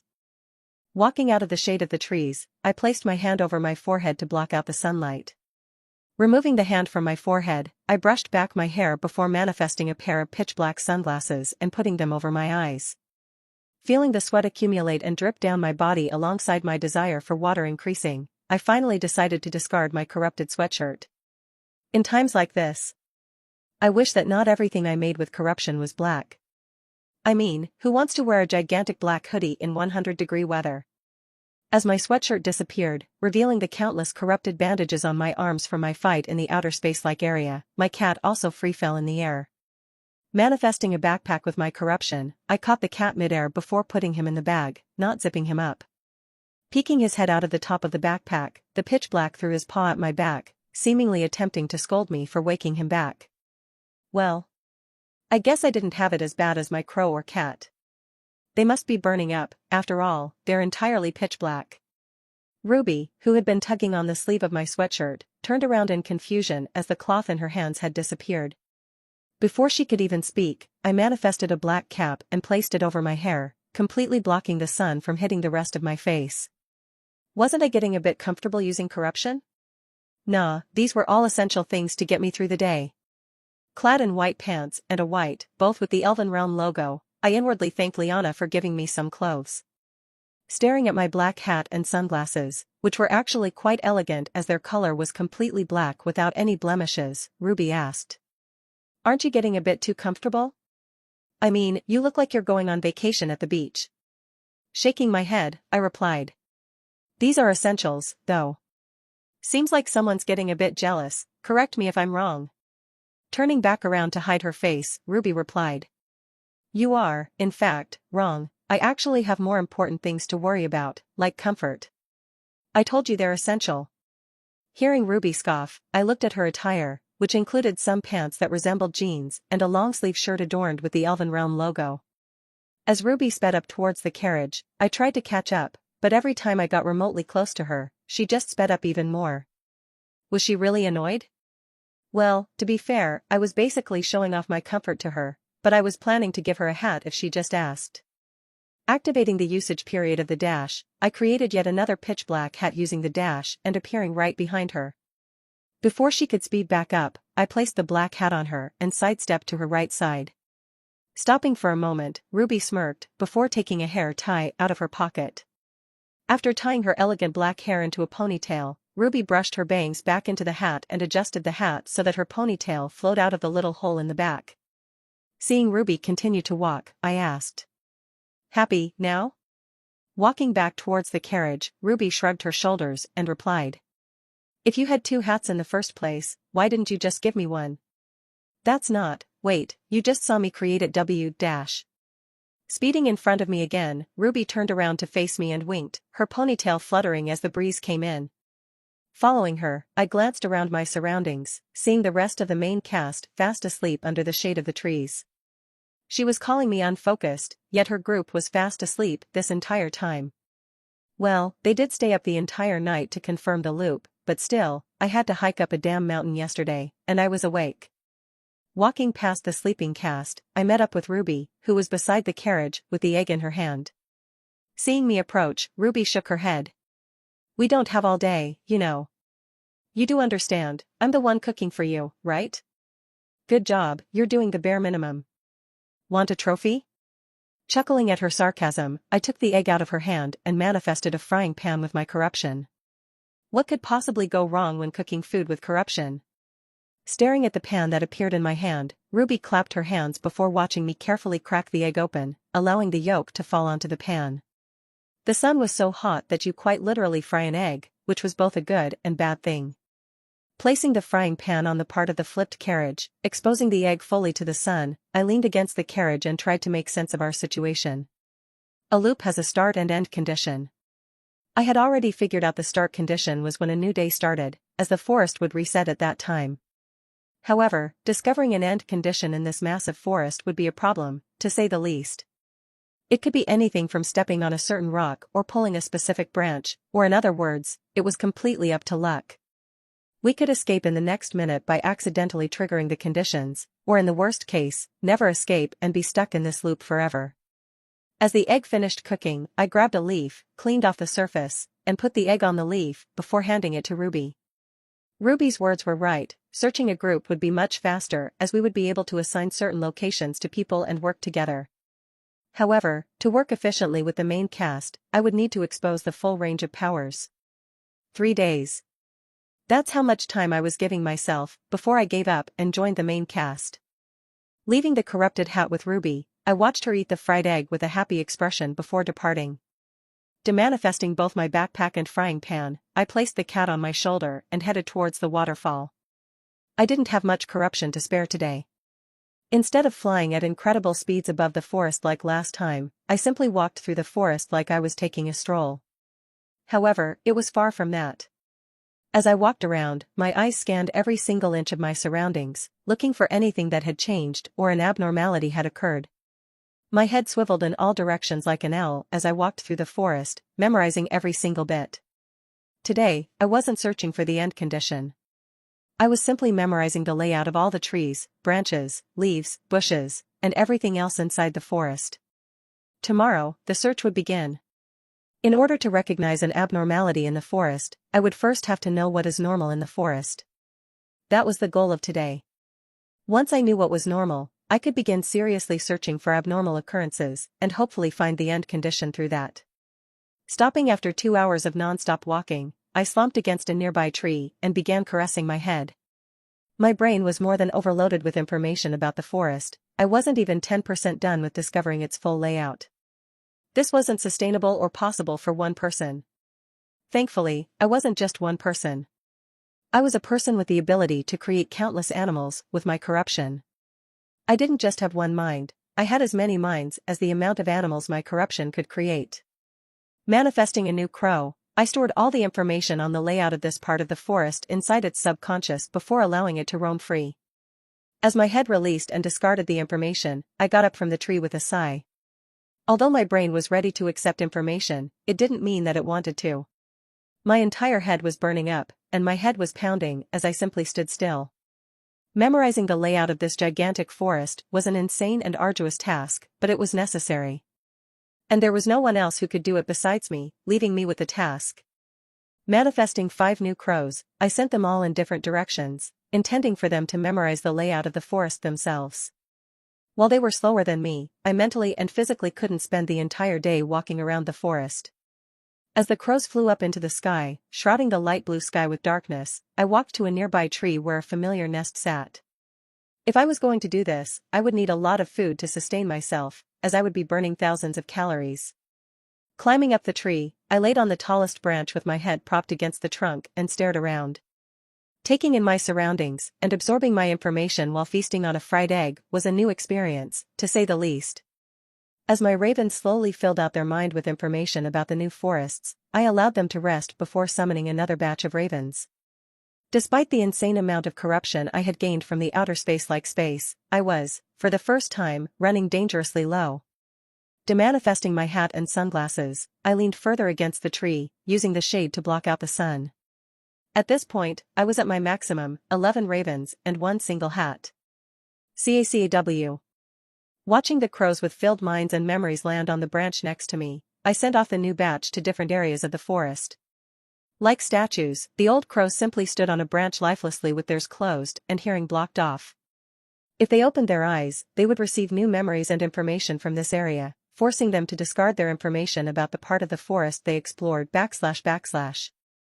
Well, it was only for today. Once I had the entire forest layout in my head and the heads of my crows, I could use my corruption to create an intricate map with every single detail. After creating the map, I could discard all the memories from my crows and use the map to identify abnormalities. This certainly doesn't feel like a day. Having lost track of time due to my mind being filled with information, I could only stare up at the sky to prevent myself from receiving new information. Finally, the sun began to set, plunging the entire world into the darkness of the night, and my new crows returned, their heads packed with information.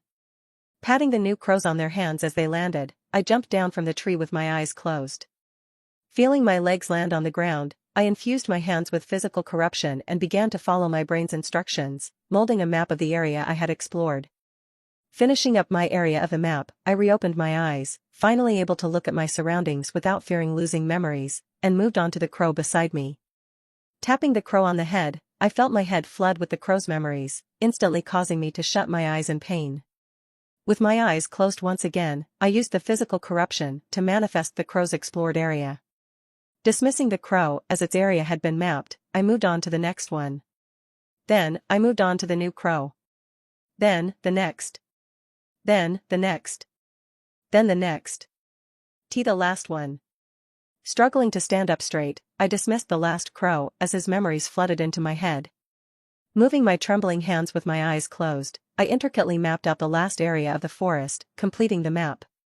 Clearing my head of everything related to the forest's layout, I almost cried tears of relief as I stared at the map in front of me. It's perfect. Looking at the small yet elaborate map lying on the floor behind me, I collapsed to the ground in exhaustion. It had hurt and been so painful, yet it was worth it. Every detail of this gigantic forest had been captured on a single map that was less than 1,000th the size of the forest. Of course, the map was only usable to me or others with comparable eyesight to mine, as its scale was around 1 to 1,000. The trees of the forest were barely visible to most awakened, and to mundane humans, the map would just look like a huge blur. Since I had memorized the directions on creating the map while making it for the first time, I could demanifest and create it at any moment I wanted to. Lying down on the floor, I peered through the dense branches above me and saw the half-crescent moon shining right down on me. I had done it. Even though I had spent over half the day simply looking at the sky with my eyes closed to prevent myself from losing information, the sky was more beautiful than ever right now. Freedom. I had the freedom to actually open my eyes and look at the world around me. I'm getting out of this damn loop no matter what. If I went through all that pain and suffering just to be stuck in this loop forever, I would jump off that cliff myself. Demanifesting the map, I basked in the breeze of the night sky before feeling my cat jump off my shoulder and onto my head. Standing on my face and blocking my mouth, my cat threw its paw at my hair, seemingly patting me on the head. Why yeah, I know I'm the greatest to ever do it. Closing my eyes, I felt my consciousness slowly drift further and further away until I finally fell asleep. Waking up the next day to the sun's rays shining down on my body, I couldn't even get up as the toll of yesterday's work was finally catching up to me. Dragging my body over to the shade of a nearby tree, I simply leaned against a log and surveyed my surroundings. The hard part was done. Everything that happened now was out of my hands. I had done everything I could to give myself the greatest chance of identifying the end conditions of this loop. Now, all that was left was getting lucky. And I had been pretty unlucky recently, especially with this sudden transfer to this loop. Resting in the shade of the tree for a couple more minutes, I finally gathered the energy to get up and eat breakfast. As the calories and nutrients from the egg slowly replenished my body, I manifested the map and started to plan what areas I would go through the day. Feeding a bit of the egg yolk to the cat, who trying to go back to sleep already, I slowly walked towards my first area of exploration. Stopping at the border of the entrance for the first area, I combined my corruption with the blood-red substance to create a black and red wing. Making a small bag perfectly fitted for my cat, I put it around my shoulder and placed my now sleeping cat inside. Levitating above the forest, I stood for a moment, appreciating how I could actually see, before sighing. It was up to luck now. Was that a good or bad thing? Only time will tell. Next, I manifested the map of the forest and made it float right below my legs, using it as some type of hoverboard. Activating the usage period of the dash, I flapped my wings before dashing, looking down at the forest and my map the entire time. Limiting myself to the first area, I scanned the entire perimeter by flying by, slowly encircling the area until I reached the middle. First area. Nothing. Not a good sign. My stats say that my luck is either G or S+, so I don't find it immediately. My luck likely isn't S+. Then, that leaves one option left for my luck stat. G dash. But who knows? Luck works in mysterious ways. At least, that was why I was trying to tell myself not to lose motivation. Letting out a sigh, which was at least my 100th in this loop alone, I moved on to the next area, using the same exact method. Starting from the edges and working my way through the area of the forest until I reached the exact center. Finishing the second area without any sign of abnormalities, I decided to take a short break by checking up on the main cast. If my luck was G dash, then my best chance at finding the abnormality was with the main cast, who had higher than average luck stats. Marking the two areas off my map, I demanifested my wings, descended to the ground, and moved toward the area where the carriage was located. Walking past the waterfall area on my way there, I peered downwards and saw the same children gathering the same water at the same exact location. All of a sudden, all my complaints disappeared. At least I didn't have it as bad as them. Over 10 years of just gathering water non-stop. And the worst part? They didn't even know. They wholeheartedly believed they were living a normal life. What were the challenges I had to go through compared to that? Nothing. Manifesting a black hat, I tipped it downwards to cover my face, as I didn't know what expression I was wearing. And I certainly didn't want other people to see whatever expression was currently on my face. Reeling in my emotions, I arrived at the carriage area and saw both Kevin and Liam scanning the area around the carriage. Slipping into the shadows and using my stealth skill, I watched as they carefully touched every tree, branch, and even bush in the forest. Lily must have come up with the same strategy as me. Manifesting a crow, I sent the raven to spy on the two in case they discovered something abnormal. It was very possible that they could discover something but not know it. Watching Kevin and Liam search their assigned area with amazing teamwork and efficiency, I sighed before turning around. Since Liam was the protagonist, it was likely that he would find the end condition due to his higher luck stat, so I ordered the crow to keep watch over him before departing. It was 6 people versus 1, while I had the better strategy, they had more coordination and efficiency.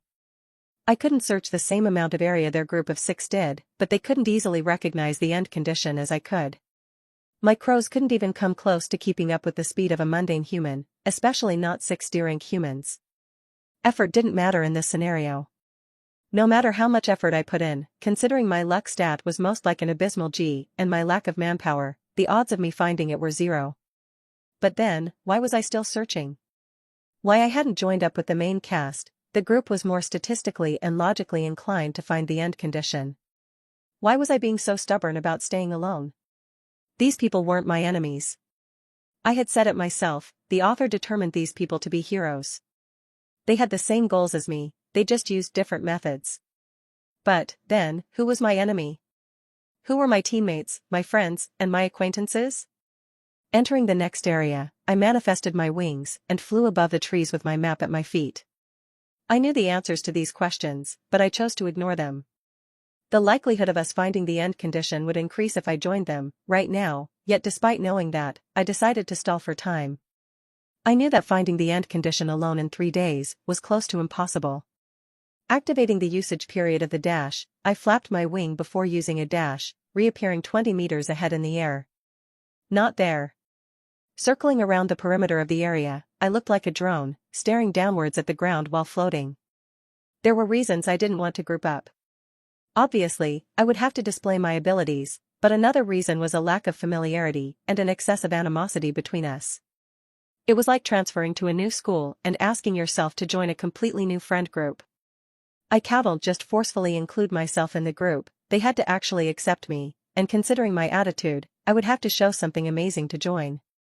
Sighing, mid-dash, I knew that it was no longer a choice.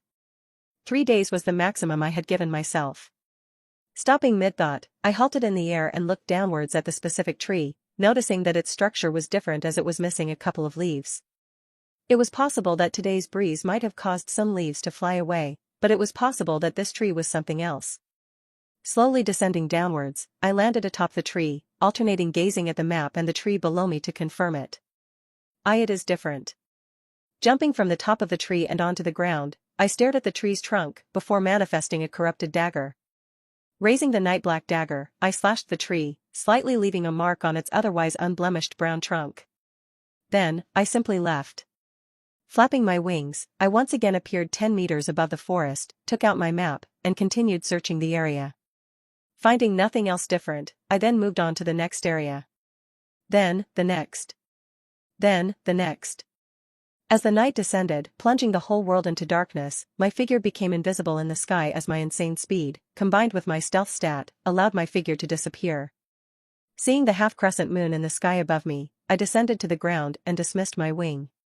As soon as my 2 feet touched the cold, hard ground, my entire body collapsed out of exhaustion. 1. Abnormality in 12 hours. Well, it's better than 0. While, unlike yesterday, my work wasn't mentally taxing, my physical body was still suffering from the sheer amount of corruption and energy I was using. You can't go from using some corruption daily to using a lake of corruption in a single day, yet I had. And I had no one to blame but myself. During my search, I spotted countless main cast members in the vicinity and completely ignored them, continuing my solo search. How much time had been wasted since my crows or I had searched the same areas? That was something I didn't want to think about. Stubbornness was a flaw that, instead of discarding, I embraced and used. It's not like it matters, I'm joining them tomorrow. Unless. There was a faint hope shining in my heart that just a single dagger mark would remain on a tree in a forest. Barely keeping my eyes open, I stared upwards at the countless stars shining in the night sky. Unfortunately, there were no shooting stars this time. Closing my eyes, I swapped eyesight with my first crow one last time, seeing the waterfall village, before allowing myself to sleep. As the sun rose, shining its rays right in my face and forcing me to wake up, I reluctantly stood up from the ground. Today was going to be a hard day. Either I would find the end condition and have to solve whatever puzzle or fight whatever monster myself, or I would become a part of what I used to hate the most. And I do mean used to. What did I hate the most now? Gazing at the floor below me as I made my way to the marked tree, I cleared my face while manifesting my pair of corrupted daggers. Tilting my head upward as I approached the trees, I picked an apple before handing it to my cat, who had just woken up. Meow. Yeah, I know this is second time, this week. Nearing the tree, I had left a dagger mark on. I noticed some other abnormalities as I glanced between my map, which was floating above my hands, and the area around me. The leaves on the forest floor were crumpled and spread out while yesterday, they had been placed perfectly under a tree. There were slight indications of activity as some areas of the ground were slightly more elevated than others. Manifesting a crow, I sent it flying up ahead of me and towards the tree to scout the area for any other abnormalities. I had already discovered there were no animals in the forest, so was it one of the main cast? Had the abnormality with the tree yesterday also been caused by the main cast? As my hope slowly faded away, I continued on my way to the tree from yesterday, occasionally switching bodies with my crow for a slight second. I had actually gotten quite used to the feeling. For the split second I entered the crow's body, my body would become lifeless and start falling to the floor, but after a while, I had gotten so fast at it that I could return and catch my body before it hit the floor. The same kind of thing also happened with my one dragon wing as when I first started using it. I was always imbalanced, but after a while, I adjusted and adapted to the point where I didn't even feel off balance. It wasn't practice that made me able to adjust so perfectly. Practice does not make perfect. Only perfect practice makes perfect. Through my dozens of battles with opponents such as the corrupted figure, I had gotten the perfect practice and experience, so I was able to adapt easily. Simply training against AI dummies, practicing alone in a room, or sparring with others would not yield the results I had achieved. A true experience where you and thousands of others' lives were on the line was the perfect practice in this case. Catching myself before I hit the floor as I returned to my body, I discovered that in other areas, the forest was completely fine. It was only this subsection that coincidentally contained the abnormal tree that I had marked in it. Was this a sign of good fortune? I sure as hell wasn't getting my hopes up, but it was something, at least. Crackle. Hearing the sound of leaves being crushed in front of me, I immediately activated the grace period of dash before slowing my pace to a stop, hiding myself in the shade of the nearby trees. Attempting to see the source, I peered through the dense trees. However, when I saw the 7 familiar figures in front of me, I almost sighed out loud. Lily, Alia, Zach, Kevin, Liam, Irene, and Ruby were all searching the area right next to my marked tree, now only a couple of seconds away from discovering it. My G-Luck stat was not only not helping me find the end condition, but it was also hurting me. Well, if they found the tree I had marked, they would probably assume it was me as they knew I was also in this forest with them. The only problem was how messed up they had in the area. Now, I couldn't tell what was abnormal and what wasn't, as they had completely changed the area around the tree. Leaves were spread all around the floor, flowers were stepped on, and rocks were being moved around. What if one of the leaves were in the end condition? I guess we'll never know, until tomorrow when the forest resets again. Keeping a faint bit of hope, I looked at the tree, which hadn't yet been messed up by the main cast, Ruby, and Irene's tampering. Scaling the tree next to me, I used a dash, instantly appearing on the branch of another tree 10 meters away. Not making a single sound or any signs, I pounced from branch to branch until, finally, I was only a couple of trees away from the marked one. Right below me stood Ruby and Lily, who were seconds away from discovering my marked tree. I had two options here. Either risk having the area messed up and go for the tree to quickly check it before the main cast arrives, or just expose myself. If I didn't do something now, I would have to wait until tomorrow to check on the tree, wasting a lot of time in the process. And those children would have to gather water during that wasted time, caused purely by my stubbornness. 400 seconds, or 1 day divided by 30 seconds. 2,880 times. That was the amount of times they would have to gather water if I waited until tomorrow to do something. Still tired from the creation of the map, I didn't bother to manifest a hat or sunglasses as I descended the tree. Placing my right foot on the tree's trunk, I slid down the tree like I was on a skateboard, arriving right in front of Ruby and Lily. As the two had their backs faced the other way, they didn't notice me at first, so I patiently waited.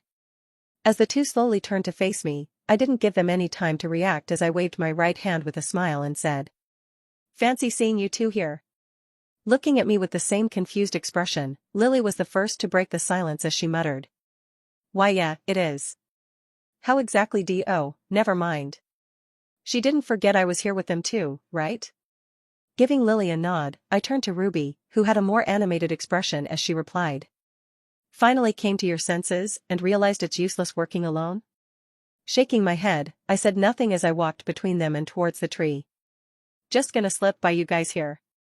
Not waiting for their reaction, I slowly walked towards the tree, ensuring that I wasn't making any chances. A dagger mark. It was there. A deep dagger cut was imprinted in the trunk of the tree. Seeing the dagger mark on the tree ahead of me, I immediately halted and stared, allowing both Ruby and Lily to catch up to me. After looking at me with the same confused expressions, the two of them slowly followed my gaze, spotting the marked tree in the distance. Staring at the tree with her mouth wide open, Lily managed to mutter out, Please tell me you didn't just do that." Regaining my composure, the spark of hope inside me ignited into a fire as I replied, "Yesterday, I did it yesterday." A loop's end condition is only identifiable by one factor: the loop does not affect how it acts, in this case, how it looks. The tree in front of me was not affected by the loop, as despite everything around it being reset, it remained the exact same as yesterday. But then the question is sparked. Shouldn't I have already triggered the end condition and ended the loop then? If I had marked the tree yesterday, and it was indeed the end condition, the loop should have ended right then, and all of us should have escaped the forest. Leaving the two shell-shocked figures behind me, I walked up to the tree, tracing the imprint of my dagger on its trunk with my hands. The depth, size, and shape of the imprint was an exact match to my dagger.l. There was no denying it, this tree was the end condition. Trying my best to keep the fire of hope intact, I tried everything, punching the tree, kicking it, tapping it, flicking it, banging it, and last of all, just staring at it. Yet, nothing happened. Leaning against the tree trunk, I momentarily swapped bodies with my crow, making it fly forward, but just like me, the crow ended up back at the flipped carriage no matter how long and far it flew. The loop was still intact. Returning to my body, I saw Ruby and Lily walking over to the tree with concerned and confused expressions. Oh yeah, I must have looked like a psychopath kicking and punching a tree like a child. Commanding the crow to continue flying forward, hoping something would change, I turned to the two girls approaching me. Staring at the tree behind me, Ruby asked, "So, is this the end condition you were talking about, Lily?" Moving out of Lily's sight, I crouched down and manifested my corrupted daggers. If what Rin said is true, then this has to be the end condition. Allowing Lily to examine the tree, I started digging at the ground with my daggers, trying to get a view of the tree's roots. Maybe the entire tree was the end condition, but we had to touch a certain part of it to trigger the end condition. Placing her hand on the tree, Lily shouted to the other main cast members, who hadn't yet noticed me. Liam, Kevin, Zach, I think I may have found something.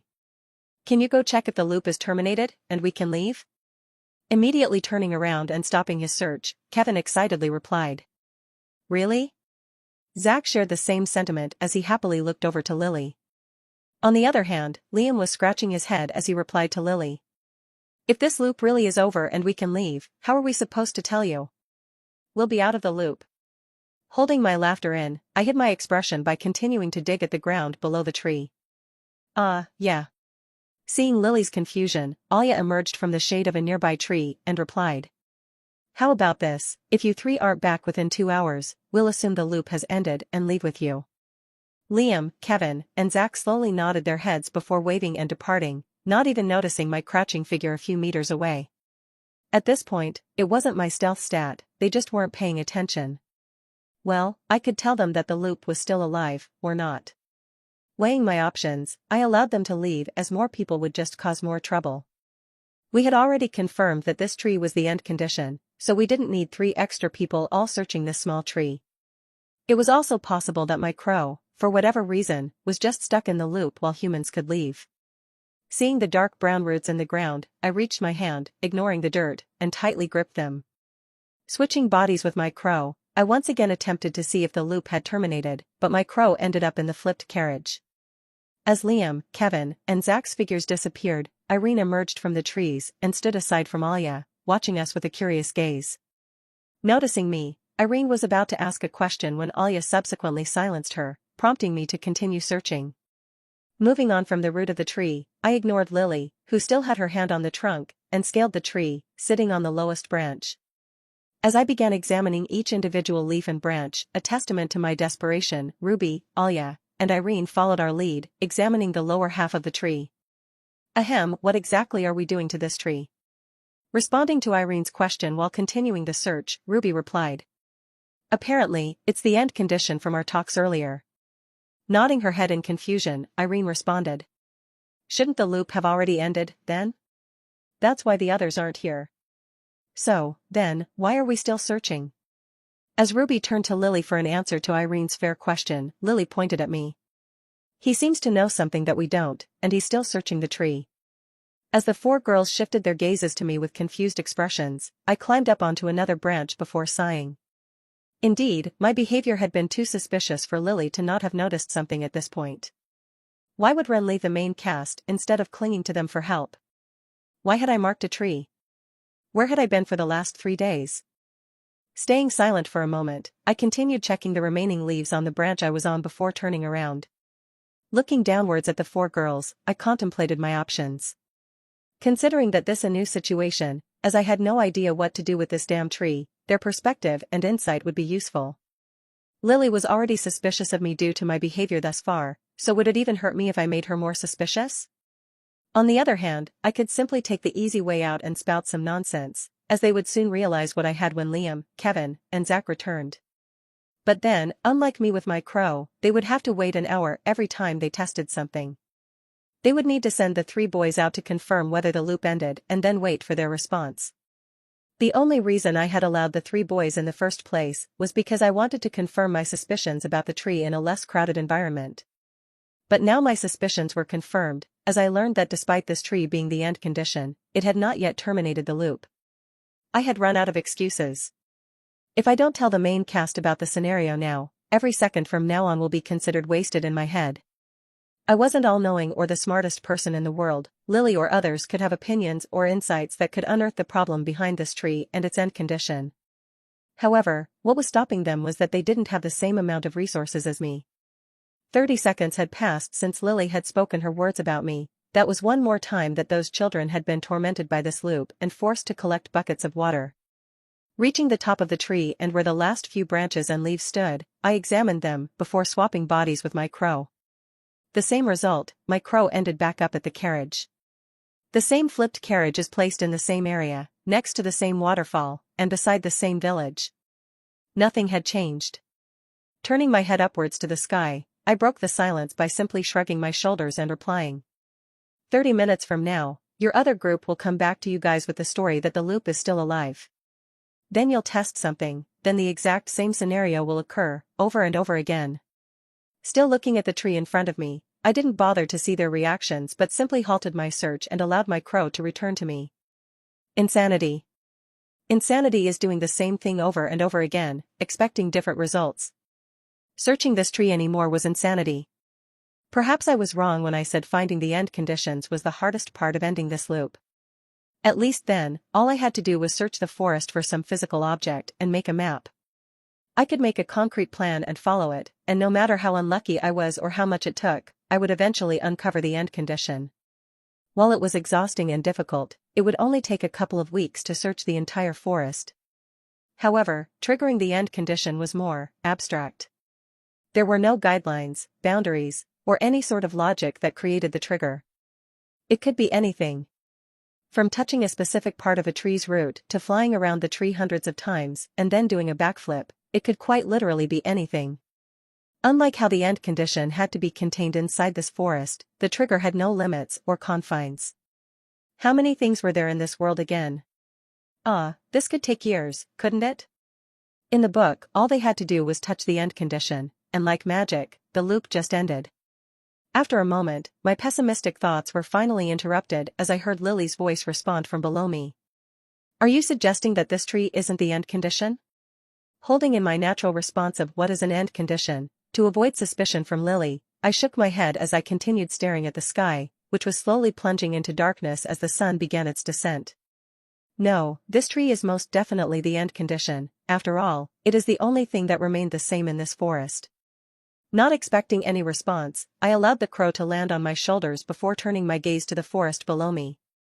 Like me, Lily's knowledge was based on the book, so my words were a direct contradiction.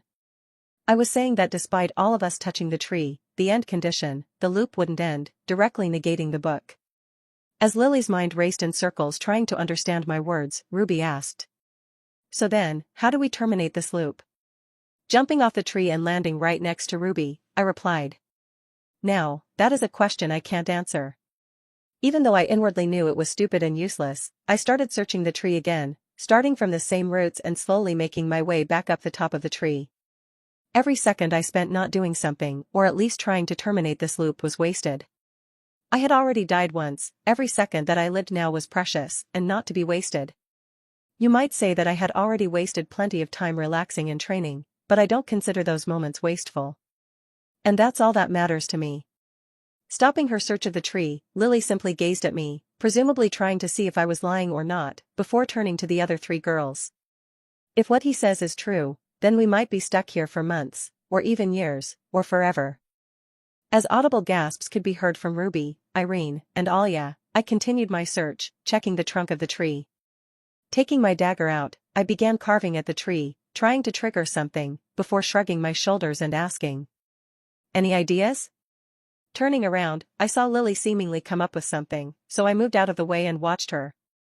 Seeing Lily manifest a gigantic bubble of water, all of us held our breath, watching with interest as the bubble kept expanding and expanding until it encircled the entire tree. As we were all awakened, we could all hold our breaths for at least 5 minutes, so the 4 of us all allowed the bubble to consume us as well. Looking around the rapidly expanding bubble, I was surprised that my clothes weren't drenched, but besides that, everything else was the same. After all, I could see underwater with my eyes. For the others, the water probably distorted their surroundings, and they were most likely feeling dizzy. Finally, as the water bubbles finished expanding, consuming the marked tree and us, Lily put down her wand. Boom. Instantly, the water bubble exploded, causing a downpour of rain and soaking all of our clothes. Ignoring my drenched shirt and pants, I immediately looked at the tree, which was also drenched. The leaves were all soaked in water, the brown trunk had slightly darker parts, and water was still dripping through the branches of the tree onto us. Sitting down on the ground, which was also covered in water, I switched bodies with my crow. My crow, which had been sitting on top of the tree, was also drenched, so after shaking the water off its feathers, I began flying. Soaring above the forest, I spotted the flipped carriage before immediately flying straight forward at my fastest possible speed. As I flew above the forest, the remaining water droplets dripped down from the crow's feathers and onto the forest below, making it seem like it was actually raining. After a minute, I looked downwards and halted my flying, flapping my wings with just enough force that I was able to float in the air. And guess what was right below me? A flipped carriage, with 4 boys surrounding it with confused and surprised expressions. Returning to my body, I prepared myself for the hard and cold feeling of the ground on my head, but instead, I was unexpectedly met with a warm feeling. Instead of immediately opening my eyes like I usually did when I returned to my body, I stayed still and basked in the warm sensation, allowing myself to relax. Then, a moment later, I returned to my senses as the burden on my back reappeared. 10 seconds had been wasted, 1/3 of a loop for those children back in the village. Forcing myself to finally open my eyes, I was immediately met with the scene of Ruby's face less than a meter away from mine, our eyes meeting almost immediately. Her eyes were sparkling a bright red, resembling a high-quality ruby gemstone, and her expression was contorted with concern as she stared at my face. Her cheeks were flushed a bright red, and her elegant black hair was straight from being drenched with water. Water dripped from her hair and face onto mine, connecting us, despite the small distance between us. Lost in the depths of her ruby-colored eyes, my mind went blank as I simply stared at her, not muttering a single word. Contrary to her normal and composed appearance, her hair was messy and all over her face, covering parts of her eyes and nose. Her eyelashes fluttered as she stared at my face, not yet realizing I was awake, and her hands trembled as she held my head, saving it from the cold, wet ground. Above her, the orange sky, illuminated by the setting sun, combined with the water droplets from Lily's bubble to create a rainbow, forming above Ruby's head. This timing couldn't be any better, could it? Wait, what was under my head, then? Turning my head slightly, prompting Ruby to turn her head and notice I was awake, I was immediately met with her drenched blue pants. Basking in the scenery in front of me alongside the warm feeling under my head, I closed my eyes once again. I had time manipulation as an ability, didn't I? This didn't have to be one of those fleeting moments that I looked back on in a couple of days, did it? If it was me, I could make this moment last forever. No. I couldn't. Unlike me, some people didn't have the choice to decide what moments they lived and didn't. There was also a world out there that would need my help, whether they wanted it or not. Lifting my head off Ruby's lap, I met Ruby's eyes, and before she could say anything, I scratched mine and asked. So, what did I miss? Releasing her hands from my black hair, which was also drenched and all over my face from the rain, Ruby stared at me, simply muttering. You just collapsed onto the ground, we're the ones who missed something. That? Oh, that happens sometimes, don't worry about it.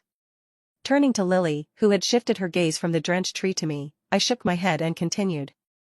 Didn't work. And you're sure it didn't? You can wait another hour and see, so what reason would I have to lie? Alia, who had seen the whole thing coming, made an icicle shield to stop the water from hitting her, asked. Why exactly did you choose to pop a bubble on it? Glancing at me for a second, Lily sighed before pointing to her eyes and replying. The tree seemed to have some sort of magic connected to it, so I tried to replicate the tree's magic spell, but instead input the magic into a water form instead of a tree. While I considered whether I should act surprised or not at the fact that Lily revealed her ability to see and replicate magic spells with her eyes, Ruby got back up and asked. If no one else wants to try, I think I have an idea. As Ruby stood up from the ground, the blush disappeared from her face, and she subsequently brushed her hair off her face. Not even glancing at me, Ruby waited for the nods of approval of the other 3 girls, before pulling out her magic wand. Well, go ahead then. Seeing the 4 girls completely ignore my sarcastic response, I sighed before dusting the dirt off my pants and stepping back. Keeping my crow elevated in the air above the forest, I watched with interest as the tip of Ruby's wand turned a dark red, and bouts of fire began to crackle on the ground below here. Interestingly enough, despite the ground not being completely dry from the water's earlier downfall, Ruby's fire seemed to ignore the wet ground, as it only grew despite the water being right below it.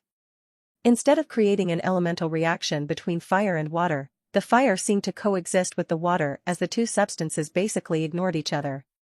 Returning my gaze to Ruby, I saw the tip of her wand combust as a small flame formed on it before Ruby pointed the wand at the tree. The fire on Ruby's wand seemed to expand until a small flame, in terms of width, not length, stretched all the way from Ruby's wand to the tree trunk. Then, Ruby stepped back before thrusting her wand forward, immediately causing the large fire to explode outward. Barely managing to keep my eyes open, despite the flashbang I had just witnessed, I saw the flame expand to form the figure of a phoenix. The phoenix made of fire seemed to come to life as its wing flapped, propelling it right at the tree. With a size comparable to Lily's bubble, the tip of the flame that created the phoenix was barely a centimeter away from me before it moved toward the tree. Of course, the phoenix made of Ruby's fire did move particularly fast as there were still some lingering water particles in the air, but that just added to the mystical-like scene. Despite not having to slow down, I saw a phoenix made of pure fire move in slow motion toward a tree drenched in water. Hollywood could never do something like this. Feeling my body begin to sweat as a result of the fire, I stepped back and watched as the phoenix consumed the tree, completely removing it from my sight. Then the phoenix disappeared, and the fire that made it up spread to the tree, causing the trunk to burst into flames. Not just the tree, though. The fire phoenix was so big that several other trees in the vicinity, as well as even the bushes on the ground, caught on fire. Under the orange sky, the bright fire complemented it perfectly, spreading further up the tree trunk and up to its branches. Isn't this going to cause a wildfire? The loop will just reset tomorrow, right? But what if this method of Ruby's actually terminates the loop, and this wildfire just starts burning down trees for real? I'm just gonna escape this loop and then think about the repercussions later. Then, surprising even me, Ruby stepped forward and threw her wand out of her hand and right at the tree. Looking at the wand resting at the base of the burning tree, Irene walked up beside Ruby and asked, "What are Y dash?" Boom. But, before Irene could finish her sentence, all the flames stopped spreading, and instead began to restrain itself. The trees in the vicinity that were previously on fire were now fine as the fire seemed to retreat. After a few seconds, the vicinity that was previously all on fire was now fine except for a single tree that kept burning. All the fire had accumulated into one big inferno, forming on the base of the marked tree. The fire engulfed the entire tree and, like a skyscraper, seemed to go above the clouds, creating a beacon of light in the orange sky. The next moment, the skyscrapers of flames began to descend as Ruby's wand absorbed the fire, making the inferno shorter and shorter, until it was gone. The fire had left faster than it had come. 1 second, our entire vicinity was on fire, the next, it was all gone except for one tree, and finally, it was all gone. To say it was amazing would be an understatement. Even Irene, a fire magic prodigy, could not believe what she had just seen. The ability to control and form fire so perfectly to create a phoenix, and the way she was able to control it, suppressing all the fire with a single wand throw. Turning to Ruby, who was walking over to pick up her wand with a smug expression, I smiled and asked, "So, did that have a purpose, or were you just trying to show off?" Picking up her wand from the base of the tree, Ruby replied, "Well, it could have worked, couldn't it have?" Smiling even wider, I redirected my attention to the tree, and it had been through a lot. First, it was fine. Second, it was slashed with a dagger. Third, it was bombarded with water and drenched. And finally, fourth, it was attacked by a phoenix made of fire and assaulted by an inferno of flames taller than a skyscraper. But, despite all that, the tree remained unfazed, besides a couple of burn marks on its previous unblemished brown trunk. Despite all the trouble it was giving me, I had to admire its resilience. While everyone was focused on the masterpiece Ruby had just performed and how it affected the tree, I took a moment to swap bodies with my crow. Flying forward from the flipped carriage, I passed through the sky, which had now descended into darkness unnoticed. Looking downwards as I flew, I turned right back around when I noticed the same flipped carriage below me after a couple of seconds. Returning to my body, I immediately heard Ruby explaining her logic to Alya, Lily, and Irene. Pointing at the tree, Ruby began. "You might not be able to see it, but that tree has a desire. That desire is to be destroyed, so I manifested the phoenix in an attempt to destroy it." As the entire clearing descended into silence, I stood there paralyzed while staring at the tree. "The tree is suicidal? What the hell does that even mean?" Ruby stared at us with a confused expression as if saying, "Why are you guys so surprised, isn't this normal?" Finally breaking the silence, Lily ignored Irene, Alya, and I's shell-shocked figures before pointing at the marked tree and asking, "You're saying that the tree wants to be destroyed?" As Ruby nodded her head at Lily's question, I was at a loss for words as I couldn't even fathom the fact that trees could have desires.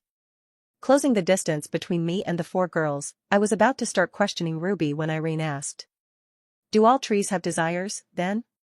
"Really? So we're not even interested in escaping the loop anymore, we've all just become botanists. Wow, thank God, we're trapped in a forest with thousands of trees all around us.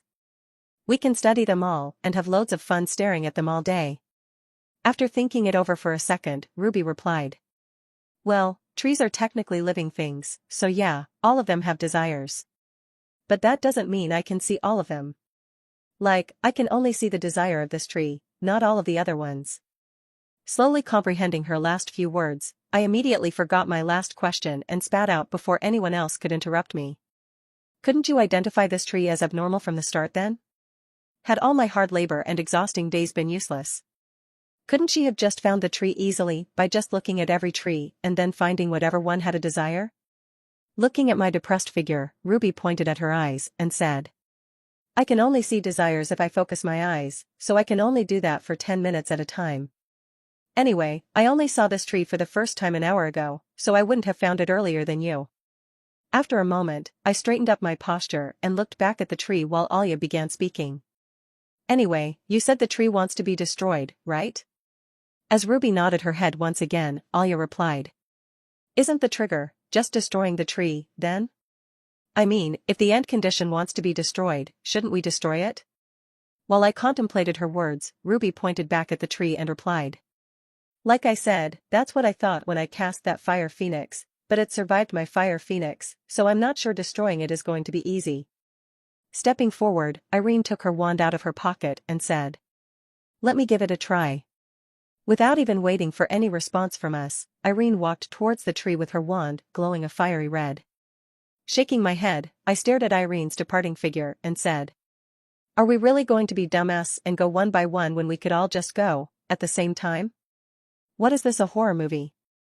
Are we all going to look for the monsters one by one, just to get picked off until we all die at the end? Slowly nodding her head, Alya also took out her sword and pointed it at the tree. Irene, I think attacking at the same time would be a more time-efficient strategy. Abruptly stopping, Irene turned around and said. You think I don't know that? Running at Irene, Ruby broke into laughter and asked. So you just wanted to show off, then? So, when you do I dash.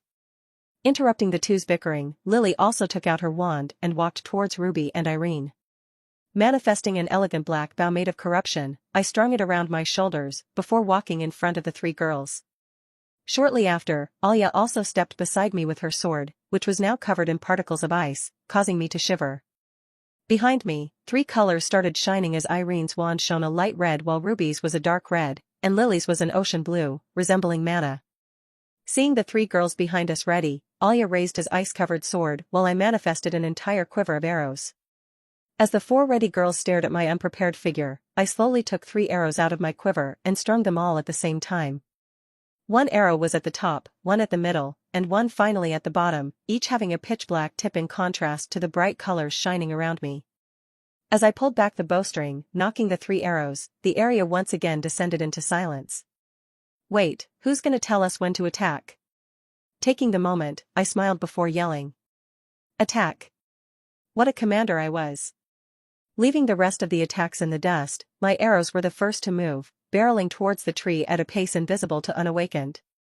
In the next millisecond, the rest of the spells departed in synchrony, lighting up the night sky as the contrasting dark red and light red of Ruby and Irene fought against the dark blue of Lily and ice blue of Alya. It was like a meteor shower. Since my arrows didn't have to be controlled, unlike spells, I looked away from the tree and watched as the 4 girls controlled their spells to coexist alongside each other without reacting while simultaneously targeting the tree's trunk. The 4 spells of varying colors created a beam that should have looked like purple, but none of the colors combined, each spell not daring to stray away to touch the other colors. Looking away from the beam for a second, I saw each girl holding their wands completely still while staring directly at their individual spells. Even if one of them were to mess up, the others would be able to readjust to their spells before the stray spell had time to react with the others. Their ability to be so precise when using such a great amount of power was scary. Could I defend against that beam of red and blue? Finally, as the red and blue beams neared the tree, the 4 girls simultaneously moved their wands, Ruby and Irene moving to the right while Lily and Alya moved to the left. Synchronizing with their owner's wand movements, the 4 spells all strayed from their paths, combining with the spells next to each other. First, the light blue and light red beams combined create a light purple color that could be mistaken for maroon. Next, the dark blue and dark red beams mixed together, forming a purple color that was dangerously close to being black. The light purple beam took the top, while the dark purple beam flew right below it, making sure not to combine. Then, a millisecond before the beams hit the tree, they once again combined, but before the colors could even fully mix, the beam struck the tree. My arrows, which had hit the tree long ago, were also struck by the beam, causing them to push further into the tree trunks. Since my arrows were also created by corruption, they reacted slightly with the beam, causing a bit of black to mix into the purple. The next moment, the night black sky seemed to transform into the day as all our surroundings were illuminated by a bright light, forcing all of us to close our eyes. Having predicted the burst of light, I was the first to reopen my eyes, revealing the night black sky once again, tainted by a few white stars. Shifting my gaze downwards, I didn't first notice anything about the tree, but as I stared at the ground, I saw a massive dent. From my location to the area of the tree, the entire grass and ground were removed, revealing the stone and dirt. Shell-shocked at the power of our group attack, I dropped my bow onto the ground, but then I suddenly sank even further into the ground. The stone below me had been partially broken by our group attack as well, so just the drop of my corrupted bow had broken it. Activating dash, I immediately appeared 10 meters upwards and to the right, looking downwards at the 4 girls who had just opened their eyes. Following their gazes, I finally looked at the tree, if it could even be called a tree anymore. All that was left was a small stump that barely stuck out of the ground. The rest of the tree had either been completely destroyed by the beam or been disintegrated by the impact. Most of the trunk, the branches, and the leaves were just gone without a trace, like they had never existed in the first place. If our group attack couldn't even destroy the whole tree, there was no way I could even come close to destroying it alone. As the 4 girls silently climbed out of the dent in the ground made by our beam, I headed towards the remaining tree stump. Avoiding the countless fallen trees on the ground that had fallen from just witnessing the beam and my arrows, I finally arrived at the tree stump. The top of it was burned and fully black, but that didn't matter to me. My 3 corrupted arrows were still there and alive. Each of them was now facing downwards, stabbed fully in the tree stump, only their bottoms visible. As the 4 girls caught up to me, I dismissed the tree arrows and sat down on the tree stump. Holding my breath, I swapped bodies with my crow, allowing my human body to lie down on the burned tree stump. Looking downwards from the sky with my crow, I could easily spot myself and the 4 girls as there was a huge clearing without any trees and a gigantic dent in the ground. After staring at my slumped body for a moment, I began flying forward from the flipped carriage. Each time I flapped the crow's wings and moved forward, my hope and expectations only grew. Would this be it? Could I finally escape this damned loop? But the fire of my hope was soon extinguished as the familiar scene of a flipped carriage accompanied by 3 exhausted boys appeared. All this time, Liam, Kevin, and Zach had been running forward to terminate the loop. Sighing, I didn't immediately return to my body but stared at the carriage below, wondering what the next step was. The end condition was destroyed. Was it impossible to escape the loop now? How could we terminate the loop when there was no end condition anymore? I had been so caught up and hopeful that Ruby's idea would work that I forgot to consider the consequences, if it didn't work. Were we stuck in this loop forever now? Would a new end condition spawn in, or was our fate to be stuck in this loop forever like those children gathering water? All hope was lost. Returning to my body, I grimaced, but the expression was soon taken over by one of pain as I hurled towards the ground. Ow! Instead of the burned and hot tree stump under my back, there was now a rough and uneven surface. Getting up and rubbing my back, I immediately noticed that I was no longer in the same place, as there were no trees around me. Peering through the darkness, I spotted the 4 girls alongside the rough and ragged rock walls surrounding all of us. We were in a cave? Wasn't I just lying on a tree stump? What the hell did I miss? Looking upwards, I saw a small hole, and through the hole, I saw the night black sky accompanied by a half-crescent moon. We were underground. Looking to my right, I also spotted the burned tree stump. A secret underground cave under a tree stump of an end condition of a loop. Not getting my hopes up yet, I carefully stood up before making my way to the 4 girls, who had all grouped up. Making no noise as I walked through the underground space, I swiftly arrived to the place. Walking up right next to Ruby, I interrupted their conversation about who knows what and asked. So, what did I miss?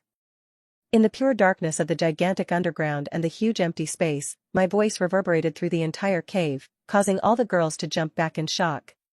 Seeing through the pure darkness with my enhanced eyesight, I was able to see Ruby fall back in shock. As she was about to hit the ground, I softly grabbed her shoulders and hoisted her upwards, preventing her from hitting the ground. Bam! Bam! Bam! Helping Ruby stand up, I kept my hands on her shoulders until she was finally able to stand up again. Moving around her, I saw her eyebrow raise for a moment with a dead serious expression on her face, and she had a hand on her wand, which was in her pocket. Not wanting her to completely destroy the cave with another phoenix spell, I quickly whispered. "It's me, Ren." Almost immediately, her expression changed to a slight smile while her eyebrows returned to neutral, but in turn, a faint red, matching her eyes, could be seen on her cheeks. Did she not recognize my voice? Turning around in circles to face me, or where she thought my face was, she was actually looking straight at a wall, her eyes shined a dangerous blood red. Glancing away from the Ruby for a moment, I immediately noticed the other 3 girls sprawled out around the cave. Lying on the cold, hard, and rough floor of the cave were Lily, Alya, and Irene, with expressions that did not look so positive. Should I tell them about the loop not ending now, or later? Ruby, who couldn't see through the darkness, threw her hands around for a moment like a lost puppy before finally feeling the fabric of my clothes to the right of her. Seeing him swing her arms around in an attempt to slap my sweatshirt, I laughed and whispered into her ear. 2 times in a week, really? Hearing my voice again, Ruby immediately found my new location in the darkroom before grabbing the top of my sweatshirt right below my chin. Both those 2 times were your fault, you know? Allowing her to continue holding on to my sweatshirt, I raised my hands like a caught criminal and said, "Oh, how will I ever repent for my sins?" As Ruby pulled me upwards by my sweatshirt and hoisted me up in the air, I saw a smile appear on Ruby's face in the darkness. "Maybe like this." Bam. The next second, I was sent flying downwards to the floor, just like the 4 girls a moment ago. Anticipating the reaction and punishment from Ruby, I raised my hand and slowed time, ready to catch myself with my corrupted tentacles before I hit the ground. However, as I gazed up at Ruby's face, a couple of feet above me, I slowly demanifested the corrupted tentacles and allowed myself to descend. How could I ruin the cute smirk on her face? Maybe it was the fact that my hope was at an all-time low due to our destruction of the tree not ending the loop, but the weirdest things brought me solace. That smile was one of those few things. It was weird, I had never been like this when I first started hanging around Ruby, or any girls, for that matter. I had always put up mental boundaries stopping myself from getting too close, but now that those boundaries were down, weird things started happening to me. From seeing Ruby's way of trying to save me during the World Tree incident to the recent memories with her and others in this loop, I was starting to change. Normally, my mind would only consist of planning and ways to get stronger, but some foreign memories were starting to slip in. It was weird. I could dismiss distractions such as this, but these memories came back no matter how much I avoided them. After saving the World Tree, I had just given up on trying to avoid them, but at the same time, I hadn't fully accepted them. They were just there, not doing anything or having any purpose, but they were still there. Yet, they seemed to emerge at the weirdest moments. How could I be feeling happy right now, when the only escape plan we had managed to come up with failed? Why was there a smile on my face right now, even though I had just learned that escaping this loop now was practically impossible as the end condition was gone? Of course, this wasn't the first time as Raven, Zing, and I had grown close enough to where I didn't feel any need to act around them, but at the same time, this feeling was something different than that. Rather than a fun and happy feeling like when I joked around with Zing, it was more of longing. A remembrance. A desire to see that smile remain on her face. Shaking my head as I fell, I closed my eyes and prepared for the impact of the ground. The mind really was a strange thing. If I couldn't even understand my mind and feelings sometimes, then who could? Dropping to the floor, I held in my yelp as my head hit the rough floor before lying down on the floor for a moment, staring up at the cave roof. Looking upwards, I saw the 4 girls had gathered while Ruby pointed at where she thought my lying body was with a smirk on her face. Putting her hands on her head to make bunny ears, Ruby winked at me, but she wasn't me as she was staring at the ground next to me. What an idiot. PFFT. Feeling a smile and laugh involuntarily come out of my mouth as I stood back up and joined the girls, I decided not to question it anymore. At a hopeless time like this, where the end seemed so far away, maybe a bit of smiling and fun wouldn't be so bad. Here. As I joined the group, announcing my presence with a much quieter voice than last time, Lily stared at me while dusting off her pants. Well, now that everyone is here, let's go. Also staring at me with a malicious expression, Irene agreed. Yeah, let's get the hell out of this place, and then out of this damn loop. I can't wait to sleep on a bed. Also chiming in from my left, Ruby replied. Even the school cafeteria would feel like heaven after this experience. From my right, Alia nodded her head before also adding in. Don't forget, we also have to figure out the cause of this loop, but I can't disagree, some relaxation after this would be otherworldly. Sounding from in front of me, Lily continued. Yeah, it really feels like we've been going from stressful experience to experience lately. I mean, first that World Tree incident and now this. Do I really have to be the one to say it? No, come on, I can't say it now. Even as I continued pondering the right way to tell them the information about the loop not ending, they continued to happily discuss what they'd do. I think I'll go straight to the sauna and stay there for a couple of days, when we're out of this thing. The dorm room beds sound amazing. I'm going straight to a restaurant to eat some proper food. Oh, can I join you? My stomach is practically dying. Probably. As Ruby half agreed to Irene's request to join her for dinner, I seriously contemplated just acting oblivious and letting them figure out the loop wasn't terminated. No, that would take at least an hour, including the time to climb or fly out of this cave and locate the exit. Sighing, I decided to soften the mood before immediately dropping the bomb to try and preserve some morale. Finding an opening in their discussion, I interjected. Oh, it wasn't that bad, was it? I mean, we didn't have our lives on the line or anything, we were just trapped for an indefinite amount of time. Immediately, the whole cave went quiet as everyone shifted their gaze to the direction where my voice came from. Hearing the sound of a foot slamming into the ground reverberating through the cave from Irene's location, I stepped back. With an angry tone, Irene exclaimed. Oh, so is not dying the bare minimum now? Oh great, we're just trapped in a loop for who knows how long without any route of escape. But it's alright because we're not dying? After pausing for a moment to catch her breath, Irene immediately continued. Is too much to ask for a normal life where we just go to school like students. I mean, some saving the world every once in a while is fine, but back is not okay. Do they even know what I've had to go through? To be fair, none of us had the right to complain, as we all chose to do what we did, knowing the consequences. But someone had more of a right to complain, it was me. I was the one to be dragged into this world, after I died. Wait, did I have the right to complain? Millions of people die every day, but only I was granted a second life, that was at least what I was assuming. As the other girls agreed with Irene hastily, Ruby was the only one to look at me with a suspicious gaze. Yeah. I would never say something like that. Seeming to notice Ruby's gaze on me, Lily interrupted the silence and carefully asked me. And, do you have anything to say? Turning to face away from them, scared to see their expressions, I started. Well, how do I word this? Turning to face me, or what was actually Ruby, Irene replied. Spit it out. Ahem, you see, unfortunately, the loop has not ended yet. Trust me, I'm just as disappointed as you.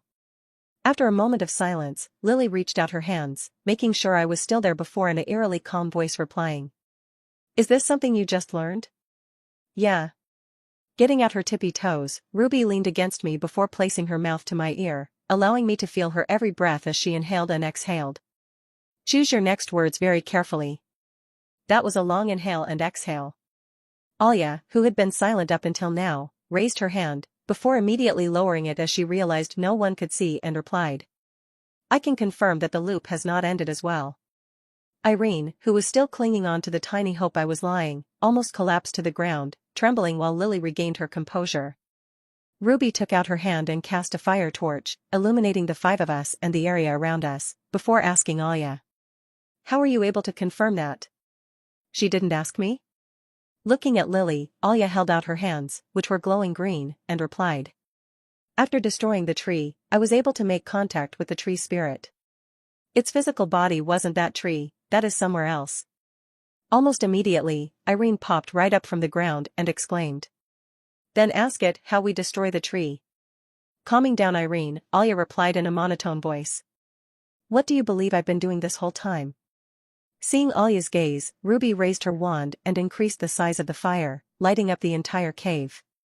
Well, it didn't matter to me, but Alya seemed to care as she cupped her glowing green hands before raising them into the air. Lily looked at Alya's hands, not asking any questions, but her body language and expression were relaxed, as if she knew what Alya was doing.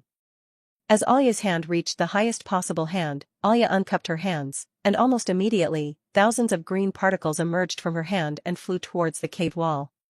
She was tracking the tree using its spirit. Oh, right, this tree is suicidal, so the spirit is probably helping us. All of us stood still, until all the particles disappeared from Alya's hands, forming a path straight into one of the cave's walls. Nothing had to be said as the five of us immediately followed the path until we came to the wall. The green particles seemed to go straight through the wall, so it was clear that we had to break down this wall. The question was how, though. One single mistake could result in the entire cave collapsing, or just hitting the wrong portion would cause the entire cave to break. Then, finding the path of green particles would be much harder when they were covered by rock and dust. Well, I had some experience with this kind of stuff, didn't I? Not saying anything, I stepped in front of the girls, who had stopped in front of the cave wall, and raised my hand, indicating for them to wait. Peering at the wall with my eyes, I analyzed how it supports the cave's entire structure and found its weak points. Making sure I was seeing things right, I glanced away from the wall and back. This part of the wall didn't support the cave at all. We could do anything we wanted to it, and nothing would happen to the rest of the cave. This couldn't be a coincidence, could it? Raising my right leg, I manifested a cover of corruption which covered my entire leg in a pitch-black substance. As I swung my right leg back in preparation for a kick, I heard some people cry out behind me. "It's coming down. He's gonna break it." "Why did you say trust him, Ruby?" Glancing back for a second, I noticed that Irene was already ducking on the floor while covering her head with her hands. Thankfully, it seemed the rest of the girls had some trust in me as Lily, Alya, and Ruby remained standing, albeit with their wands ready in case something happened, and watched me with curiosity. In a swift motion, I kicked my right leg forward, the outer layer of corruption directly coming into contact with the wall. The corruption layer, combined with my awakened strength, easily demolished the wall, turning it into complete rubble. As expected, the cave remained perfectly fine, but behind the wall, a path was revealed that led deeper downwards. Haven't I been in this scenario before? Pretending as if nothing happened, Irene stood up before joining up with me and the other three girls. Turning to face us, Ruby asked, "Is it really a good idea to just walk down some random path? Didn't I do that once?"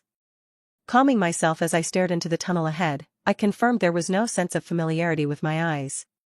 My eyes remember and see everything, so I couldn't have been in this tunnel in a similar place before. Walking past the group and into the tunnel, Lily replied from behind her back. "Well, we don't have a choice, so yeah." Nodding our heads, Alya and I followed her deeper into the cave while Irene and Ruby hesitated for a moment before following. Seeing the path curve and turn in various directions and abruptly stop before continuing, a sense of déjà vu began to envelop me. This path couldn't have been naturally made, it was too erratic and strange in its movement. Since all of us wanted to escape the loop as fast as possible, we walked forward in silence, leaving me time to think. Keeping one hand on a corrupted dagger I had just manifested, I began recalling information about the tree. I did see something familiar when I replayed an image of the tree before it was destroyed in my head using my eyes.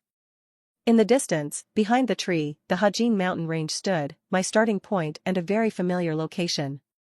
Realizing we had been walking for quite a bit without being sent back to the carriage, I stopped for a moment, prompting the girls to follow. Without saying anything, I leaned against the cave wall before swapping bodies with my crow, which was in the outside world. After flying to the location of the destroyed tree with the crow's body, I began flying toward our current location if we were above the ground. Spotting Liam, Kevin, and Zach staring at the destroyed tree, I stopped for a moment, watching them crawl through the hole where the stump used to be and into the underground cave. They would catch up to us soon enough, so I continued my flight towards our current location. Although I couldn't see my current location as the ground was blocking my body from the crow, I counted the steps we had taken from the underground step. Thus, I flew from the tree stump in the direction of the tunnel using the same exact distance. However, just as I was approaching the distance I had calculated, the world around the crow suddenly distorted. As soon as the space restabilized, the crow was in the sky, right above a flipped carriage and near a waterfall. We had escaped the loop, but somehow, the loop was still active. Keeping the crow above the flipped carriage, I returned to my body, immediately seeing all of the girls staring at my slumped body with angry and confused expressions. Grabbing my arm, Ruby pulled me up, before sarcastically saying, "Are you really sleeping at a time like this?" Staring at me, Lily asked, "So, what did you find out from whatever that was?" I guess they had figured out that my fainting 3 times in a row wasn't a coincidence. Contemplating my answer for a moment, the memories of the waterfall village instantly popped into my head. If I told them that we escaped the loop, they would leave immediately, wouldn't they? Then, what about the still active loop? But the loop was still active, and those children were still gathering water relentlessly without even realizing it. As the sound of Liam, Kevin, and Zach's footsteps reverberated through the cave and reached our ears, I shook my head and replied, "Nothing." As the sound of Liam, Kevin, and Zach's footsteps grew closer, the girls finally heard them, prompting them to stop and look back at where we came from. As they stared behind us, I took a moment to glance forward at the path of green particles ahead.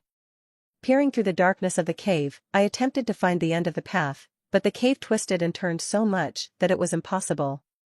Looking upwards, I began analyzing the roof and walls of the cave. Not that I wanted to, but escaping in this situation, regardless of whether the loop was over or not, was impossible. The walls were shaky, and there were weak spots all over the roof, so any attempt to forcefully break your way upwards would result in the entire tunnel collapsing. Looking back behind us, I saw Liam's figure fast approaching us as, for some unknown reason, he was sprinting. Trailing behind him were Zach and Kevin, each sweating and panting from trying to leave the forest all day while Lily tested. All 3 of them had their weapons in their hands and were constantly surveying their surroundings as they ran toward us. Well, I guess it would be kind of weird to come to your meeting location just to see the massive destruction caused by our purple beam earlier. Honestly, I had seen war zones with less destruction. As Liam's figure became visible to the 4 girls, prompting them to rush towards him, the thought suddenly came to my head. What happens when the loop resets at the end of the day? Will the trees and end condition that we destroyed regenerate? That would mean that the holes and entrance to this underground space would regenerate, sealing us off from the outside world. If so, how would we escape then? We're basically trapped here if we stay longer than the end of the day, aren't we? Wait, my crow. Although I couldn't send any more crows to the outside as they would have no way to escape this underground space, I still had one of my crows flying above the carriage. The area right under the destroyed tree wasn't as unstable as this tunnel, so it could probably withstand a crow's beak. If worst comes to worst, I could have him use his beak to make a small opening in the ground and then use my dragon's wing to fly through it. I just have to hope that my crow can make a hole in the ground before the day ends and the loop resets. Wait, why am I even thinking about escaping? Shaking my head, I leaned against the cave wall, carefully not to apply too much pressure, and watched the main cast reunion from a distance. For a solid minute, Lily explained everything that had happened to the 3 boys, prompting them to slowly shift their gazes to me. Making sure not to meet their gazes, I turned away and continued trying to peer forward, angling myself so I could see farther into the cave and through the twists and turns. Seeing Lily finish her explanation of the recent events, including the destruction of the tree, I picked up my corrupted daggers and headed deeper into the cave alone. The only reason I had stayed to watch Lily was to explain to ensure that she knew nothing about us escaping the loop through this tunnel. I had also already gathered all the information I needed from the group, as Aya had already created a path straight to the tree and essentially told us that the tree wanted to be destroyed. Of course, I wasn't cocky enough to believe that I could single-handedly defeat the tree after seeing the strength of its decoy body, which we had barely managed to destroy with my power combined with the girls. It wasn't the fact that the boss was strong that stopped me from attempting to kill it alone. I had faced much tougher opponents. In fact, the corrupted boss I had fought within the World Tree was probably stronger than this one. But I had information on that corrupted boss. Sure, I didn't know its weakness or anything, as Liam had killed it with divine power, but I knew all of its possible moves, so when the beams started appearing from his hand, I knew how to destroy them. On the other hand, this tree, and this loop as a whole, was completely unknown and a mystery to me. Time and time again, my book knowledge proved useless in this loop. The book said that destroying the end condition would end the loop, but that didn't work here. The book also never mentioned anything about our surroundings resetting every 24 hours. It was almost like this world. It wasn't even part of the book, it was a different timeline or even world. None of the book's knowledge could be applied here besides some concrete rules that were very vague, like how I knew how to identify the end condition but not just immediately find it. Hearing the last bits of their conversation as I left, I hurried my pace. While Ruby and Irene split off from the main cast and headed to the side, Alia walked up in front of the exhausted and sweating boys before asking. "Come on, let's go, what are we waiting for?" Raising her hands in confusion, Lily stood next to Alia and replied. "Alia, the boys are completely exhausted, we can SP dash. They can rest once we're out of this loop. Let's hurry it up." Temporarily surprised at Alia's outburst, Lily stood still before regaining her composure and calmly replying. "Give me at least a minute or two, Alia, speeding through this tunnel isn't going to solve anything anyway." Snorting at Lily's response, Alia tilted her head with a condescending expression and arrogantly replied. "And, standing here doing nothing will solve our problem?" Stepping in front of the unusually irritated Alia, Liam asked. "I know we're all stressed, but just like you said earlier to Kevin and I, let's not F-dash." From behind Liam, Kevin matched Alia's arrogant tone and added in. "You're a princess, not a hypocrite, so act like it." Looking right at the panting Liam and Kevin, Alia cocked her head and said. "Tisk years could have passed in the real world while we've been stuck in this loop, and here we are, resting when we're at the very end of it all."